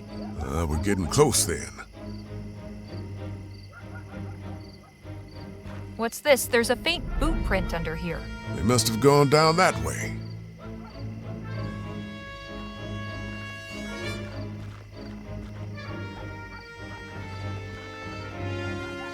There, footprints. I think we're almost caught up to them. Good, because it'll be dark any minute.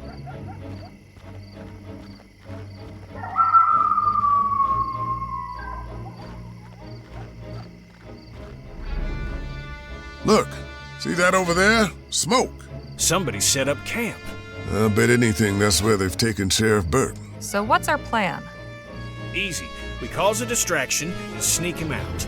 Not so fast, Mr. Ackerman. We need to know what we're up against. You said you already saw the men the sheriff was after. I saw some, sure, but there might be more of them. Why don't you go on ahead? We'll catch up. All right. Don't lag too far. Why'd you send him ahead? Because I wanted to talk in private. About what?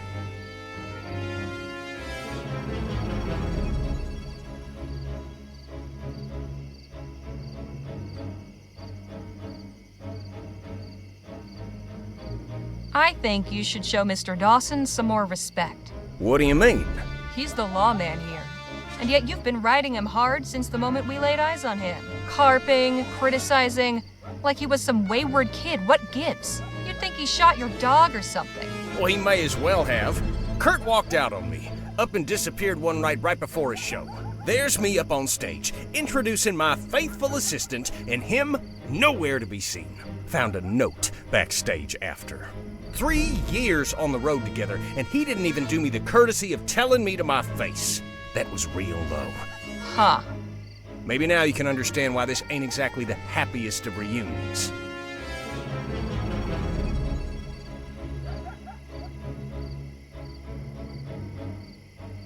He never said anything about wanting to leave? Not a syllable.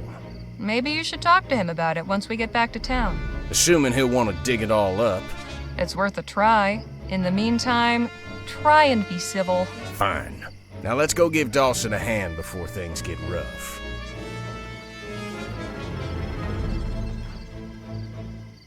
Don't worry, Sheriff. We gonna take good care of you. That your man? Yep. And those are the bastards that were raising Cain in town. We need a plan, and fast. Oh, I've got to agree with you there, Harley. Kurt, any ideas? You feeling all right, Mr. Ackerman? Never better. Right. Well, I think our best bet is to show them we mean business. Jake, you're packing iron, right? Sure am. So we threaten them. Keep them in our sights and talk them down. We get them to surrender, free Sheriff Burke, and take them in.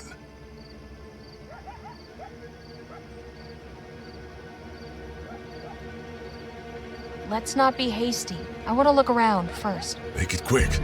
We're running out of time.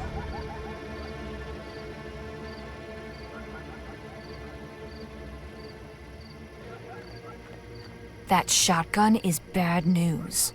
It's Sheriff Burke's. They must have gotten the jump on him when he was asleep.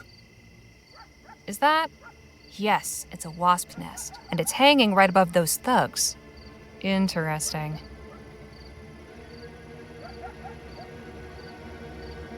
At least we know how they got out here. Haven't I seen those brutes somewhere before? He's not having a great day.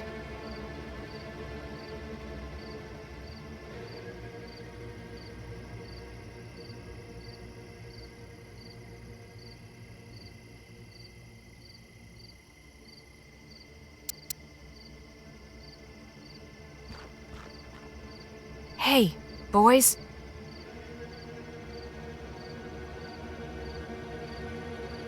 I've had an idea. See that wasp nest over there? Sure. See how it's hanging just above those goons? I see where you're going with this. Go on, Kurt. Show him what you got. Hey, what the hell? Oh, shit! Ow! Ow! Ow! Ow! Ow! Ow! Ow! Ow! Ow! Ow! Ow! Ow! Ow! Ow! Nicely done, Deputy. That was a good plan, Miss Legere. Let's go get Sheriff Burke and head back to town. I'd say that turned out pretty well, all things considered. Is Sheriff Burke all right? Doc's giving him the once-over. Mostly just shook up, I reckon. Thank you both again. Shoot, 'tweren't nothing. You'll make a fine lawman, Dawson. It really is a pleasure to see you doing so well. Thanks. We should be getting back. Good meeting you, Mr. Dawson. Travel safe.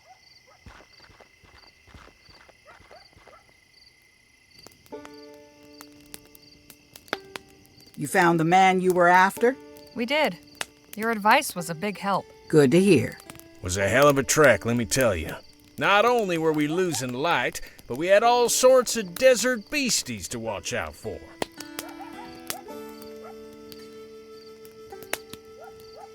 Still, we caught up with the sheriff in the end. And what a sorry state he was in. Tied up, gagged, probably beaten within an inch of his life. Poor fella was really worked over by those thugs.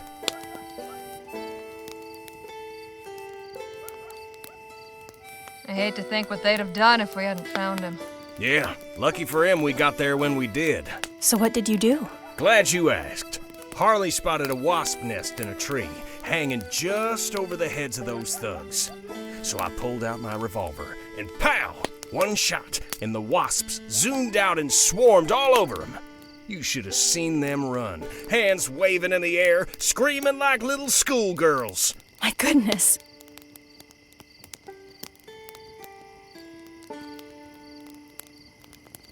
The important thing is we managed to avoid getting anybody killed. You're right about that. The chili's almost ready. Harley, can you come help me and Phil serve? Sure thing.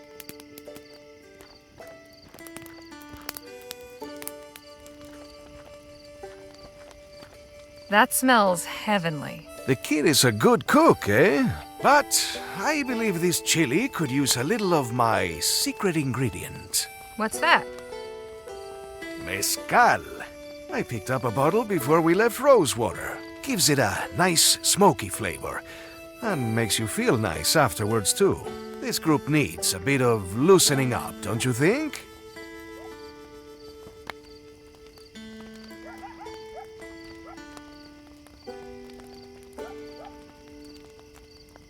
I don't think that's the best idea. Why not? I just don't.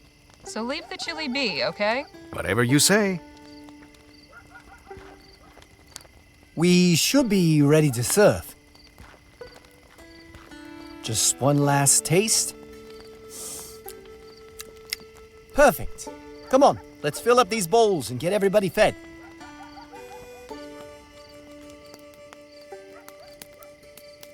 That was some mighty fine chili, Danny boy. Glad you liked it.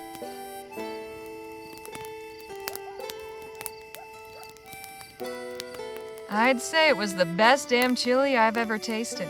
You ever decide to give up gunslinging? Maybe you could open up a restaurant. You really think so? I'd be a regular. Gosh, thank you. It's a nice night. Perfect for relaxing and enjoying the company of one's comrades. The best part of the day. I have always said that the battle is won or lost around the campfire the night before.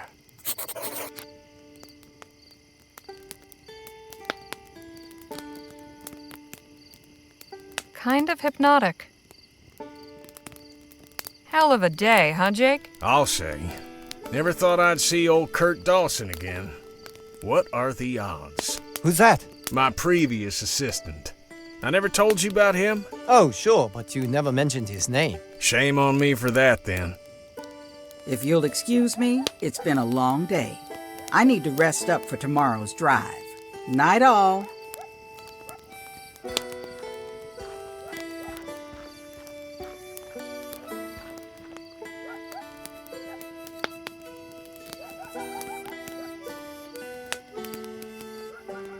So, Danny, where'd you learn to cook chili anyway? I just sorta picked it up. Can't really remember where. I hate to leave such merry company, but I'm suddenly feeling very sleepy. Please excuse me. I'll see you all in the morning. Sleep tight, Miss Redbird. Night.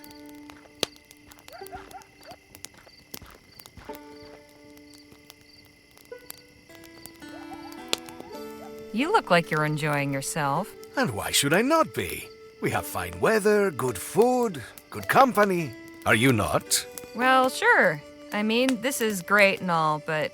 Ah, I see. You are one of those people. In Spanish, we call them aguafiestas. What's that mean? Someone who does not know how to have fun. Time for me to call it a night. Night, Harley. Buenas noches. Sleep well.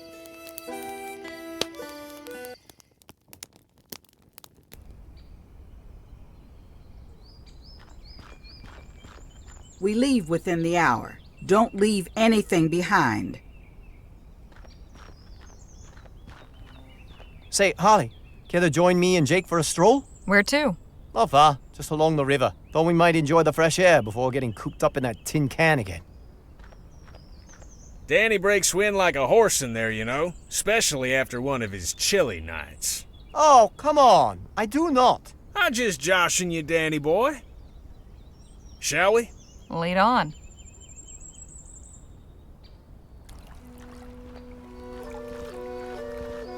Beautiful, ain't it? Let's keep going.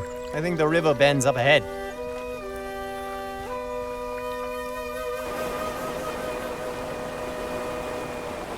Awfully rough water. Shucks, this ain't nothing. It gets real wild a little ways down. Just what are you doing up there, young man? I'm playing. You ought to be careful. Those branches are like twigs. I'll pay these fussing old hens no mind, Sonny. I was the same at your age. Used to jump around trees like a lemur. I'm good at climbing. Watch this.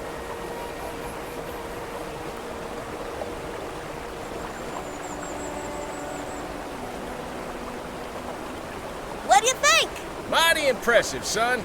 Maybe you best go back to where you were. You're making me nervous.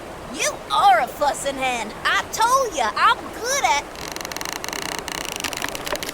Ah! Shit! What the hell do we do now? Danny! Hot damn, he's got him. Now hurry up and come on back to shore. I'm trying! I can't swim! Hold tight. We'll figure something out.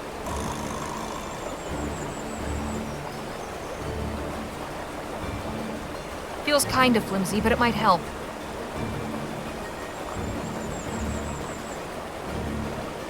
Here, grab onto this. Danny!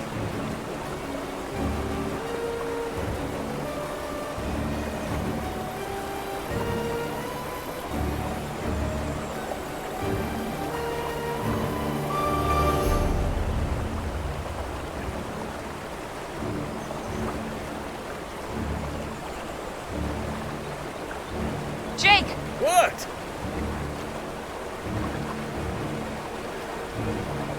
I might have an idea, but I'll need something of yours. Okay, what? Give me your belts. Okay, sure. Take them.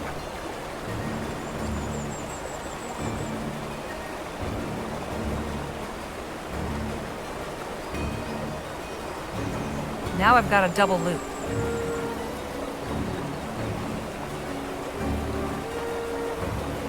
Danny, grab onto this. Jake, a little help, please? Gotcha. Thanks. That was some quick thinking, Danny boy. I'm impressed.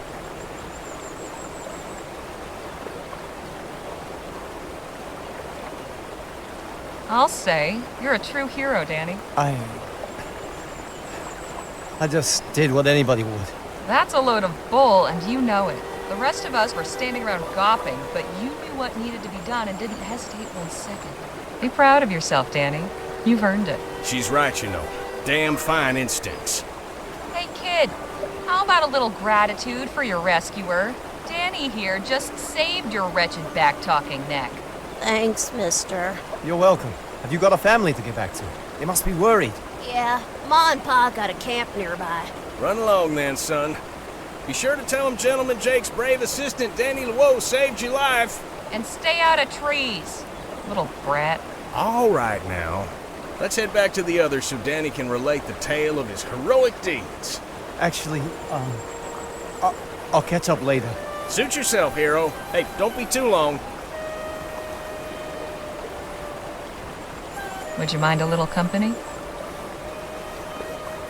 Sure.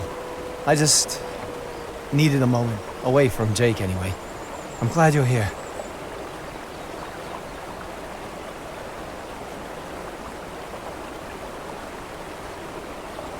Sure seems hard for you to take a compliment.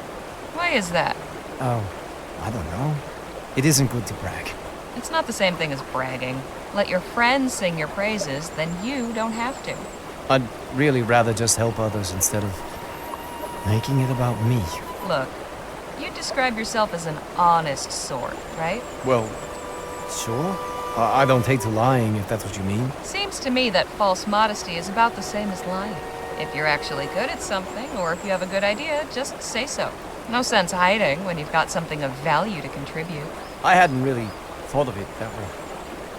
I appreciate the talk, Harley. Anytime. Let's get back to camp.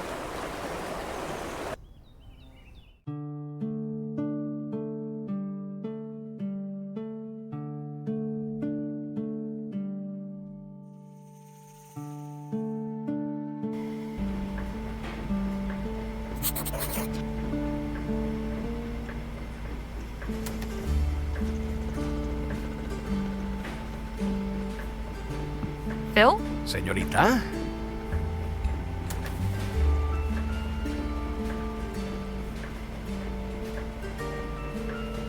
You're very polite, Phil, but please, call me Harley. What is wrong with Señorita? It's not my name. Ah, but it is a sign of respect. I would never dream of addressing a new Spanish lady by her given name. Well, things are different here. As I am learning. If you wish it, it will be so. Appreciate it. Now we've got some time. Care to tell me about how you came to Vespuccia? I can appreciate your curiosity, although it is painful to relate. But you may as well know. I had assembled Lieutenant General de la Vega and several of my men in Jicotea, a small village on the Loyola River. We were preparing an operation to liberate the nearby town of Caballo Viejo. The Spanish army had it under occupation for some weeks, seeking intelligence on our movements. But before we could act, they struck without warning, and without mercy. They did not confine themselves to fighting armed revolutionary soldiers. Old men, women, children, all were valid targets in their eyes. All held collectively responsible for resisting imperial rule. Victory was out of the question. We were hopelessly outmatched. Many brave souls laid down their lives to allow innocents a chance for escape. As civilians fled the village, I led the retreat north with Lieutenant General de la Vega. We gathered what we could of our forces from other positions along the way. It was clear that the army would relentlessly target any village known to harbor revolutionary cells and administer the same treatment. I left Jicotea a smoking ruin. I could not allow that to happen again. Temporary exile was the only alternative.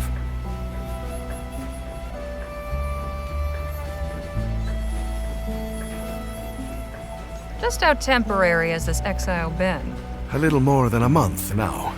I find it not so easy to keep count of the days.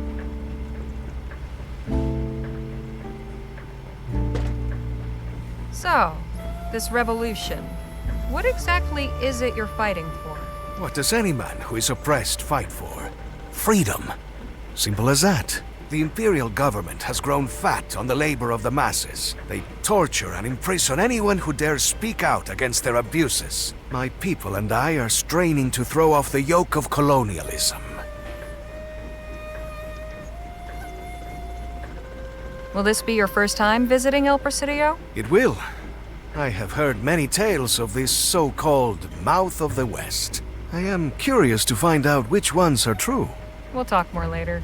I look forward to it.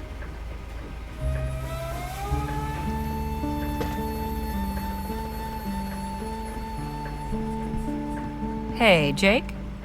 Yeah, Harley? So you run with Danny now, and Kurt was your assistant before. Was there anyone else like that who traveled with you? No, sometimes I hire an extra hand, like Charlie, but they never stick around long. Kurt's done all right for himself. A real lawman. Using all that I taught him to go out and help folk. And Danny? Maybe someday he'll be ready to take wing and fly the coop too. Until then, well, I reckon I've still got some pearls of wisdom to pass on. How about another story? Sure. Here's one about the time I lassoed a rabid coyote. And that's how I ended up with this scar. Folks, we're making a brief stop. Any particular reason we've stopped, Miss Johnson? I needed to stretch my legs. You might take advantage and do the same. We're off again in about 20 minutes. Come on, Danny. Let's go have a look at that oil derrick. Excuse me, ladies. I have some business to attend to. Both of you can do as you like. Just stay within sight. Actually, I'm curious about this machine. Do you think I could ask you a few questions? Oh, well, I suppose so.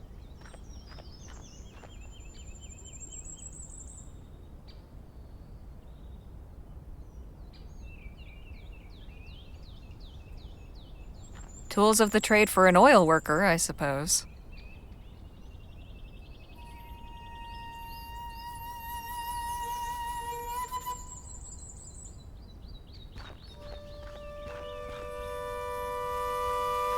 Somebody's out here sniffing for a fortune.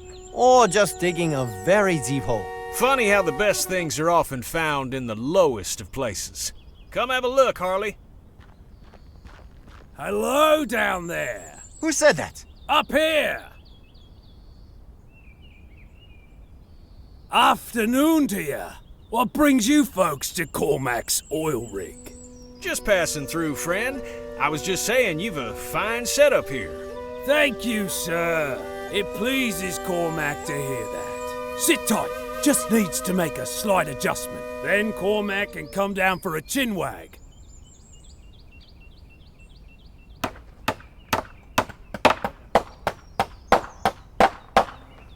Whoops! Ah! Whoa, damn! Oh. Clumsy Cormac. Jeez, are you all right? All right as rain. Not upright, though, no.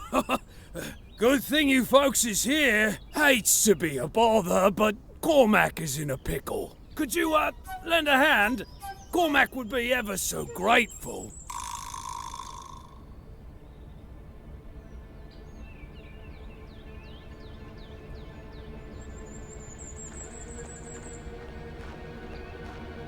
There's lots here, but nothing I can see that will help. There's lots here, but nothing.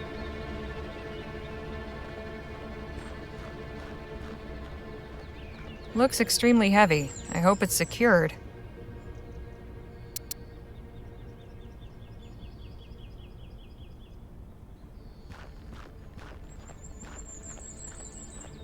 Danny? Got any idea what to do? I know what we need to do. I just don't know how.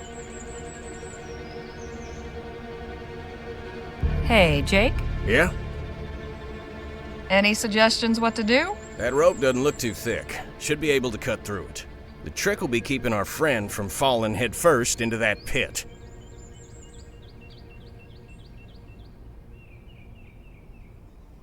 Got anything on you that could cut rope? Afraid not. One of the others might.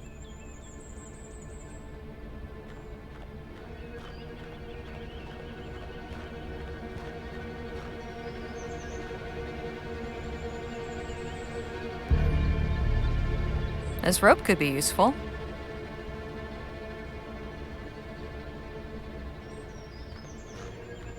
Sorry to interrupt, but... What is it?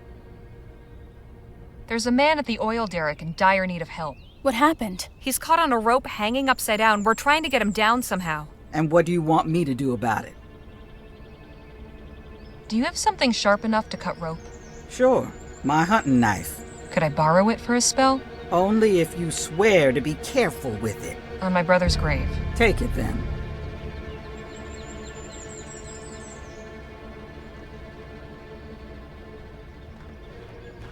Tools of the trade for an oil worker, I suppose.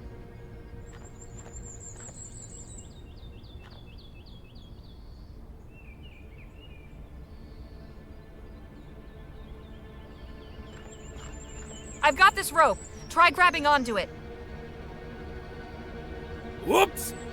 Damn! Let's try again. Grab the rope. Whoops! Damn! Perhaps Danny or I could assist.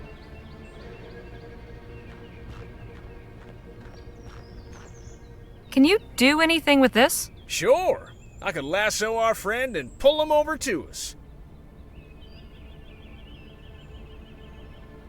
Good idea. We'll come back to it later. I've got this rope. Could you lasso the gentleman? Now? Yes, now.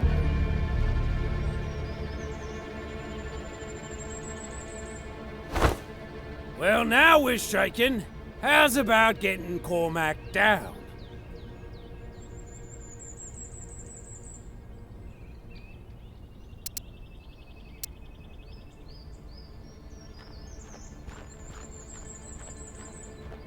I've got this knife. What are you meaning to do with it?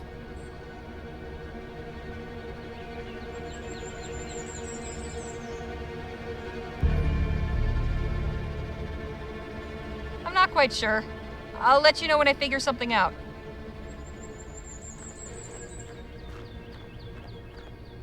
I got this knife from Lola. Perfect. I can throw it and cut our friend down.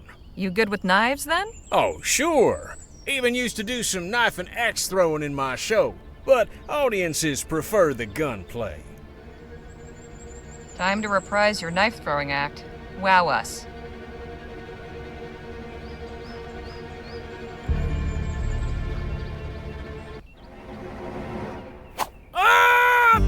You got him! Let's pull him up, quick.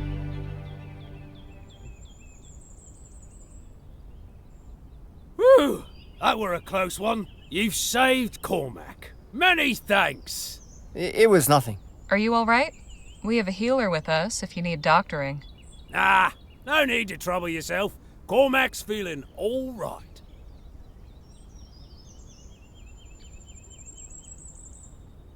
How come you're doing this clearly dangerous work on your own? It's not so bad. Cormac's used to this sort of thing. Cormac used to be a sewer worker in New Britannia, you see. It's all the same, really. Digging around in muck, tending to machinery. But Cormac's got more friends these days. Mud's much nicer to be covered in than sewage. Before we go, anything else you're in need of? Well, you said you was passing through. Whereabouts are you headed? El Presidio. In that case, you'd be doing Cormac a great favor if you took this letter to someone at Vespuccia Petrol. Their office is in El Presidio. Vespuccia Petrol, you say? Aye, they's Cormac's employer. Been wanting a progress report on this rig.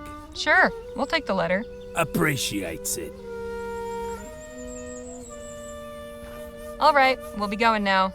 Promise you'll take more care. Aye, Cormac will do his best. Farewell, and thanks again for helping old Cormac.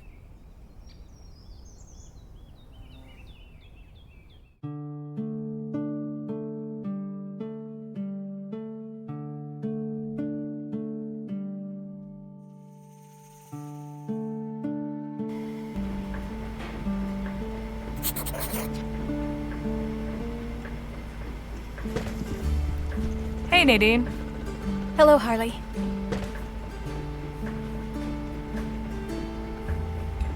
So how'd you become a healer? Did you go to school? No. I mean, I attended the missionary school for a few years as a child, but not to learn medicine. I was taught by Dr. Sedgwick, Rosewater's physician. I worked as his apprentice for nearly a decade. He was a wonderful guardian and mentor. I am grateful for all his care.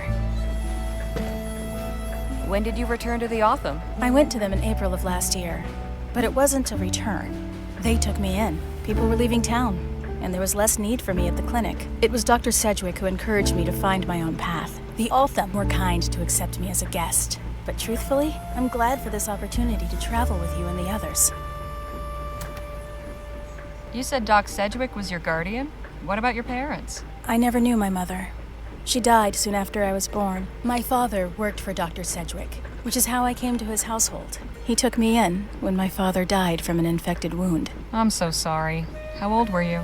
I don't remember exactly, but I couldn't have been more than 5.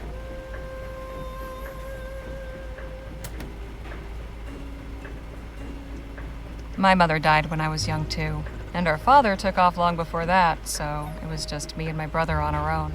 Oh, I'm sorry. That's all right. It's good you had someone to look after you. He was younger, so it was me doing the looking after. I'm sure you did an excellent job of it. I can only hope so. You said the Otham took you in. They aren't your people? No.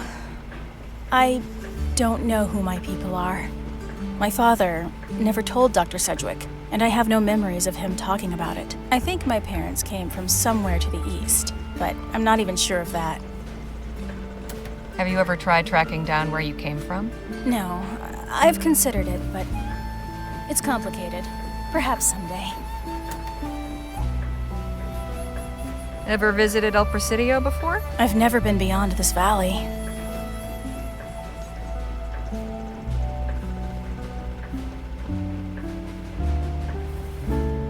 You'll be all right. We've got a good group, and we'll look out for you. Thank you. I appreciate your kind words. Good book? I'm not much of a literary critic, but it helps pass the time. Danny told me you're a writer. Have you published any books? Me? No, books are way beyond my reach. I stick to articles and essays, and have trouble enough with those. You shouldn't underestimate yourself. It wouldn't surprise me to see a book with your name on the cover someday. Well, that's kind of you to say. Guess we'll see.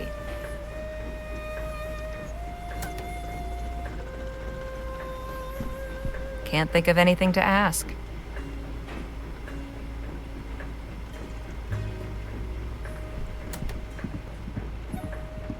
Hey, Danny, let's talk. Sure. I'm still impressed at how you just jumped in after that kid. I'm just glad we were able to save him. It's nice to be on a team again, like old times. A team? Like those folks you mentioned before? Yeah. We were a posse. My best friend Petey was our leader. Petey and I left El Presidio along with 5 of our friends. We were looking for new lives out on the frontier. I told my parents we were pooling our money together to buy a farm, which was true. Except, we didn't actually have any money. Petey took charge and we all started off working odd jobs here and there. But he got impatient. He got it into his head that it would be easy money to rob a stagecoach. I didn't much care for the idea, but once Petey put his mind to something, there was no turning back. So the big day came, and things didn't go so well. Petey didn't make it. I was the only one who did. I'm sorry. Me too. I just wish I'd said something more. Push back harder on the whole idea, but honestly, talking about it helps. So, thanks, I guess. Leger, get up here a minute, would you? What's going on? I don't much care for the looks of that sky. No? Looks fine to me. Give it half an hour and it won't. There's a dust storm coming. We need to seek shelter fast. We can't just stop and wait it out on the wagon? Even secured, there's a chance it could blow over. I'm not risking it. There's a house up ahead a ways. We'll stop and see if we can shelter there. All right. I'll let the others know.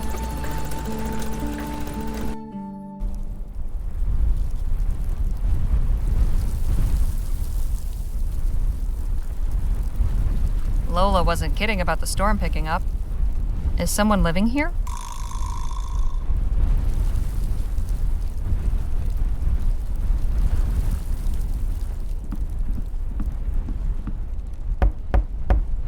Hello? Anybody home? No answer. And wouldn't you know it, it's locked. There's got to be a way inside. Was that you making all that racket? Oh! What in God's green earth are you doing out here in this squall, young lady? My companions and I need a place to ride out the storm. We thought this house was abandoned. Well, it's not. But how many are ye? There's 6 of us. That's our wagon back there on the road. Well then, go fetch 'em. You're sure? I won't have ye blow away on me porch. And you'll be keeping an old man company. So long as you're not bandits or thieves, are ye? No, sir. We're fortune seekers. Of an honest sort. Then we'll be getting along just fine. Now, get your folk in here quick, before we all get whisked to Kingdom Come. Appreciate you letting us ride out the storm in here, sir. Mighty good of you. Ah, of course. As I told your mate, I'm glad for the company. Welcome to me home. I'm Captain Philip Boylan. Pleasure's all ours. I'm Jake Ackerman. And this is Miss Legere, Mr. Luo, Mr. Marquez, Ms. Redbird, and Miss Johnson. Fine-looking crew, sure. And not to worry, there's plenty of space here. I've a spare room upstairs and a settee in the library.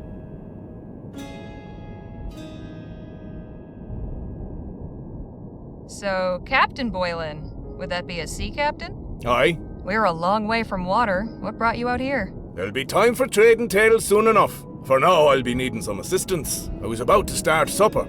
Seeing as I'm setting extra places, I could use a couple more hands. I'd be glad to help. As would I. Ah, grand.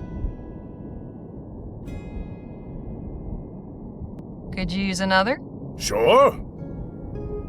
All right, shall we? The rest of ye, make yourselves at home. I'll sound the gong when supper's ready.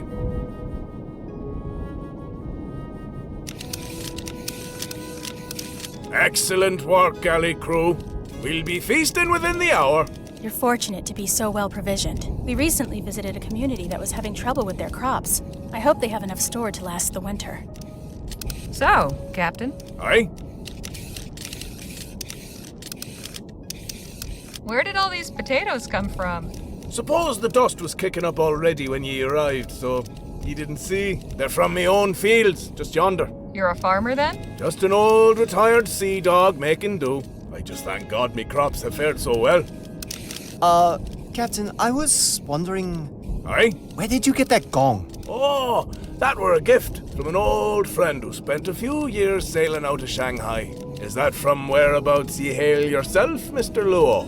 Me? Oh, no. That is, my parents came over from China, though I'm not sure where exactly. They never talk much about it. But my brother and I were both born in El Presidio. Ah.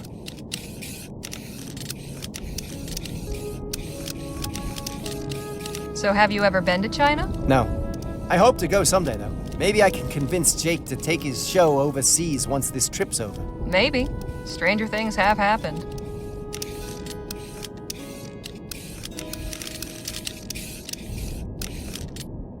So does that mean you speak the language? Yes. Although my parents wish I spoke it more. That might come in useful in El Presidio. Well, I'll try my best. Well, this should be plenty, thank ye. Why not go rest up? I'll sound the gong when supper's ready. That was lovely. What an interesting life he's led. I bet he's got as many stories as Jake. Now, speaking of which, I better go find him. I'm going to look in the library. See you at dinner.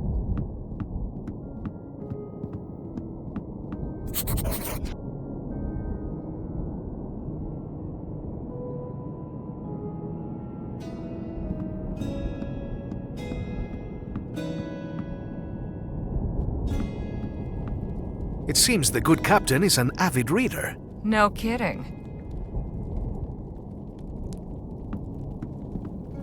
The label says Barbados rum. That's a nice instrument. Isn't she? Very finely crafted. I wonder how the captain came by her. A Gentum jug. Say that 5 times fast. Such an intricate design. Must have taken ages to carve. I'm no expert, but it looks old, foreign, and valuable. Some kind of navigational instrument. I haven't a clue how it works. Admiring the captain's collection? I am. Such curious objects.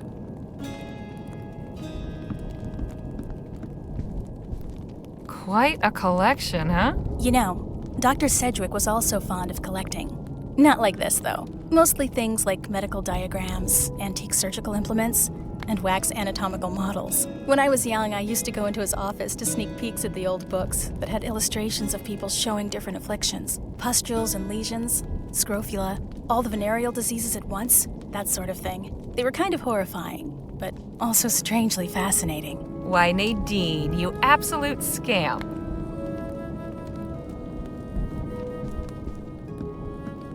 Who's that? Palace, I believe.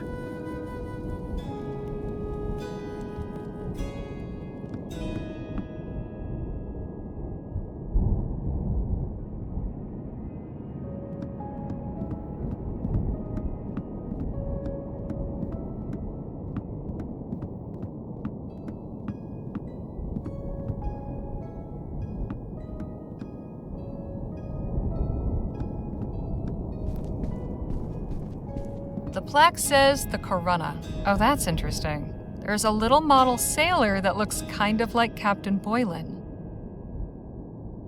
The port of Gascon, if I'm not mistaken. Been years since I've seen it.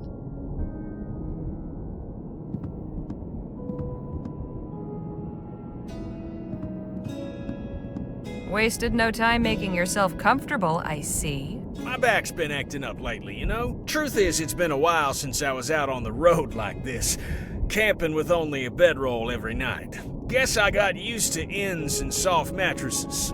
And there's a decent bed in the show wagon. Now, it ain't like I've gone soft or nothing, just, you know, showing my old bones some love.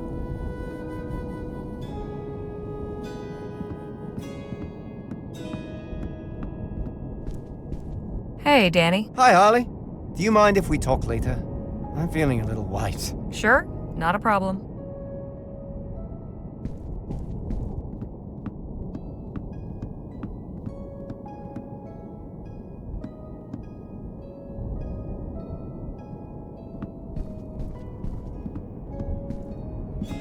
This is the water closet.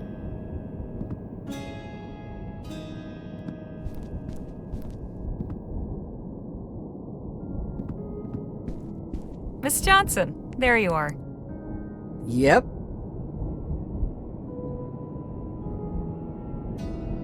Hell of a place this guy's got, huh? Did you need something from me? No, just making conversation.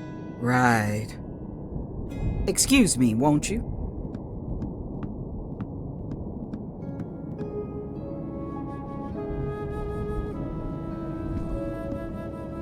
I can just make out the wagon through the dust. At least it hasn't blown away. A musty-smelling mess of laundry. Captain Boylan was quite dashing in his youth.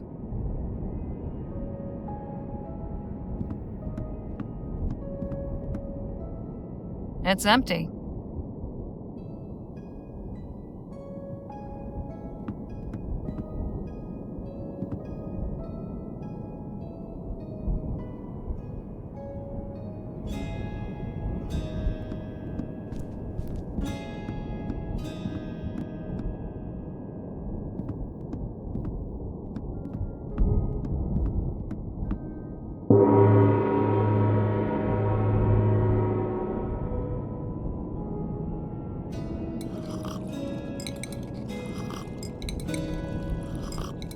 I can't remember the last time this table was so full. How are ye finding the fare? Not bad. Most satisfactory. The very soul of rustic simplicity. Quite simple and, unadorned.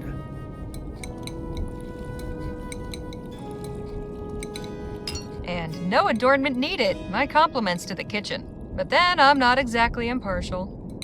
In any case, it's been a real pleasure having a proper meal at a table. Been roughing it then? And how? A campfire don't compare to this. Where are ye folks headed? El Presidio. Ah, I used to sail out of there.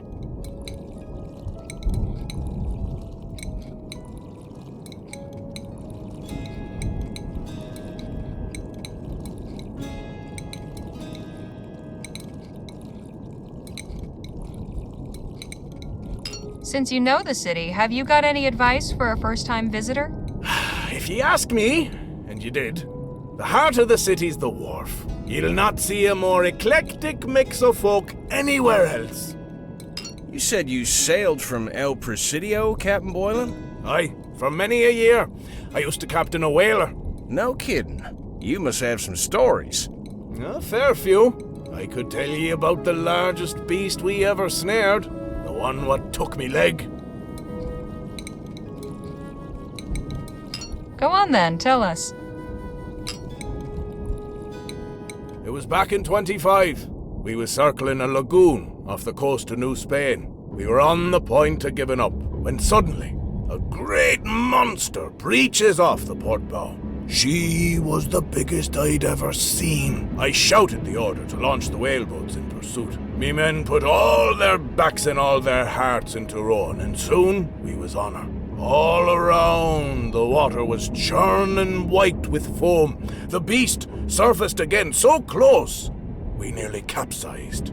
But the harpooner had steady legs, and a steadier aim on him, and he struck true. Then, the battle began. Oh, how she thrashed and reared. Somehow, the rope got wrapped round me leg and pulled and tore almost clean through. I thought I was a goner for sure, but it wasn't over yet. At last, the beast tired out. We hauled her in just as it was getting dark. Cutting her up was no easy job. She was 50 foot if she was an inch. Got a good sum for all that oil and blubber. But it wasn't only the whale went under the knife that night. Doc cut me up too. Taking care of what little was left of me leg by that point. Saved me life. Quite a tale. That poor creature. I doubt you'd feel that way if you met one yourself, Missy.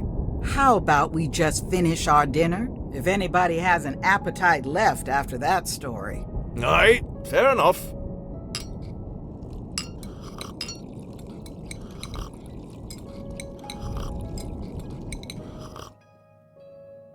No, that was a fine meal. And a fine meal should be followed by some fine rum and conversation. Would ye care to join me in the library? That sounds like a perfect way to pass the evening. I'm going to retire. Sounds like the storm's died down, so I'm bunking in the wagon.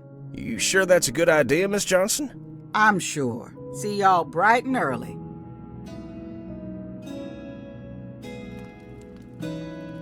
Sure you won't have some rum, Miss Redbird? I'm sure. Thank you. And for you, Miss Leger. Don't mind if I do. A toast to new friends. Cheers!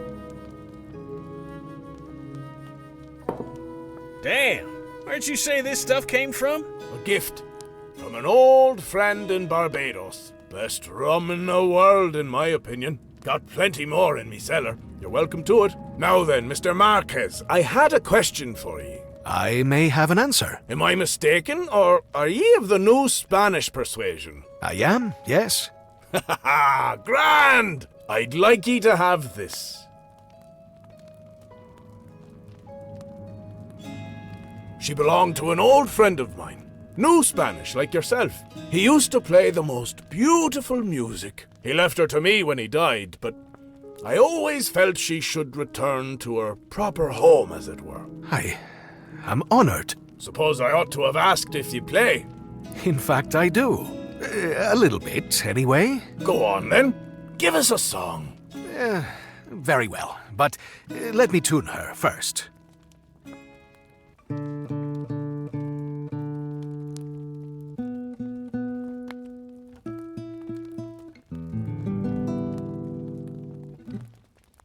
That should do. Now, let's see if I remember.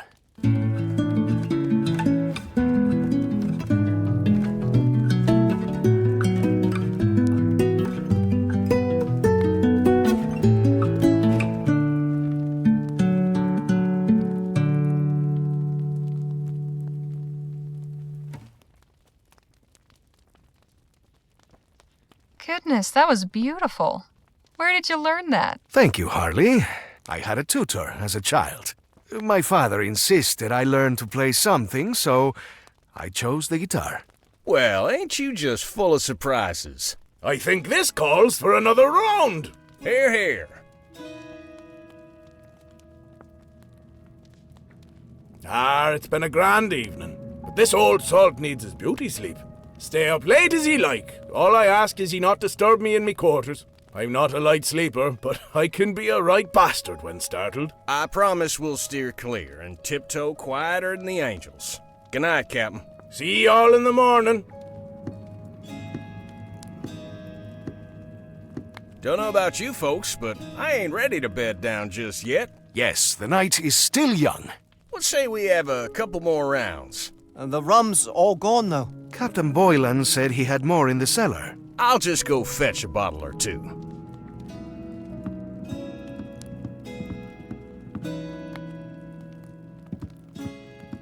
Oh, bad news. Cellar's locked. Oh, chingada.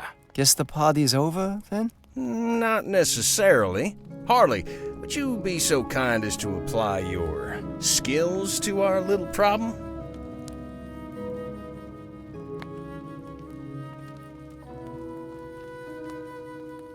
Oh no, you can just forget it. I'm not breaking into the cellar. Who said anything about breaking in? We have permission. The lock is merely an oversight on the part of our host. Just give it a try. If you can't do it, we'll yield. Okay, fine. I'll get the door open. Trickier without lockpicks, but I'll improvise. Atta girl. Let us know when you done it.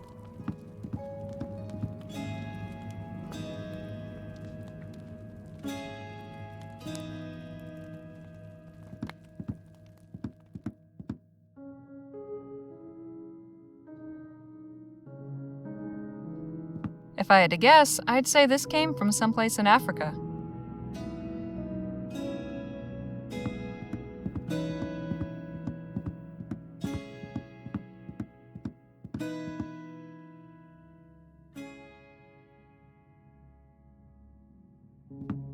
Full of matches. Don't mind if I do. I shouldn't be snooping around. Not without a good reason, anyway.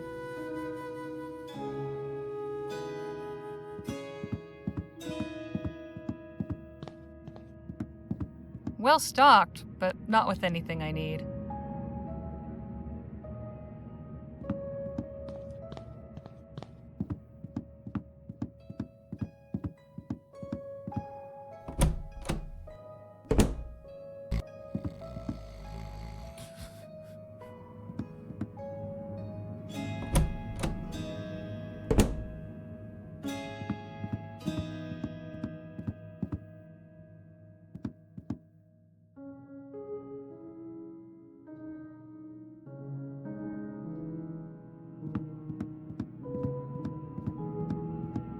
That won't get the door open.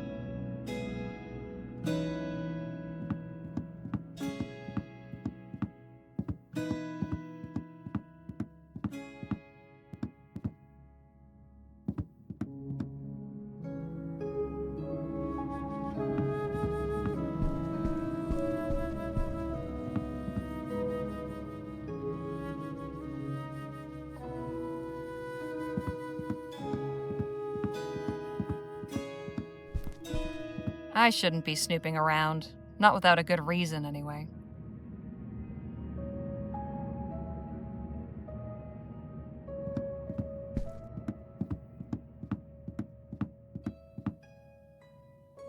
Ah.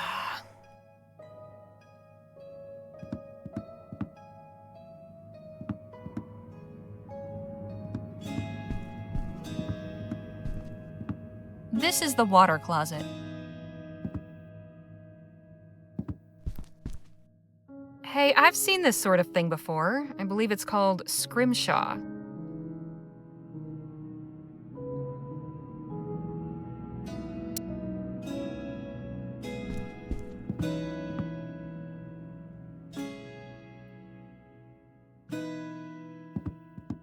I shouldn't be snooping around. Not without a good reason, anyway.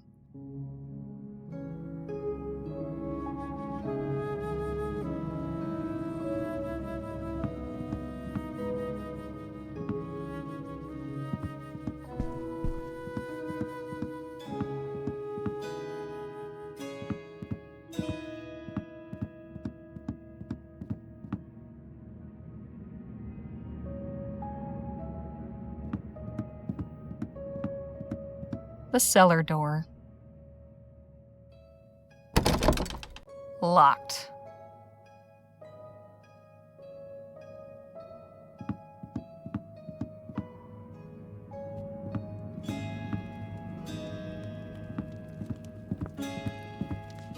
Time's a wasting, Harley. Get that door open so we can keep the party going. Have you gotten that cellar door open yet? I don't know if this is a good idea, but once Jake gets something in his head, there's no stopping him. Please try not to get us in any trouble, Harley.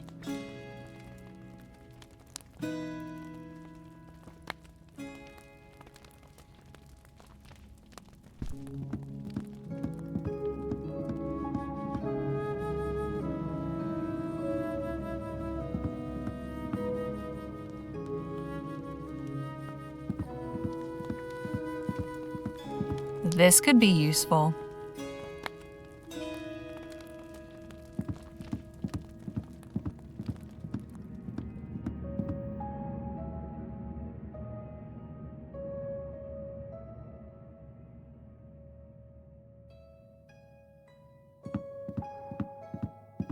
I could try prying the door open.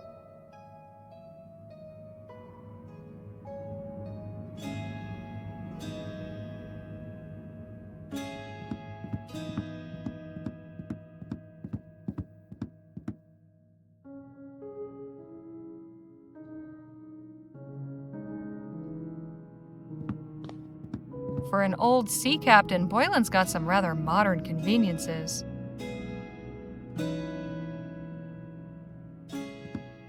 Captain Boylan keeps a tidy house.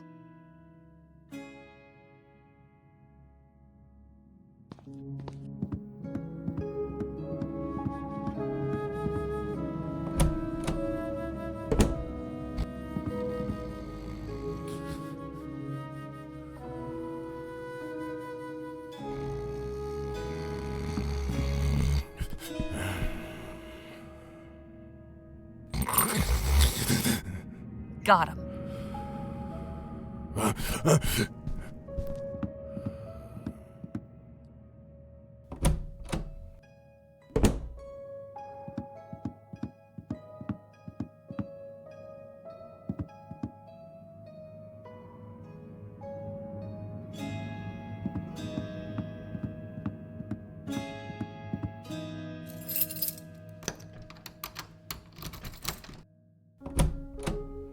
Jake? Phil?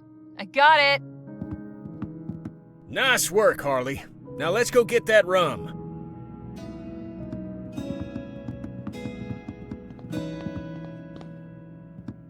I cannot see a thing down here. How about we light that wall lamp?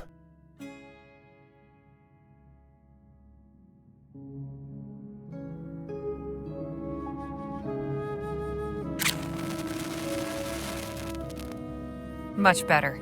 Now, about that rum. What was that? Sounded like the captain's voice. Come on. You heard it too, huh? Yes, it came from upstairs, I think. It sounded like Captain Boylan, but aren't his quarters on this floor? I thought the same. Perhaps we should go see if he's all right. Yep, you and Miss Redbird check the spare room, Danny and I'll check the bedroom. Harley, you look in the captain's quarters. We ain't got time to lose.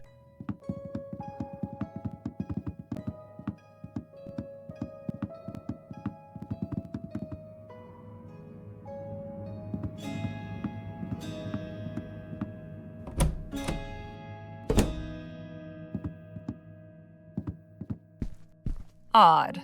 Captain Boylan's not here. Where could he have gone?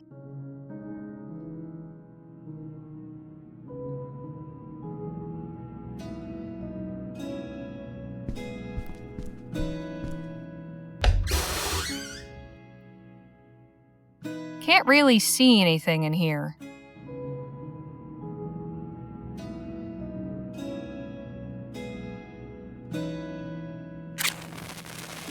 Hang on. What's this? There's a small switch in the back. Well, I'll be damned.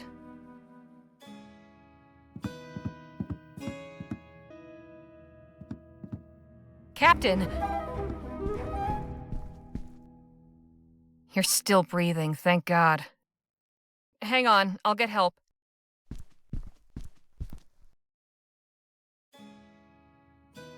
He appears to be fine physically, but he seems to be in some sort of trance. A trance? How do you mean? His eyes are open, but he's not really awake. He's gone within himself. I've seen people do this voluntarily, to meditate or relive certain memories, but Captain Boylan seems trapped. Is there anything we can do? I'm not entirely sure. Did he say anything when you found him, Harley? Not a word. I'm at a loss. Something brought this on, but what? Could it have something to do with this room? If he went to the trouble of building a secret passage, it must have some significance to him. That's a very good point. I would say this place is a sanctuary. But from what? The man lives alone in the desert already. What's he need a secret sanctuary for? Look, on the wall there.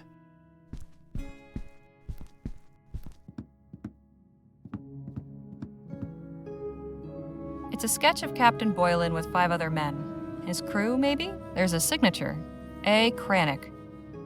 Kranich? God forgive me. Captain, can you hear me? The doom? The doom! What doom? What do you mean? I came from nowhere.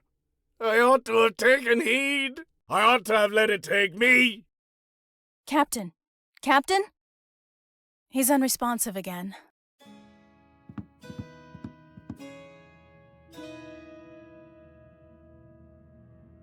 Poor man. It's clear he's suffering. I only wish I could diagnose the cause. I think I have an idea. Yes? That chair, the way it's positioned, facing that sketch, this room being hidden, I think something happened to those men. Something bad. And I think the captain blames himself for it. He probably comes in here to punish himself. Oh, how you figure that? Because, well, call it a hunch. I don't know. Seems kind of far-fetched, don't it? Not entirely. I've read some of the new theories about the study of the mind. A particularly traumatic event may have shaken Captain Boylan's sanity. So, he has gone mad? Yes, but he may not be beyond help. We could try to reach him. I could try a form of hypnosis. Oh, sure. That's where you get him to cluck like a chicken, right? Not at all. It means he would be calmed and put into a receptive state. Then we could speak directly with his unconscious mind. But to have the best chance, we would have to recreate the environment he's experiencing as accurately as possible.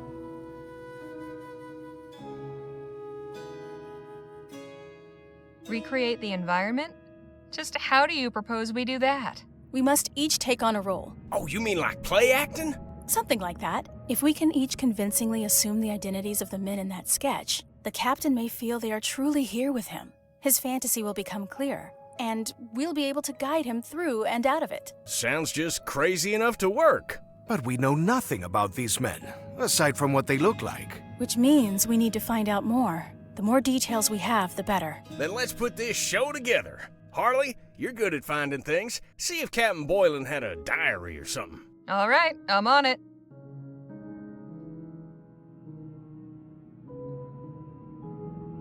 That's Captain Boylan on the left. The 5 other men must be his crew, but I have no idea who any of them are.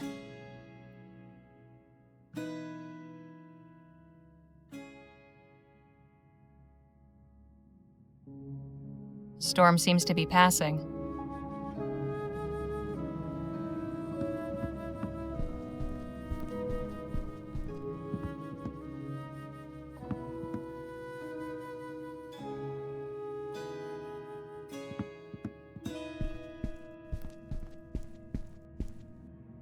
There's an old book in here. A journal. Better take it. There's not much in here. I guess Captain Boylan didn't care much for writing. Here's an interesting passage. Fisher landed another whale today on his first shot. I asked him how he managed it. Turns out he's been tying his wife's kerchief to the harpoon handle. Swears it brings luck and improves his aim. Ah, to be young and in love.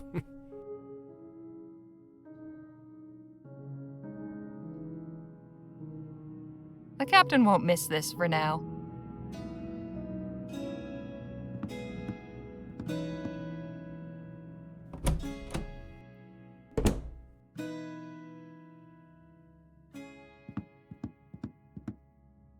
Not much inside.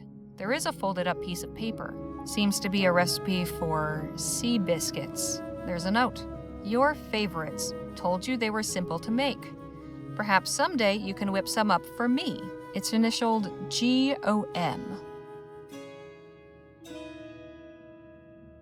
The dinner gong. Can't imagine it gets much use.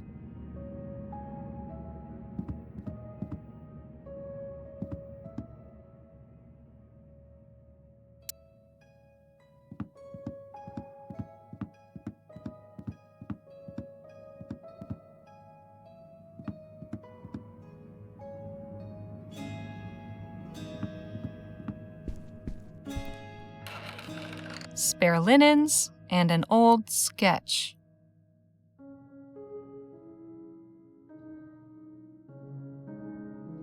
A sketch of a ship, the Derwent. There's a note. Captain Boylan, looking forward to our first voyage together. Signed A. Cranach. Cranach? That's the same name on the sketch in the attic. So the Derwent must be the ship I'm looking for.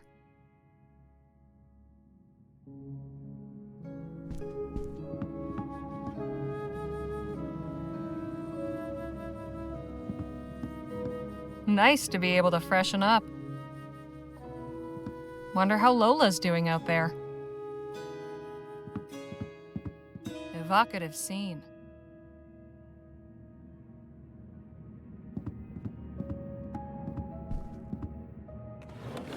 There's an empty bottle and a note in here. I'll take the note.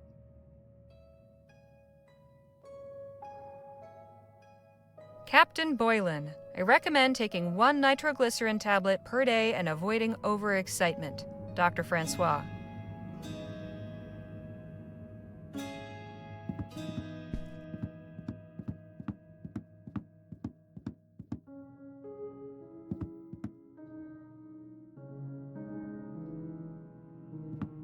The plaque says the Corona. Oh, that's interesting. There's a little model sailor that looks kind of like Captain Boylan. And that other one there looks like one of the men in the attic sketch. I need to figure out exactly who it is. The port of Gascon, if I'm not mistaken. Been years since I've seen it.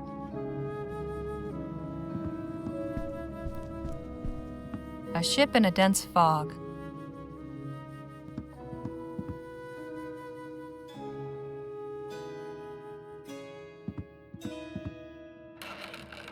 Looks like a navigational chart. I'll take it with me.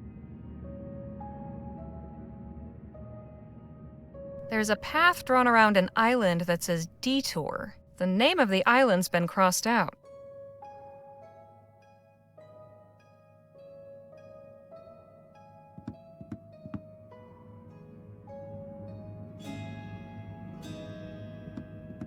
I'll take this hat. Captain Boylan was quite dashing in his youth.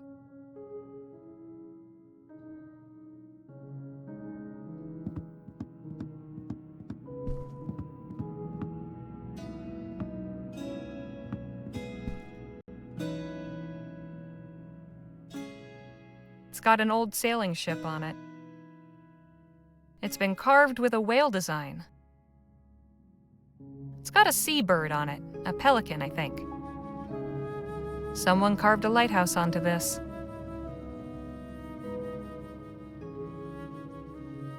I'll put back the one I'm carrying first.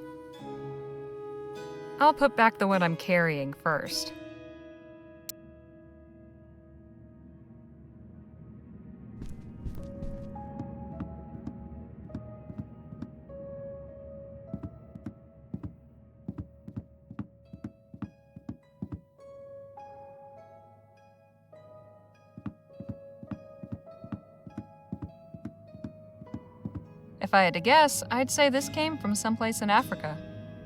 A seaside landscape. I'm detecting a theme.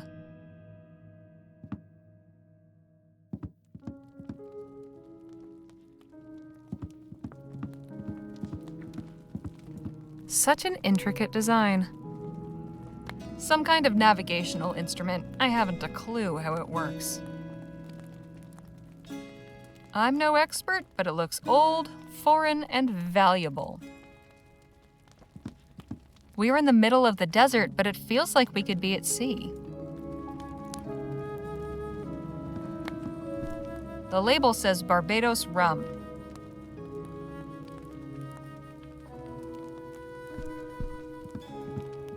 A Gentum jug. Classical dialogues, poetry, and natural philosophy.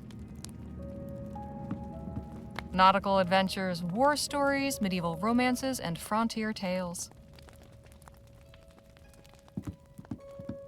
Ah, here we are. The logbook for the Derwent. The Derwent sailed out of El Presidio in 1830. Listed crew is Captain Philip Boylan, First Mate Michael Benelli, Navigator Karenga Payo, Harpooner Jalal Fisher, Dr. Jonas Francois, Cook George O'Malley, and Alfred Cranach, Profession Unlisted.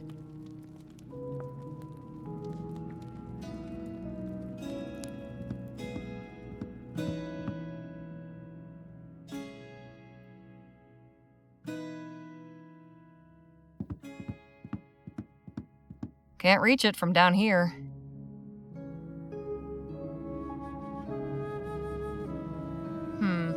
I could reach it with the poker and knock it down, but it's liable to impale me. I'd better find a safer way.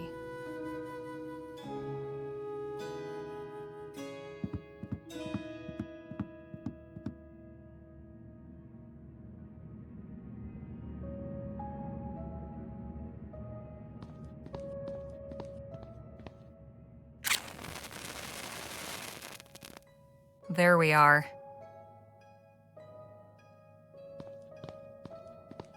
Enough rum to last a lifetime. Or an evening. An old navigational chart. Looks awfully familiar.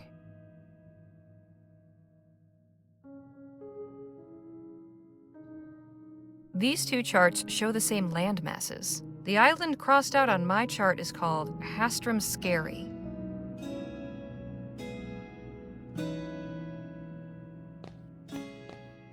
A crate chock full of rum bottles. Probably full of more rum. This crate's been emptied.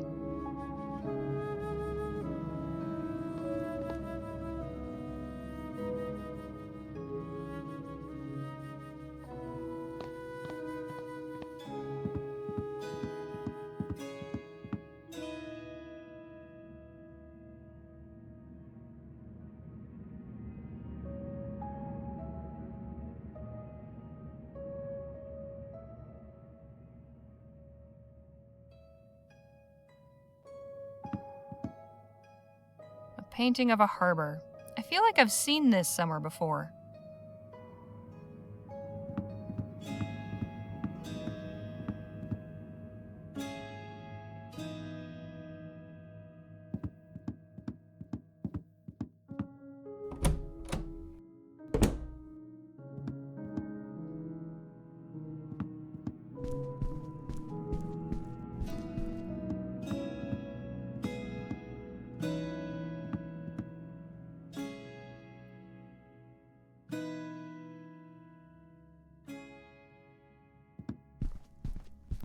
Let me know when you found something that might tell us who those fellers in the sketch are.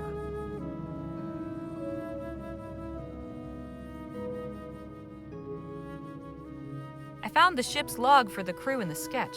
Nicely done. Let's have a look. Alright, so we've got a first mate, navigator, harpooner, doctor, cook, and artist. We can probably leave that last one out. Okay, so Danny can be the cook, Nadine the doctor, Phil the harpooner, you can be the navigator, and I'll be the first mate. Oh, don't you think I ought to be the first mate? Does it really matter? Reckon not. Right, now all we need are some props. Props? Sure, for authenticity. Have another look at the sketch. Each of the crewmen is either wearing or holding something unique. Jake's right. If we each have the appropriate item, it will increase our chances of convincing the captain that we are his former crew. I'd also suggest trying to learn at least one personal detail about each one, just in case. Okay, I'll have a look around. Bring me any items you find. And let me know when you're ready to begin the performance. This is a lot to keep track of. I'd better make a list.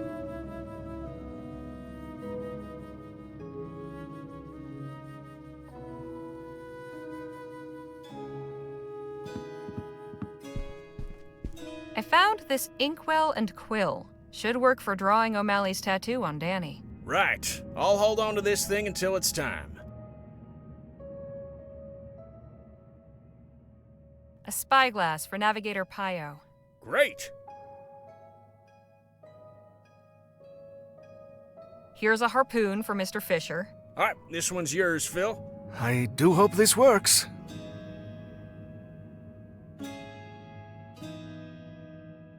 Here, this is the hat First Mate Benelli wore. Perfect. I'll hang on to it.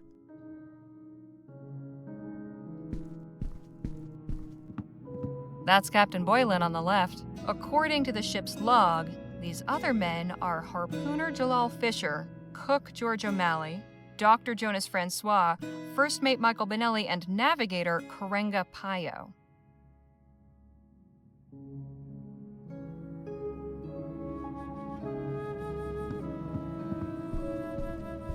Here's a carved whale tooth for Dr. Francois. This one's you, Miss Redbird. Nice work, Harley. I think we got all the props we need.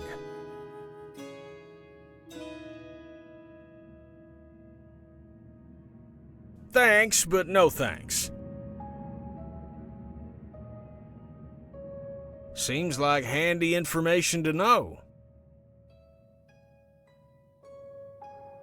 Seems like handy information to know.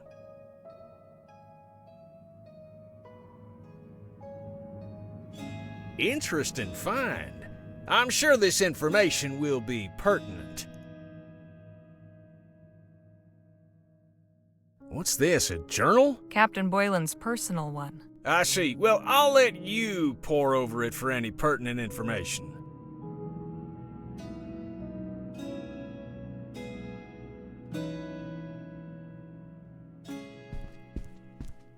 I appreciate the offer, but I have no use for this.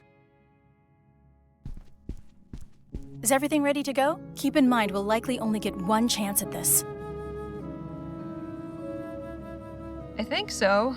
I've found everything I can. Excellent. Let's gather everything together and get started. I'll begin. Then we can each say who we are. Captain Boylan, hear the voices of your former crew. Me crew? Go ahead, Harley. You start.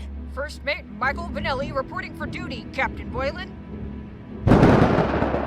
Michael, can it be? Captain Boylan, it's Karenga Pio, your navigator. Pio, you're alive? Captain Boylan, it's me, George O'Malley. Supper is almost ready. Ah, yes, I can smell it. Delicious. Captain Boylan, I am Jalal Fisher, harpooner. Of course, Fisher! I knew you'd made it. And I am Dr. Jonas Francois. Doc! Oh, Doc, how I've needed you. Me crew? Can it be? Yes, Captain. We've come to speak with you. But you're not some devils sent to trick me? We are not, I assure you. Prove it then, Benelli. If it's truly yourself, tell me the name of the ship we served on before the Derwent. It was the Queen's Fire. The Queen's Fire? I've never heard of her. Forgive me, Captain. I've had a hard time of it recently. Aye. Perhaps I'd best not judge ye too harshly. Pio! Aye, Captain. Remind me of the course correction ye made this morning? We're going around Hostrom Scary. That's right. I remember now. Fine work, Pio. That'll surely save us some time. Fisher, have ye your harpoon at the ready? Aye, sir. And your aim will be true? Yes, I have my wife's lucky kerchief tied to the handle. Ah, good. Then our hunt is sure to succeed. O'Malley? Sir? I believe I know that delicious scent. But remind me what it is you're making. Why, your favorite, of course. Sea biscuits. As I suspected. I can hardly wait for a taste. Captain, I recommend you take it easy. Why is that, Dr. Francois? I don't want you to put any stress on your heart. Have you been taking your nitroglycerin tablets? I have. I think I have. It's strange. I feel as though you're me crew, yet I can't be certain. Most of your faces are clear to me, but... Last, the fog. If only I could clear it away. Perhaps you still can. Tell us what you remember. Aye. 20 years ago, the Derwent left El Presidio on the hunt for whales. We'd been out for months, with almost naught to show for it. A wretched haul, wretched pay. Benelli came to me, saying the crew was getting agitated, yearning for home. Forgive me, Benelli. I ought to have listened to you. After the third time you tried to speak sense, I tossed you in the brig for insubordination. One more, I said. We'll not turn for home before we bring in one more whale. Pio and Fisher, at least, were keen. I saw the signs, but didn't want to believe them. Didn't want to turn back. But there was a devil of a storm brewing, and he brought us down.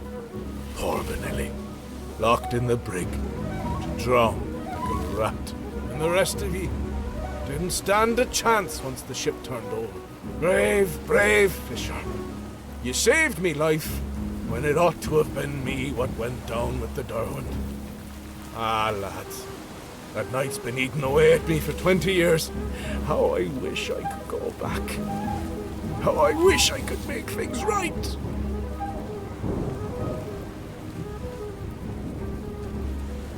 It's all right. We've come to tell you that we forgive you. You do? But I be the reason you're all dead. Did you cause the storm? Of course I didn't, but if I'd listened and turned back, we'd never have been caught in it. Suppose we had turned back and been boarded and murdered by pirates. What's that got to do with anything? Bad things happen. Most of them we can't control. You made a mistake, and it cost the lives of your friends. That doesn't make you a bad person. You were given a second chance. The important thing is to use it. But how?